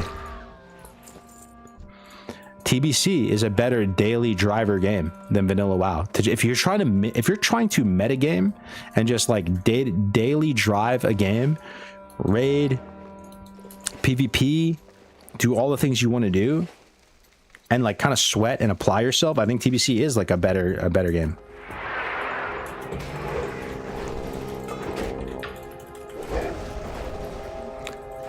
Is bringing GTKPs back a bad take? Nah, man, I like GTKPs too. I'm just gonna straight up say, bro, people will always swipe. They will always swipe. They will always find a way to swipe, and there will always be the same level of swiping, because if someone wants to buy power, they will. It's just like real life. Real life is the same way. If you want to buy power, if you want to cheat in real life, you'll do it. Like, there will always be people doing that. It doesn't stop anything. It just removes emergent gameplay from the game and from the community. It's just less you can do in the game. And I actually think people miss the point with GDKPs a little bit, that when I do GDKPs, guys, personally, when I do GDKP, I'm not actually there to buy anything. I actually like getting paid. I don't know if you guys are in the same boat. Like, I don't really care that much about the loot, bro. Like, I'm there. I'm the type of person that I would go and almost like, I feel compelled to like throw a few bids out there just to make it seem like I'm not like mooching off the pot and just getting paid every time. But like, I'm trying to like min bid, you know, and like get paid. I like that feeling of being able to just like have all of your consumes and everything just paid for just by like playing the game, you know? And I think there's a good amount of people like that. Like, it actually helps people who don't swipe so much. They can just play the game and just be fully fine, like on consumes and everything, you know? What do you think about dual spec allowing you to use tank and healer specs while leveling? Dual spec, what do you mean? Like a tri spec? I'm just saying, like, in dual spec you can already do that, right? You just have one tank spec, one. Blizzard just put the vanilla WoW in the bag. Yeah. There's no track record of current Blizzard making good, long-lasting new classic content. I have no faith in Classic Plus either. I hear you, bro. I hear you. But like, this is a point that I made the other day. This is actually a very important point, guys. I am fully aware, acknowledging, and introspective enough to realize that I am fried in the brain. I have been around WoW too long. I've played it my entire like adult life, on and off. That, like, if you're like me, we have too much, like, the veil has been pierced too much within the industry, within the game, within the company, within the organization, the politics of it. Like, I play retail WoW and I unironically get jump scared by Ian Hazzikostas' face. I've said this a bunch of times, but I'm actually not kidding. If you're just a normal human being that's not caught up in all this, you can play vanilla, you can play retail WoW and then just appreciate it for like how good of a game it is in a vacuum. All that politics is not even on your mind. You don't even think about it. You don't think about the team. You don't think about the classic. You don't think about the origin story of the game. You don't think about any of that. You just play the game, and in a vacuum, it's probably pretty enjoyable. I cannot. I've been around this shit too long that I play retail WoW with an open mind trying to appreciate it, and I get jump scared by like a close-up shot of Ian Hazzikostas' face at a 45-degree angle from the housing ad, thinking about his like nasally voice talking about the future of WoW and like the next 10 years and how they're like crushing it and stuff, you know? I'm fried, bro. Like, I can't even play it anymore. Like, I tried. So I'm not saying I'm in the right. I'm just saying that's the reality of where I'm at with the game. Like, it's hard for me to take like, I can't really like appreciate retail in a vacuum, you know, because I know where it came from, right? With and the whole classic story and how we got here and who the team is, who the team was. I've talked with the original developers of Vanilla WoW myself. I've interviewed them.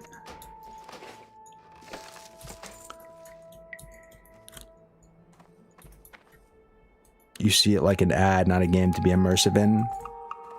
I mean, even if I just wanted to like PvP though, like, and not really take it so seriously with the RP, it would still be kind of hard for me to do that. That was kind of my plan. I was going to try to like see how the PvP was in retail. But yeah.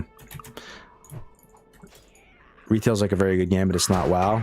Okay, we just pulled 3 things. Can we kill all this? I think we run, just to be safe. War Stomp's pretty nice for that though. And let's go shield, and let's go distance, and let's face them. And they should reset. Okay, nice.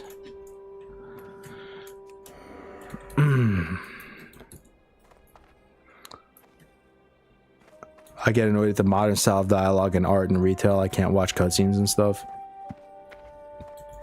I love watching Kevin Jordan stream back in the day.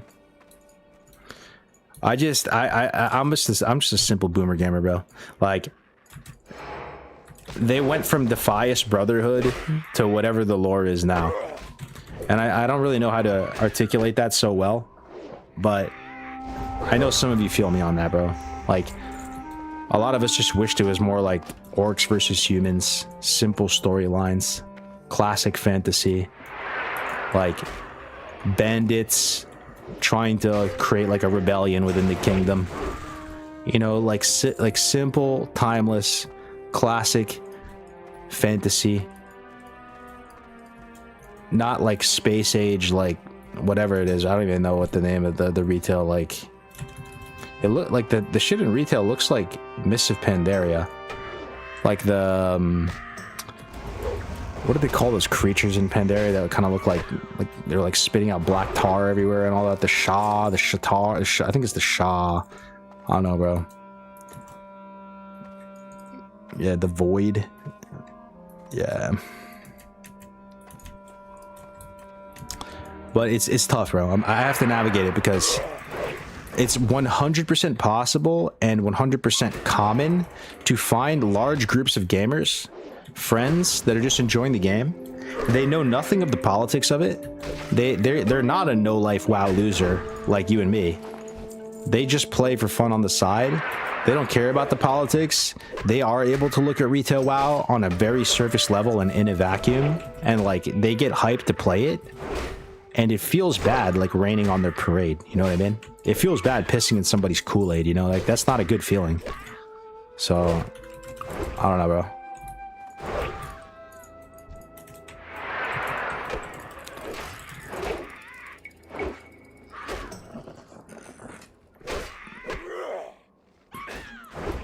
The retail devs don't listen to enough power metal. I mean, yeah, for sure. That's for sure, too. 100%.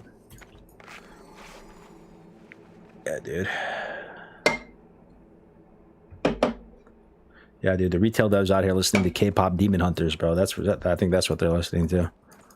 Shout out to K-pop Demon Hunters. My daughter listens to that stuff all the time. But yeah, that's the vibe, you know. That's the vibe. Let's see. I need 2 more Incendrites.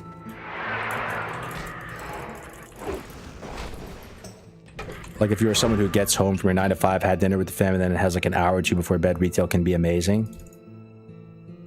Get a few M+ in with the boys, have a beer or 2, and just enjoy. For sure.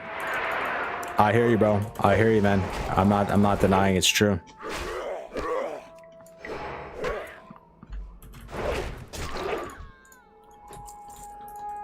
I'm not denying it's true. And us classic gamers, we're a dying breed, right, guys? We're on the way out, dude. We're working our way through this. There's not a lot of us left, bro. I see it. With each passing year, we get more and more outnumbered. We're outnumbered, boys. We're a dying breed. We're gonna be the old timers screaming on our porch soon, you know?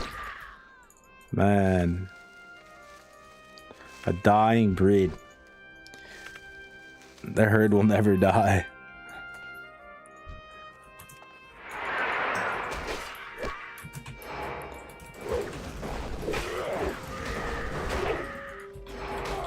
Zara's a classic Andy now?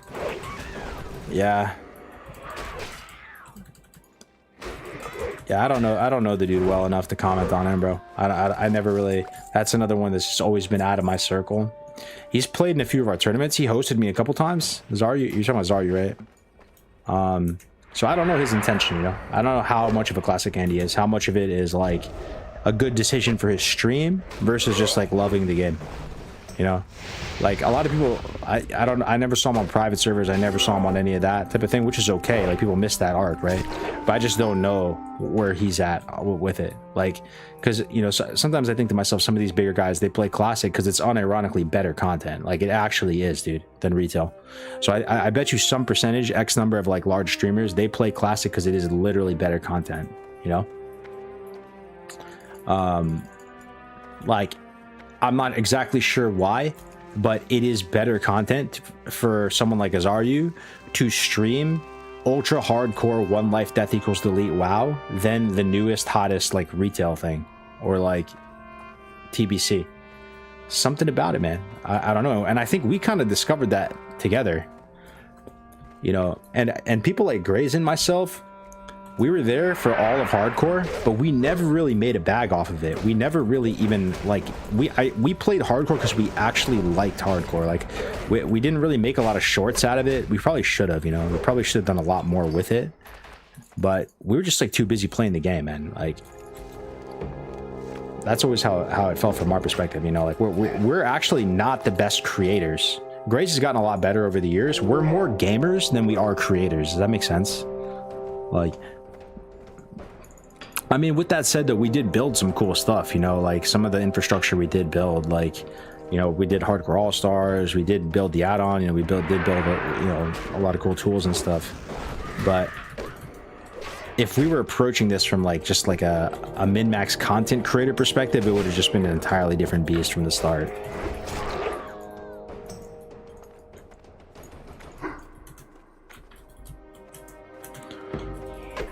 Classic WoW is way better stream content than retail. Joker said he won't play it on stream again. What, retail? Nobody has any idea what's happening in retail. Retail is viewers are on Race World first, and it falls off between patches. I have a 60 Troll Hunter that was 100% inspired by your Troll and Hardcore All-Stars. Oh, nice, man. That's sick.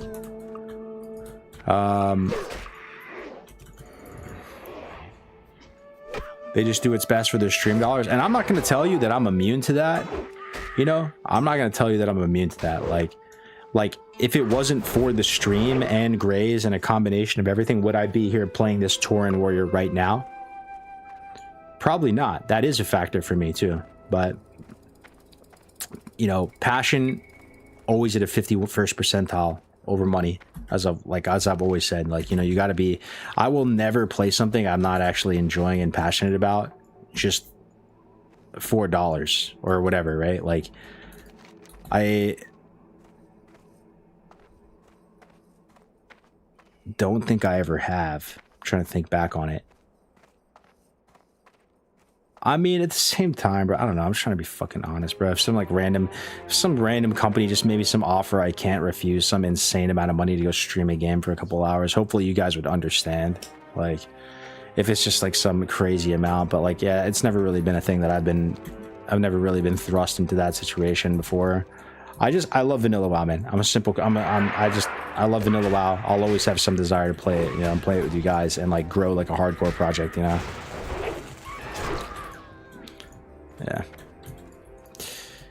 Yeah. Then you got Classic, which is a slow grind, but is a lot more engaging with the viewers. Then Hardcore is a whole other thing where it has that excitement of watching. You got to think about your decisions. Blizzard offers you 100K a month to stream retail. Would you? Yeah, I would, 100%. Like, I just gotta like take care of my family at that point and stuff. But it's the way you navigate it too, right? Like, if that happened to me, I would tell you guys. I would literally tell, and you know, I would tell you guys. I would be like, yo, guys, like, this is the reality situation. Like, Blizzard is literally offering me $100,000 per month to play retail. Not even a fan of retail. I'm gonna chill with you guys. We're gonna hang out, and I'm just gonna, you know, we're gonna talk about whatever. I wish I was playing Classic. I wish I was playing Vanilla WoW this whole time. Like, I mean, it's a weird hypothetical, you know.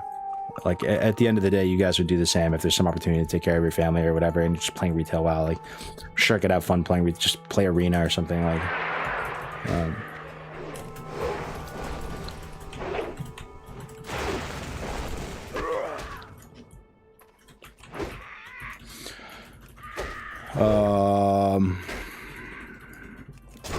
Got to go 100% full shill, otherwise the deal is off. No, I don't think I could. I don't think I physically could. I don't think I could conceal it, you know. I just, yeah, but that's just a weird hypothetical.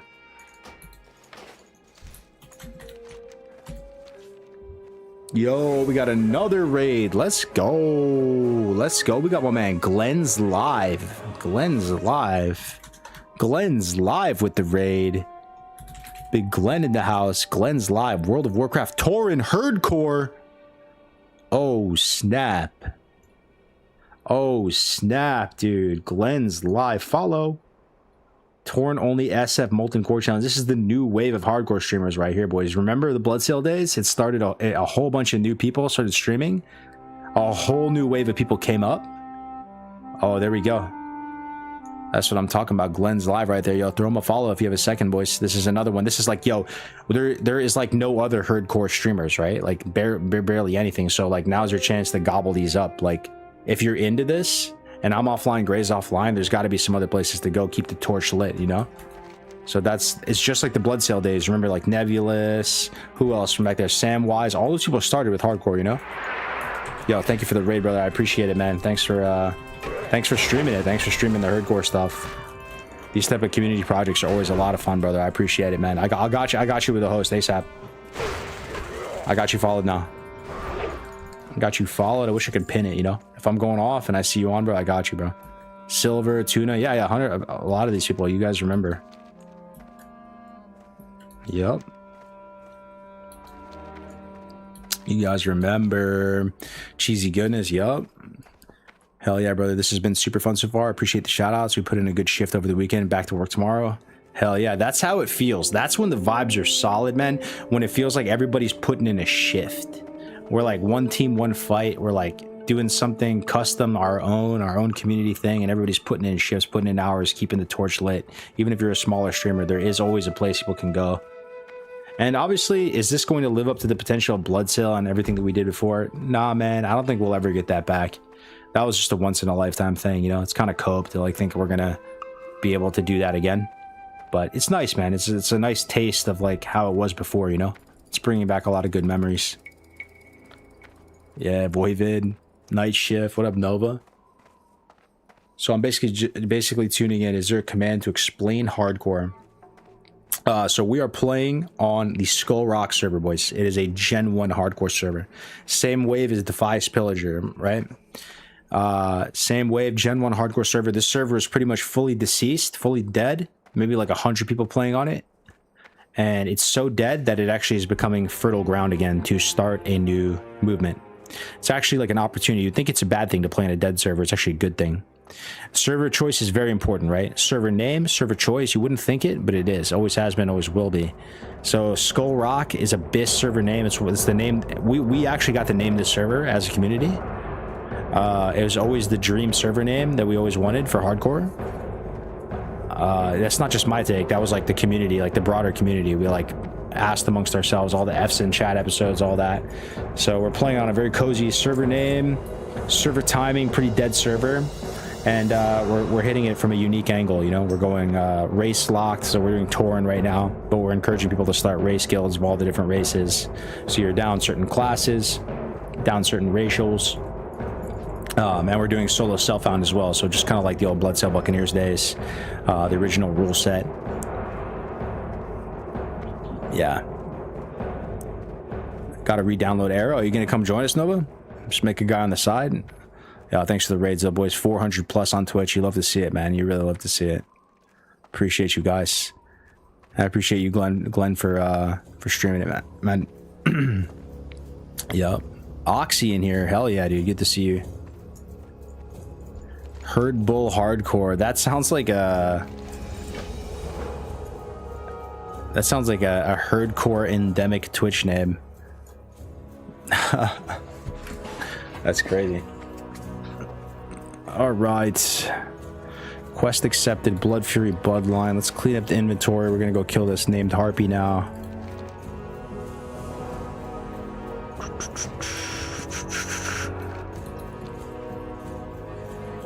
What would you recommend a shaman go for professions? A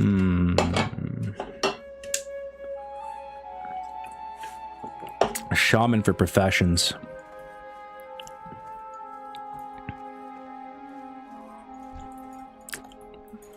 Engineering is never bad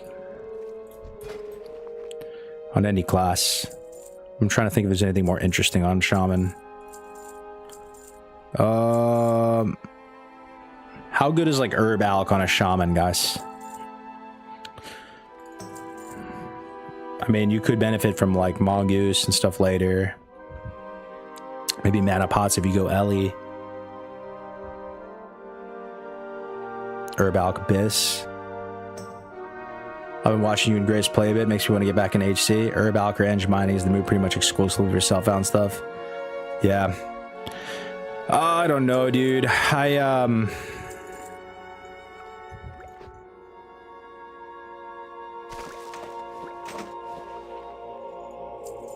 I haven't gotten much value from alchemy.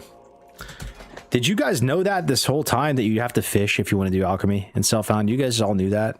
I kind of forgot that, dude. Like I said, I'm stuck. I'm hard stuck at like 100 alchemy because you have to fish. You just have to fish. You have to fish, dude. You have to fish. If you're an alchemist, you have to fish. No choice. Have to fish. We need to spread that information. You just have to fish. How do you get past it? Because look, bro, like these are all everything. I even had swiftness pod drop for me. I mean, I've already made a ton of swiftness spots, but like it's kind of fallen off. Like it gives me a skill up probably like every 2. But look at this. Everything is like blackmouth oil. And then even later, it requires like the fire fish, you know?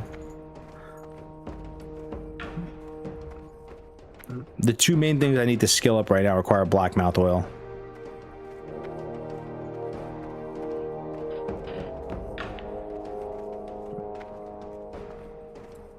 So, Soul Self-Found Guild. Is it actually Torrent only? It actually is Torrent only. Yep. And people are heavy with the cow RP, bro. Heavy. Look at the name of these people. Look. Let's read the names.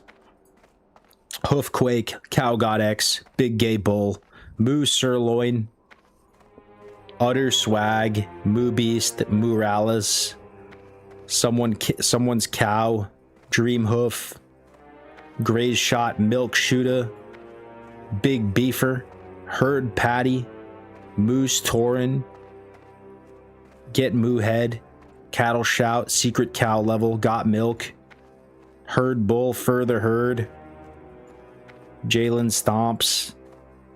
You know? 71 online. Yeah, not bad, bro. And look how many, 428 in the guild. Yeah, come through, boys. Come through. And you can play this and not quit TBC. Like I said, I'm not quitting TBC. I love TBC. I love TBC. Just play it on the side if you want. Because outside of raid log, bro, I swear TBC is not that fun. Like who are there people leveling normally in TBC right now, boys? Like if you go to the Barrens or something, are there people leveling? Probably not, dude. I think it's Boost City. I think TBC leveling is cooked. You pretty much just boost and then like dungeon boost, which is fine. It's just its own meta, you know? There's like ain't no community building on TBC right now.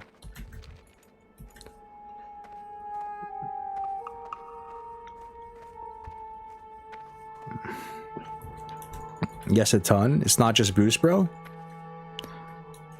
TBC, Mulgore is goated. The 15 hardcore players are leveling. I was just leveling in TBC. It was packed. Really? Is that cap, guys? This guy's saying he's leveling in TBC. Like, where are you leveling? Like, in Barrens? I mean, I can see people leveling in, like, Zenger Marsh and Hellfire. Like, you know, people 58 boost and then they level, of course.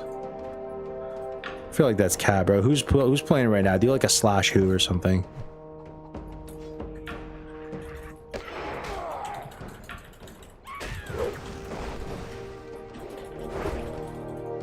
When there's megas, there's so many.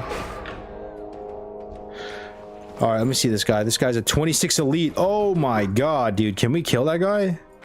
Hold up. Yo, hold up. Can we kill that guy?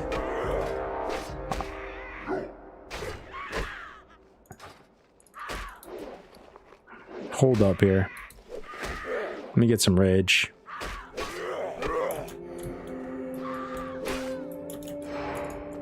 Can we kill this guy, boys? Can we kill this guy? I only have 2 thrones, man. Let's use them now, I guess. Okay, here we go. Sunder. We sunder to 5. Then we T-clap. He has no weapon to disarm, right? We do this.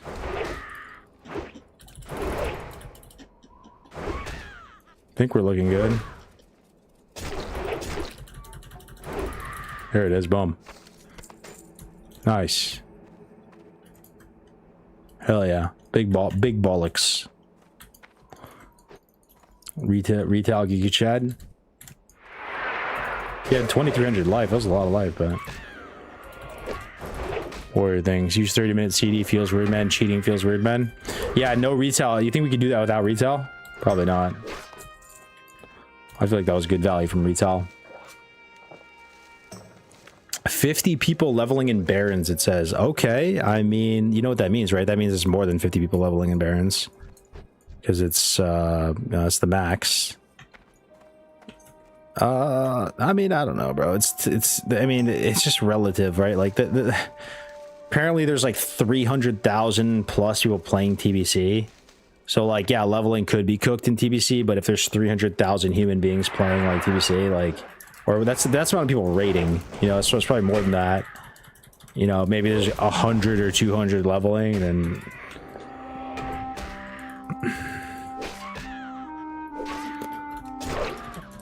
yeah, we're on Skull Rock. Yup. Skull Rock. No, it was the same, like, it's basically like the other client. You have to download it. It's the same era server as Defies Pillager, the very first hardcore servers that came out, you know?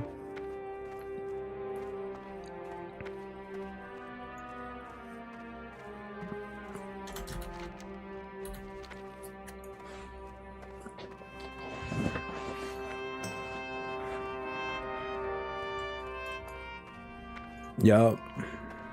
Cheesy goodness.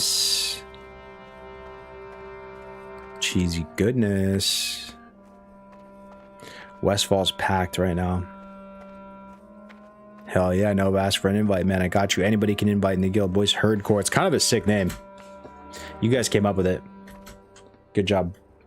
Herdcore. Yeah, what would be some other names for other race guilds for this? Someone said Silverwing Sentinels for a Night Elf. That's pretty good. Is there a funny gnome one? Or like... Oh shit. I'm gonna pull 2. Oh, I already pulled 2. Jeez, I'm gonna pull 3. I got 3 harpies on me. Damn. No Mercy. Ooh, I like that actually. No Mercy's kind of insane. That's actually a really good name, bro. Night Elf Cucks. I like that one. That has a good ring to it as well. Uh-oh. Cowmander, the Tauren warrior, has died from fire at level 13 in the Barrens. What does that even mean? What does that even mean? What do you mean died of fire? What does that even mean? Like he died to a lamp? Like he ran into a lamp? It's not like RFC, you know, you touch the lava. Does that mean he died like how Grace died on the campfire? That he ran into someone's like cooking fire? What does that actually mean? It's not lava, it says something different when you die. It says you drown. I don't think you can even die in a campfire if you stand in it. You have to basically be hella low. Like, you have to be, like, life tapped, and then you run into a guy's campfire with, like, 1 health. How much does a campfire hit you for, boys? Is it, like, 10 damage? Dude, I have to... How did he die? I need to figure it out. Level 13? Where are you at 13? In the... Wait. Okay, he's in the Barrens. Let me think about this. Level 13... Hold up, maybe I can you see where people die? Let me see. Death log, 13. Cowmander, Baron's Fire.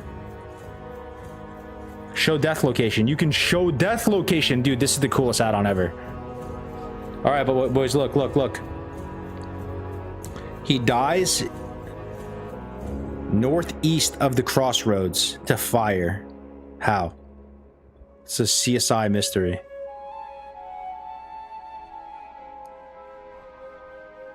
Bro, just help me get the fire totem at the Quillbore. The pig camp. But he died to fire, not a geomancer. Maybe he got low from the pigs and he was running away and he ran through a fire. I don't think if you AFK on a campfire you die. I think your spirit will keep you up.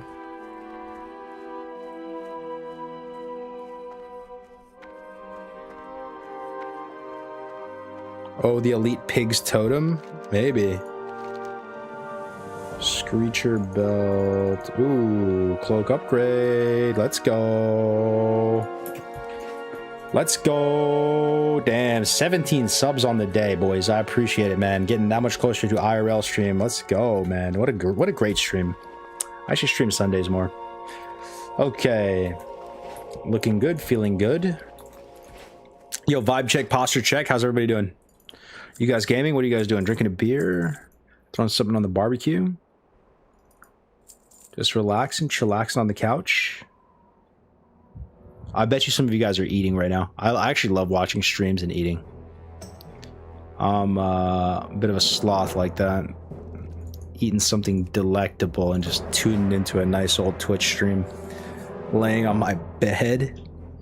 Vibes are at 10. I'm about to log back on. Yo, Boosty, we need more people to do yo, no way, man. An anonymous gifter, a stealth benefactor, doesn't even want the credit. Gifting 5 subs, 5 ad-free viewing experiences to the community, man. You'd love to see that. My anonymous friend, thank you. Thank you for your support. We're like a third of the way there already, pretty much, give or take a couple. Oh shit, tactics with the... Oh, product link. Oh, okay. All right. Yo, tactics actually hooking it up too. So this is the company that I was part of for a while, as a lot of you guys know. Rested XP, a lot of people will use it. It's good stuff, man. I mean, it was made by like literally the most insane levelers, and I will say, bro, the people who made this company, myself included, we come from private servers, man. We come from the mud. We come from Northdale, Nostalrius, Kronos, Elysium, back when there was no money to make in this game, back before any of the streaming, before any of the classic, announcement. Just neats that came together and made like a sick guide. So shout out Tactics, he's just gifting us a copy of this so we can actually level with a guide, which is pretty sick. So shout out RXP. Let me see. It's good people behind it, man. It's not like the people who, like, I don't know the people behind Zygor or any of the other ones. I will tell you with certainty, the people behind Rested XP was just private server homies that came together. I know them all by name. Zerant, Tommy, Tactics, Brandung. People that have been around since the beginning of all of this. Doing speed runs when nobody cared. When there would be one viewer, nobody watching, using Guide Lime, just coming up, running it back, doing hundreds of Night Elf speed runs, Duratar speed runs for what? Just because people love the game, bro. They want to level fast. So shout out Tactics. Thank you for the copy of this. I'll load it up for the next stream so we can actually level with a guide. We'll just keep going for now. Just freestyle for a little bit. All right, so we are done here, I think, for a little bit. Decimus, choose 2 advanced. I think we go 1,000 needles. I think it's 1,000 needles angle. Let's go. 1,000 needles hype. Guideline is open source. Wait, Cargos. Guideline is older than RXP? Yes. Guideline is older than RXP. Yes. Yep. Guideline has been around forever. It was actually so one of my co-founders at RXP, his name is Zerant. Some of you guys know him. He's a hunter. He's been around forever, like Night Elf Hunter, Giga Chad. He played in a lot of our tournaments and stuff, right? He was like the first guy to make WoW guides using Guideline. Like, that's all there was back then. There was no RXP. There was no anything. So yeah. How do I get started? Just roll a torrent and whisper someone from the guild. That's right, J-Ray. Skull Rock, whisper anybody can invite. And I will say, it's only downhill from here if it makes you feel any better. Right now, the vibes are the best they'll ever be. When it's small, tight-knit, it only gets worse from here, brothers. As this grows, It's only going to get worse and worse. I know that's like the worst marketing spiel ever, but that is, if you've played on any of the past projects, Deviant Delight, Bloodsail, you know the vibe, man. When it's like early days like this, it's kind of like amazing. So, you know, but you always need to recruit people as well. It's just how it goes. It's just like, this is it right here, man. If you're playing right now on this server, it's dead. It feels like home. It's cozy. You know everybody in the guild. No weirdos spamming stuff in the guild chat. No griefers. Nothing like that. Yeah, oh yeah, mark yourself self-found. That's right. Good call. Good call. Good comms. I'm Joanna's PDF years ago. Yup. Years old. Yup. I bought that. I bought that back when I was like 14 or 13 too. Yup. Yup. Still feels like yesterday, man. Scrolling through that gigantic white PDF, seeing what the next step is, and feeling like it was the most magical thing ever. Done with TBC for now? No, man, we're still playing TBC very much, very much. I played last night. I played some arena last night. So let's go, yo. There it is. There it is. The Giga Raid. The Giga Raid from none other than Sarth. What's up, brother? How we doing, man? Are you playing TBC, bro? Are you playing the Watlika like Chinese hybrid version? What you been up to, bro? It's been a minute. We played a lot during pre-patch, and then you know how it is. Everyone kind of splinters off, does their own thing. I'm still playing a lot of TBC, Sarth. I have 4 characters. I'm doing arena, you know, like just every week, and chasing Glide for no reason. Both today was Watlika Plus. How's that going, Sarth? Are people? Is it still? I don't know, bro. People told me that there's millions of people playing it. I just like, it makes no sense to me. It's a Chinese thing, right? For most of it. So like the numbers over there are just crazy. Like we can't even conceptualize it. Like apparently it's the biggest version of the game. Like that's actually way bigger than anything we have going on over here. TBC, Classic Plus. They're just chilling like 1 mil plus playing. Like it's right. It's so hard to understand like that's real. It's got like 1.4 million players right now. It's got the best retention of any WoW server ever, according to logs. Holy smokes, man. Yeah, that's wild. That is wild, dude. Thank you for the raid. Yo, welcome everybody. Welcome everybody. I know this may not be everyone's cup of tea, but at the same time, who's really not enjoying this cup of tea though? Somebody just like chill, cozy leveling in the Barrens and or Thousand Needles. Like what kind of min-max degenerate you have to be to not enjoy just a good old cozy Azerothian leveling stream? I want to believe that that's everyone's cup of tea. If you're a WoW gamer, that's everyone's cup of tea. Some nice Fury Warrior, Tauren, Thousand Needle, dual wield gameplay. I mean, I can verify things, but I won't. China isn't big on botting culture like the West is. They do it and sell to the West more than doing it themselves. Oh, interesting. That's so weird. They'll do it to make a buck off the West, but then for their own servers, they're like, we'd never bot on our own servers. It's just to farm the dumb Americans. Ha ha ha ha ha. Uh-oh. Lamothi troll hunter slain, cut down in his prime by a Zevra. Oh my god, another one back to back. Guys, we need to replace them. One dead body. We gotta roll them off the landing craft, and we gotta get new recruits. We need to get greenhorns in here. We need to replace the body, guys. 2 down. We need more recruits, guys. 1 falls, 2 are born. Okay. All right, they're just expendable cannon fodder. We need to get more. We need to get more cows in the pasture. Yeah, what up, Reaper? Yeah, thanks for that raid again, though, Sarth. Yeah, you're on Night Slayer though, right, Sarth? So we can actually cross paths at some point. I got 2 on Ally, 2 on Horde. So I got like a disc and a Warlock on Ally. Sold out.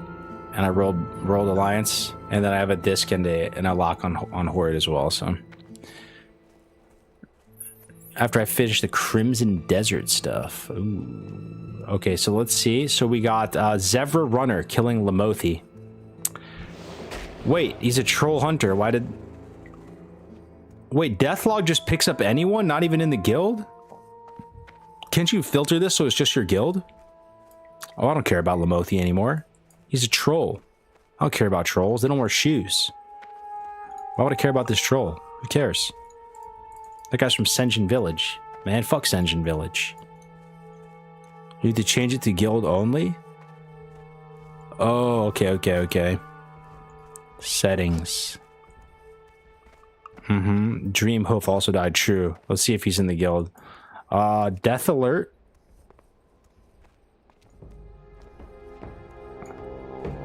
Current zone only alerts.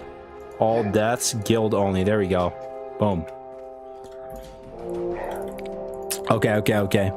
Let's take a look at Dream Hoof. So Dream Hoof, level 19. That's actually a pretty hard death right there, bro. Being 19 in 3 days, that's not bad.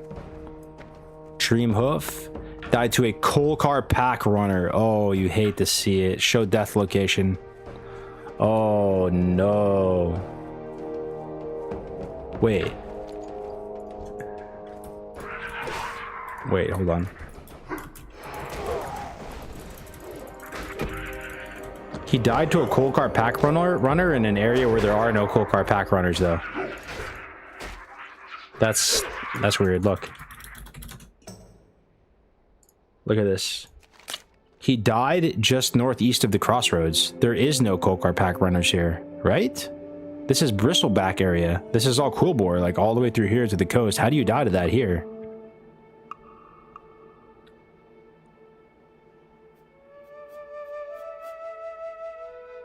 It's probably bugged. Oh, yeah. I didn't know it could be bugged like that. Yeah, it's probably bugged. Yeah, those mobs don't exist there. Kited it. They run through the barrens. I don't think I've ever seen one there. Death location not always correct. Isn't that an oasis? Giga Leash? I mean, they do have crazy patrols all over, but I've never in my life seen one just northeast of the crossroads like that. And this is the same spot the other one was saying. So let me reload. Maybe I reload. Probably bugged. Yeah, those coal car will get you though, bro. For sure. Death log. I can't even see his death location anymore. But creature statistics. Where are the coal car here? Creature statistics. Blackrock Outrunner. That's Red Ridge. Son of Erugal. Gazoos. Morladim. Isn't that weird, boys? There's literally no coal car. Where the coal car at, man? It's not on page 2 either. Coal car pack hound, page 3. I could have sworn those would have been higher, man. The coal car deaths. A lot of people play Alliance by the looks of this, too. Yeah, so Defias Trapper, Pillager, Voidwalker, that's Skull Rock, Elwyn, Harvest Watcher, Westfall, Blackrock Outrunner, Red Ridge. This is the SFK, Son of Aragol, Black Dragon Whelp, Red Ridge, Wendigo, that's Cold Ridge, Stone Plinter Seer, that's Lochmadon, Lord Melanus, this is Night Elf. Terran Mill Death Guard, though. Yeah, that doesn't surprise me. Class statistics.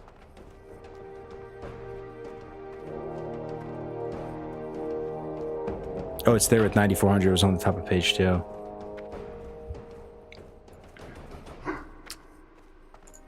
Survival. Hazard. This add-on's pretty sick, guys. Probability of reaching milestone from last milestone. 10, 20, 30. I don't know what any of that means. Kaplan Meyer logging. What? The thing that's kind of interesting is look at the average level of all the classes. Is this higher or lower than you guys would think? Like, why is it so consistently level 15 that people die at? Average level. Shamans get higher level, 16.7. Mage gets Priest. Yo, so Priest actually has the highest average level. So Priest is the most unkillable, guys. Statistically. I mean, it has the highest average level, at least.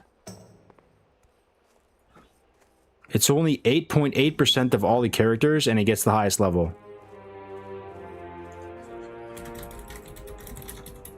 Another one. Classic Dill. Classic Dill. Huge pickup. Classic Dill's back. Classic Dill's back. Gotta love Classic Dill. Shout out Classic Dill. Let's see if we replaced the fallen soldiers. We did. 2 of our soldiers cut down in their prime, and we just instantly replaced them with four more bodies. You'll love to see it. We lose 2, we gain 4. We take those. Probably least played and only played with good players. I feel like levels 15 makes sense. A lot of caster mobs are introduced around those levels.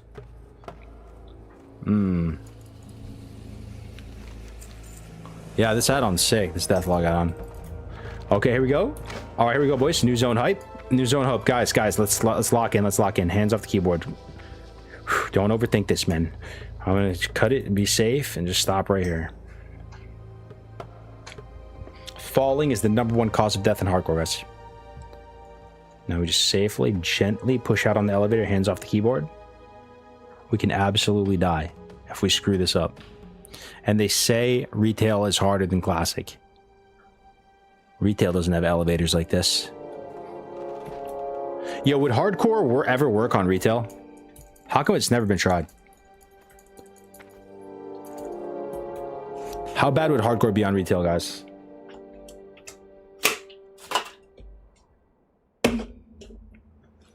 Retail's so easy. Well, I need to re-up my drink. I need to get a new beer. 1 second. BRB.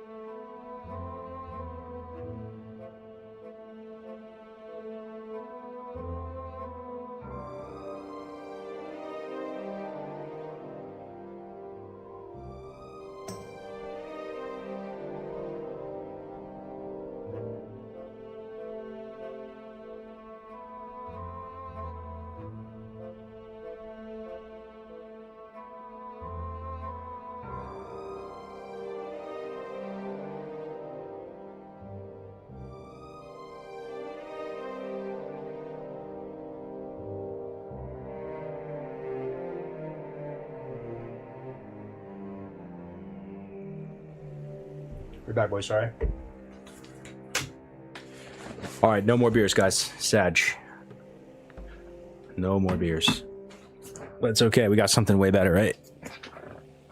pH balanced water. Let's go. Costco hype. Let's go. All right, guys. Fresh zone. Fresh zone. Fresh zone. What do we do? We're in 1,000 Needles. Never been here before. New zone. First time ever.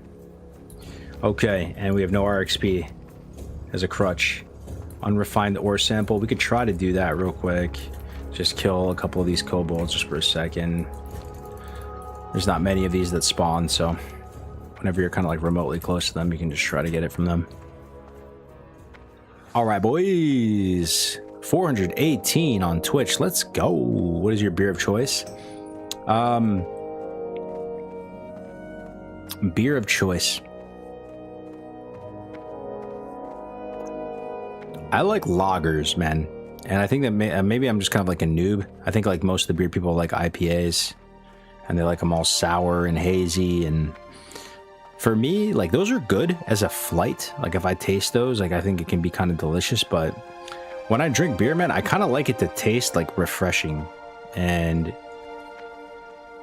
I know it dehydrates you, but I like lagers. Like, honestly, like, probably like Stella is probably my favorite. It's like the most normie beer I know, but like Stella on tap poured into a chalice is probably like this, you know. But you know, I like all the beer, you know. Over time I like IPAs more and more. My girl yesterday was drinking a sour that was like a honeydew sour. It tasted like a straight up honey stick. You guys remember honey sticks when you were a kid? You just like a little like waxy stick of honey. You buy them for like 10 cents. Oh no, man, not sprinkles. God damn it, man. Sprinkles down to none other than Foreman Grills. Of all people, that guy actually is really strong. He's up by the sludge fens in Barrens. That guy is tough. Not one to mess with for sure. Okay, well, what was this Panther? 30 elite? Can I do that right now? Nope, can't do that.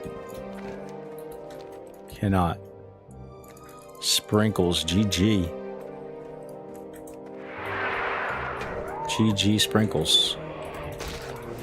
Another one. Look at all these people joining the guild, boys. It's working. It's actually working. We're blasting off. Look at this. Okay, one guy died. Instantly replace him. One body down. One body in. People coming off the landing craft getting mowed down. And we're basically like the MEPs of the guild. We're like the recruiting station. We're just like scamming people into contracts and getting them to sign up. And I realize they're signing their... You guys don't realize you're signing your life away to Grace for Days, right? You guys realize you're now, you know, you're now a slave to Grace for Days, right? But yeah, one body down, one body in. Love to see it. Still growing despite all the casualties. IPA is the worst kind of drink. The herd can never thin out. That's right, man. Have been for 5 years. Oh man, Grace is gonna be stimming so hard tomorrow when he gets on. Yeah, no, Grace is gonna be happy, dude, that we kept the lights on, bro, and that we have some new streamers. Ooh, like that guy who hosted us. That's promising. It's always a fun challenge for me though. Like I like juicing pop numbers. I feel like I'd be so good at like promoting like a private server if it was a thing, you know?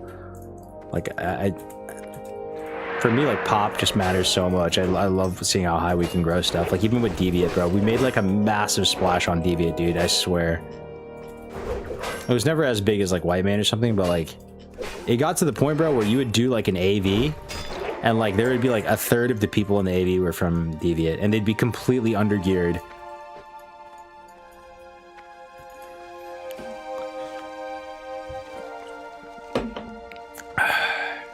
I've always thought you should do your own private server. Yeah. Maybe one day when Blizzard stops caring about the IP.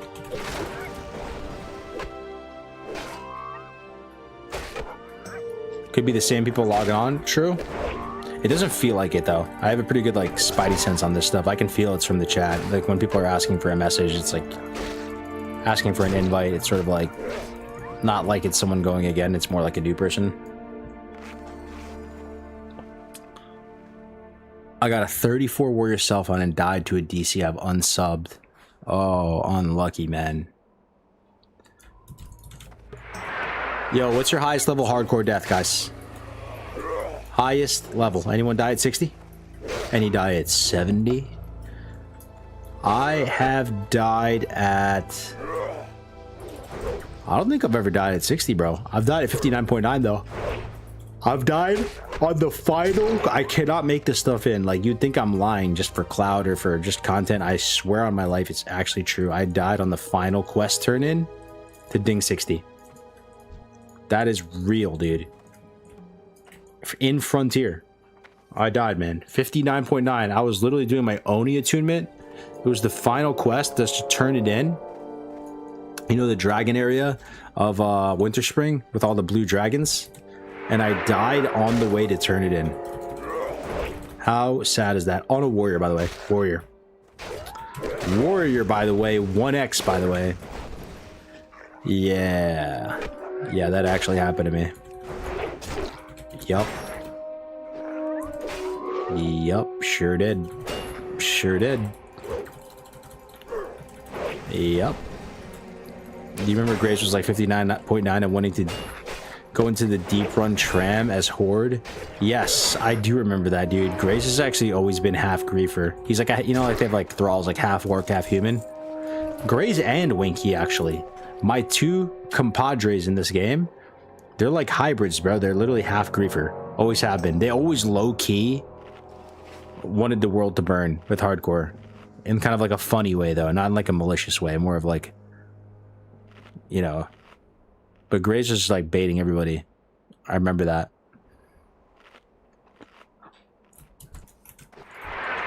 And Winky was chasing him around too. And Grace was in Stormwind, like flagged, pulling guards and stuff. Lost 4 level 60s. Yikes. Died at 52, 57, 58, 53. I lost my self-found 60 warrior.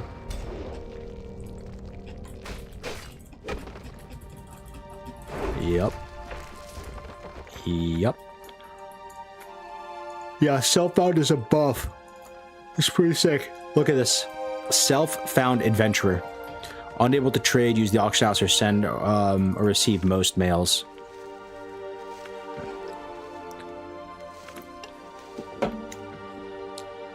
Can I ask you something though?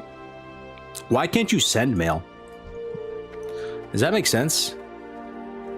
Like, why can't you send mail? Like, why couldn't you just send mail to a non-self-found character? It has nothing to do with like you getting stuff. If you just want to save materials or save, maybe you have too much of something, you just want to send it to an alt. Like, it doesn't affect this character at all. You know, you can't receive anything. It's kind of weird.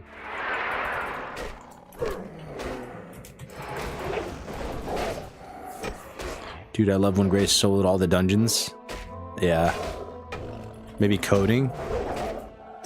COD. What up, Jackals? What up, Jackals?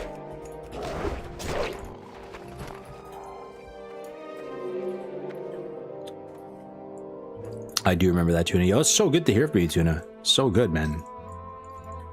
How's everything? Another one. Guys, we got another one. Another one. Welcome, calculated. Welcome, brother. Another one. Are we up to 70? 78! Oh my gosh. 78. Can we get back up to triple digits? Is it possible? Is it possible that we do it? And look, the guild's blasting, bro. All these people started just a couple days ago, like 2 days ago. We got a 42, 33, 31. We actually might be able to do an RFK now.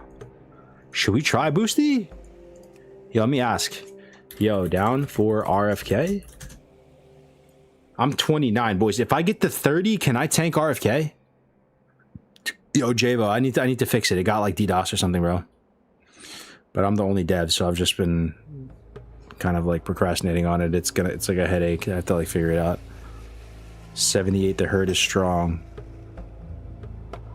Yes, sir. Not at the moment. 20, 30 minutes, maybe.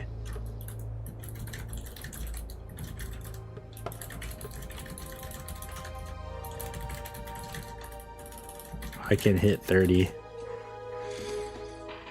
All right, sick. We got one, boys. We got a 33 shaman. Surely that's good. Boosty. Let me ask Boosty. Boosty. Down for RFK in 30. Big Gay Bull. 28. Is this high enough, guys? Maybe it was a healer. Down RFK. So that's 1, 2, 3, 4 if this guy says yes. This guy needs Corpse Maker, though. We only have 4. I don't really care though. If someone gets Corpse Maker, it's fine. It'd be nice though. I mean, yo, shamans are gonna roll for Corpse Maker too, right? Because they level as enhance. I think everybody's gonna roll on it. Maybe the only one that's kind of shameless is Hunter. Like, would a Hunter roll on a Corpse Maker? I think it would if there was no If there's no like warrior or something, right? Then he would roll on it. But if there's like a warrior or someone else who can use it, they would probably pass. But I think shaman would use it because level 30 they can use two-handed axe.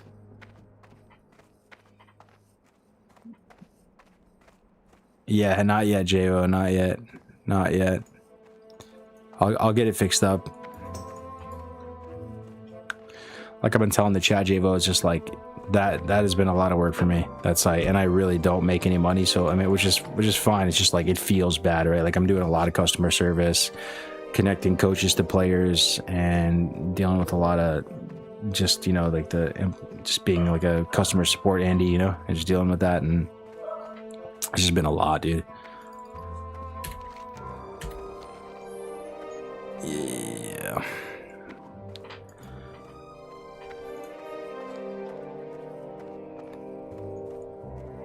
TBC PvP arc over already. Site is down. TBC PvP site down is FYI. I know, man. I know. You see, there's a lot of people that like it, man. That were relying on it. They were relying on the site. My bad. I'll get it up. I'll get it up.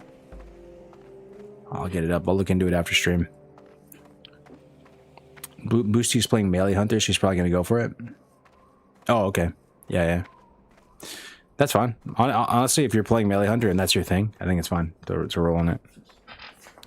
Unless they're just trolling and saying that. But Boosty's legendary. Honestly, I don't even know if I want Corpse Maker, guys.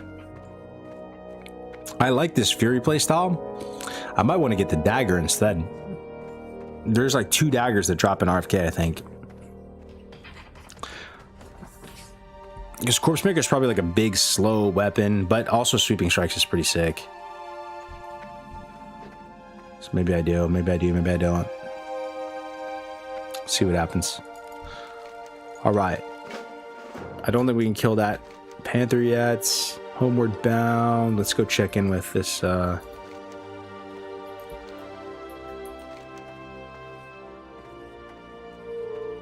spot here, the town.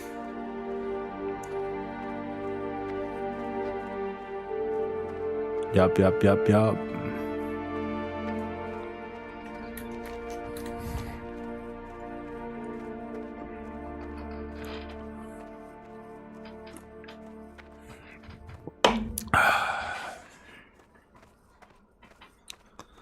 Yep, Classic Plus, boys. Classic Plus getting announced soon. How's it going to be? It's kind of weird, isn't it, to think about? Kind of weird. TBC's out, but Classic Plus is probably going to be in a vanilla environment, right? Vanilla? Level cap 60? 65? 70? What are they going to do with it, man? How much are they going to change it? How ambitious is it? How ambitious is it going to be? Who knows? Are they going to do a good job? Is it going to be all retailified? That's really the elephant in the room, right? I love me some Vanilla WoW, trust me. I love Vanilla WoW, but the fate of Classic kind of hangs in the balance of that Classic Plus thing. We'll see.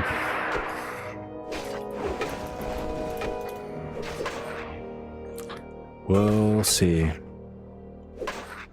Please no boost and retailify. I don't understand what it's going to be. The fact that we don't understand what it's going to be, but Blizzard does, and Blizzard is making it, does that terrify anyone, bro? Like, as some of you guys, we've been around since the start of all of this, right?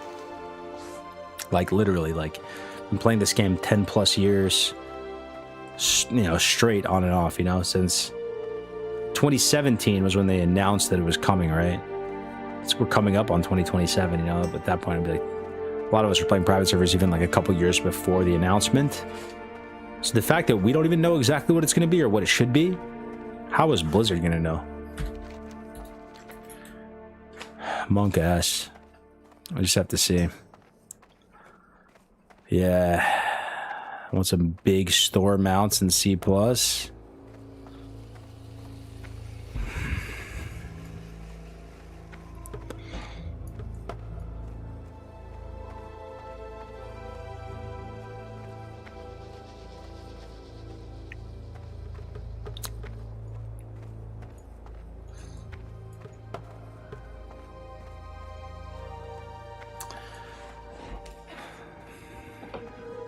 Can you believe it's been 10 years since Lights Hope, Zethker, Law Forever chained to this game?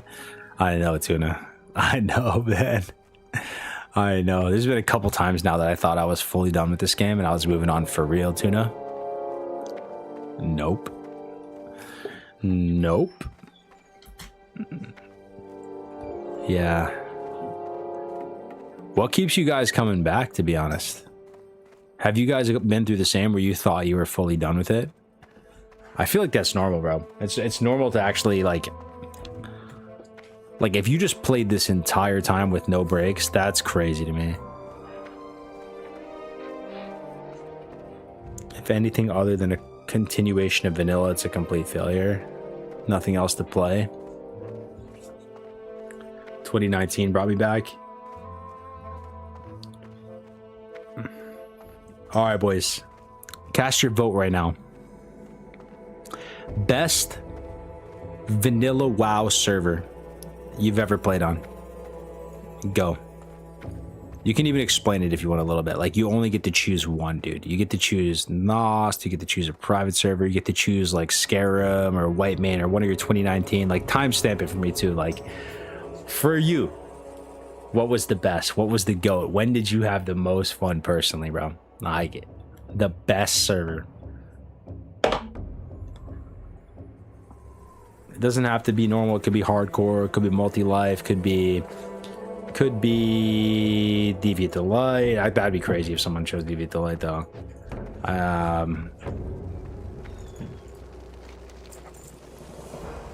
Northdale.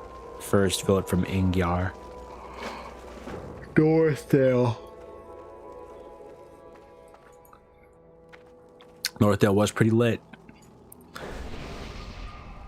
Northdale was a private server that launched after Classic was confirmed to be coming. Vanilla. It was like the last private server before Classic 2019. So the pop was crazy. The vibes are insane. I hear you there, brother.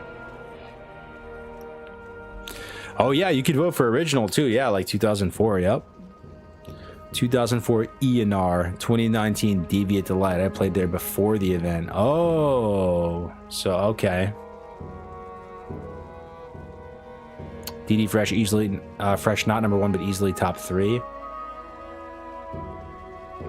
Bloodsail 2020 rank 1, Deviant Delight 2. Damn.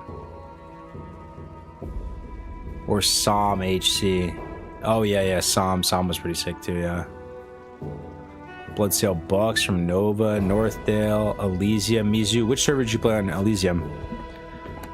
Did you play Zethker or like the first one? Just a WoW crackhead, nothing better to play. I've taken a lot of breaks.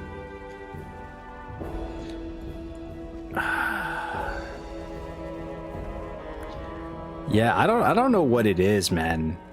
It's just like what we know, you know. Like I no other game really creates that same. I kind of grew up with Blizzard games, right, boys? Like, I kind of grew up with, like, StarCraft, with Hearthstone. This is, like, my wheelhouse, you know? Like, of course, I dabbled in Steam games, too. I played a lot of Dota. I played a lot of other things. But no other game has really been, like, home base. You feel me?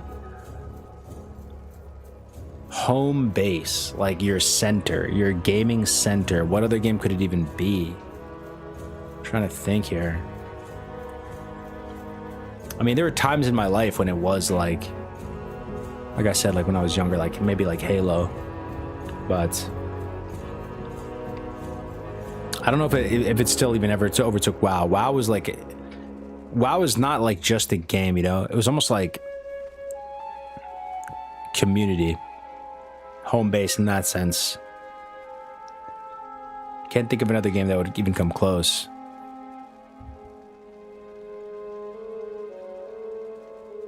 Wow, soundtrack pulls me in.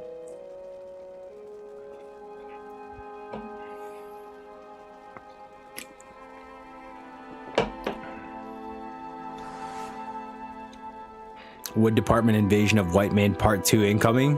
What's up? I am Keg. What does that mean?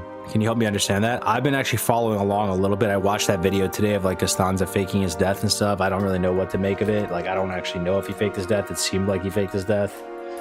Like I said, I talked with that guy a lot, but I just like couldn't figure him out because like I was talking to that guy on Bloodsail and I thought I had like a good rapport with him, like a good reputation going with him. And like even Wood Department, I thought they were like kind of more sensible than I thought they were going to be. Like they had this crazy reputation, but they were just talking completely normal.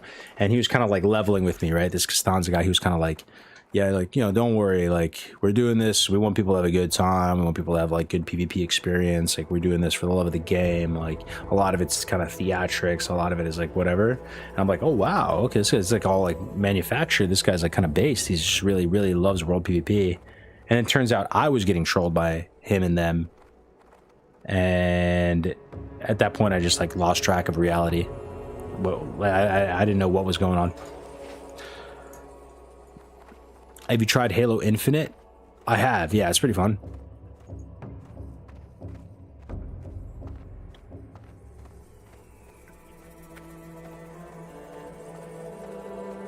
They're banding Horde together for White Man. Not sure when they'll officially be back to BRM mind controlling raid leaders 3 zones away from raid. Wow. All right, boys. I think I'm actually going to call it here for a little bit. It's been 5 hours. I'm going to try to like touch some grass for a second. I might be back tonight and do some arena stream. But 5 hours came and went so fast, boys. It's already been 5 hours, 13 minutes. So many people watching. It's kind of a bummer to end stream, but I might be back tonight. I'm just going to touch a little bit of grass, maybe play a little pickleball, do something. And then I might be back tonight with some arenas or something like that. So, yo, thank you very much for watching, boys. I appreciate it. I'm going to send you over to Showback. And I'll talk to you guys real soon, okay? Peace. Thank you for the subs, bro. We're going to keep the sub goal going. 22 subs is insane. Much love. We'll keep it going real soon. Shout out to everybody in the herd. Shout out to Tornado. Shout out to everybody. Come through. Come join us on Skull Rock. I'll be around for a little bit. I'm just going to just do something, and I'll be back tonight probably. All right, peace.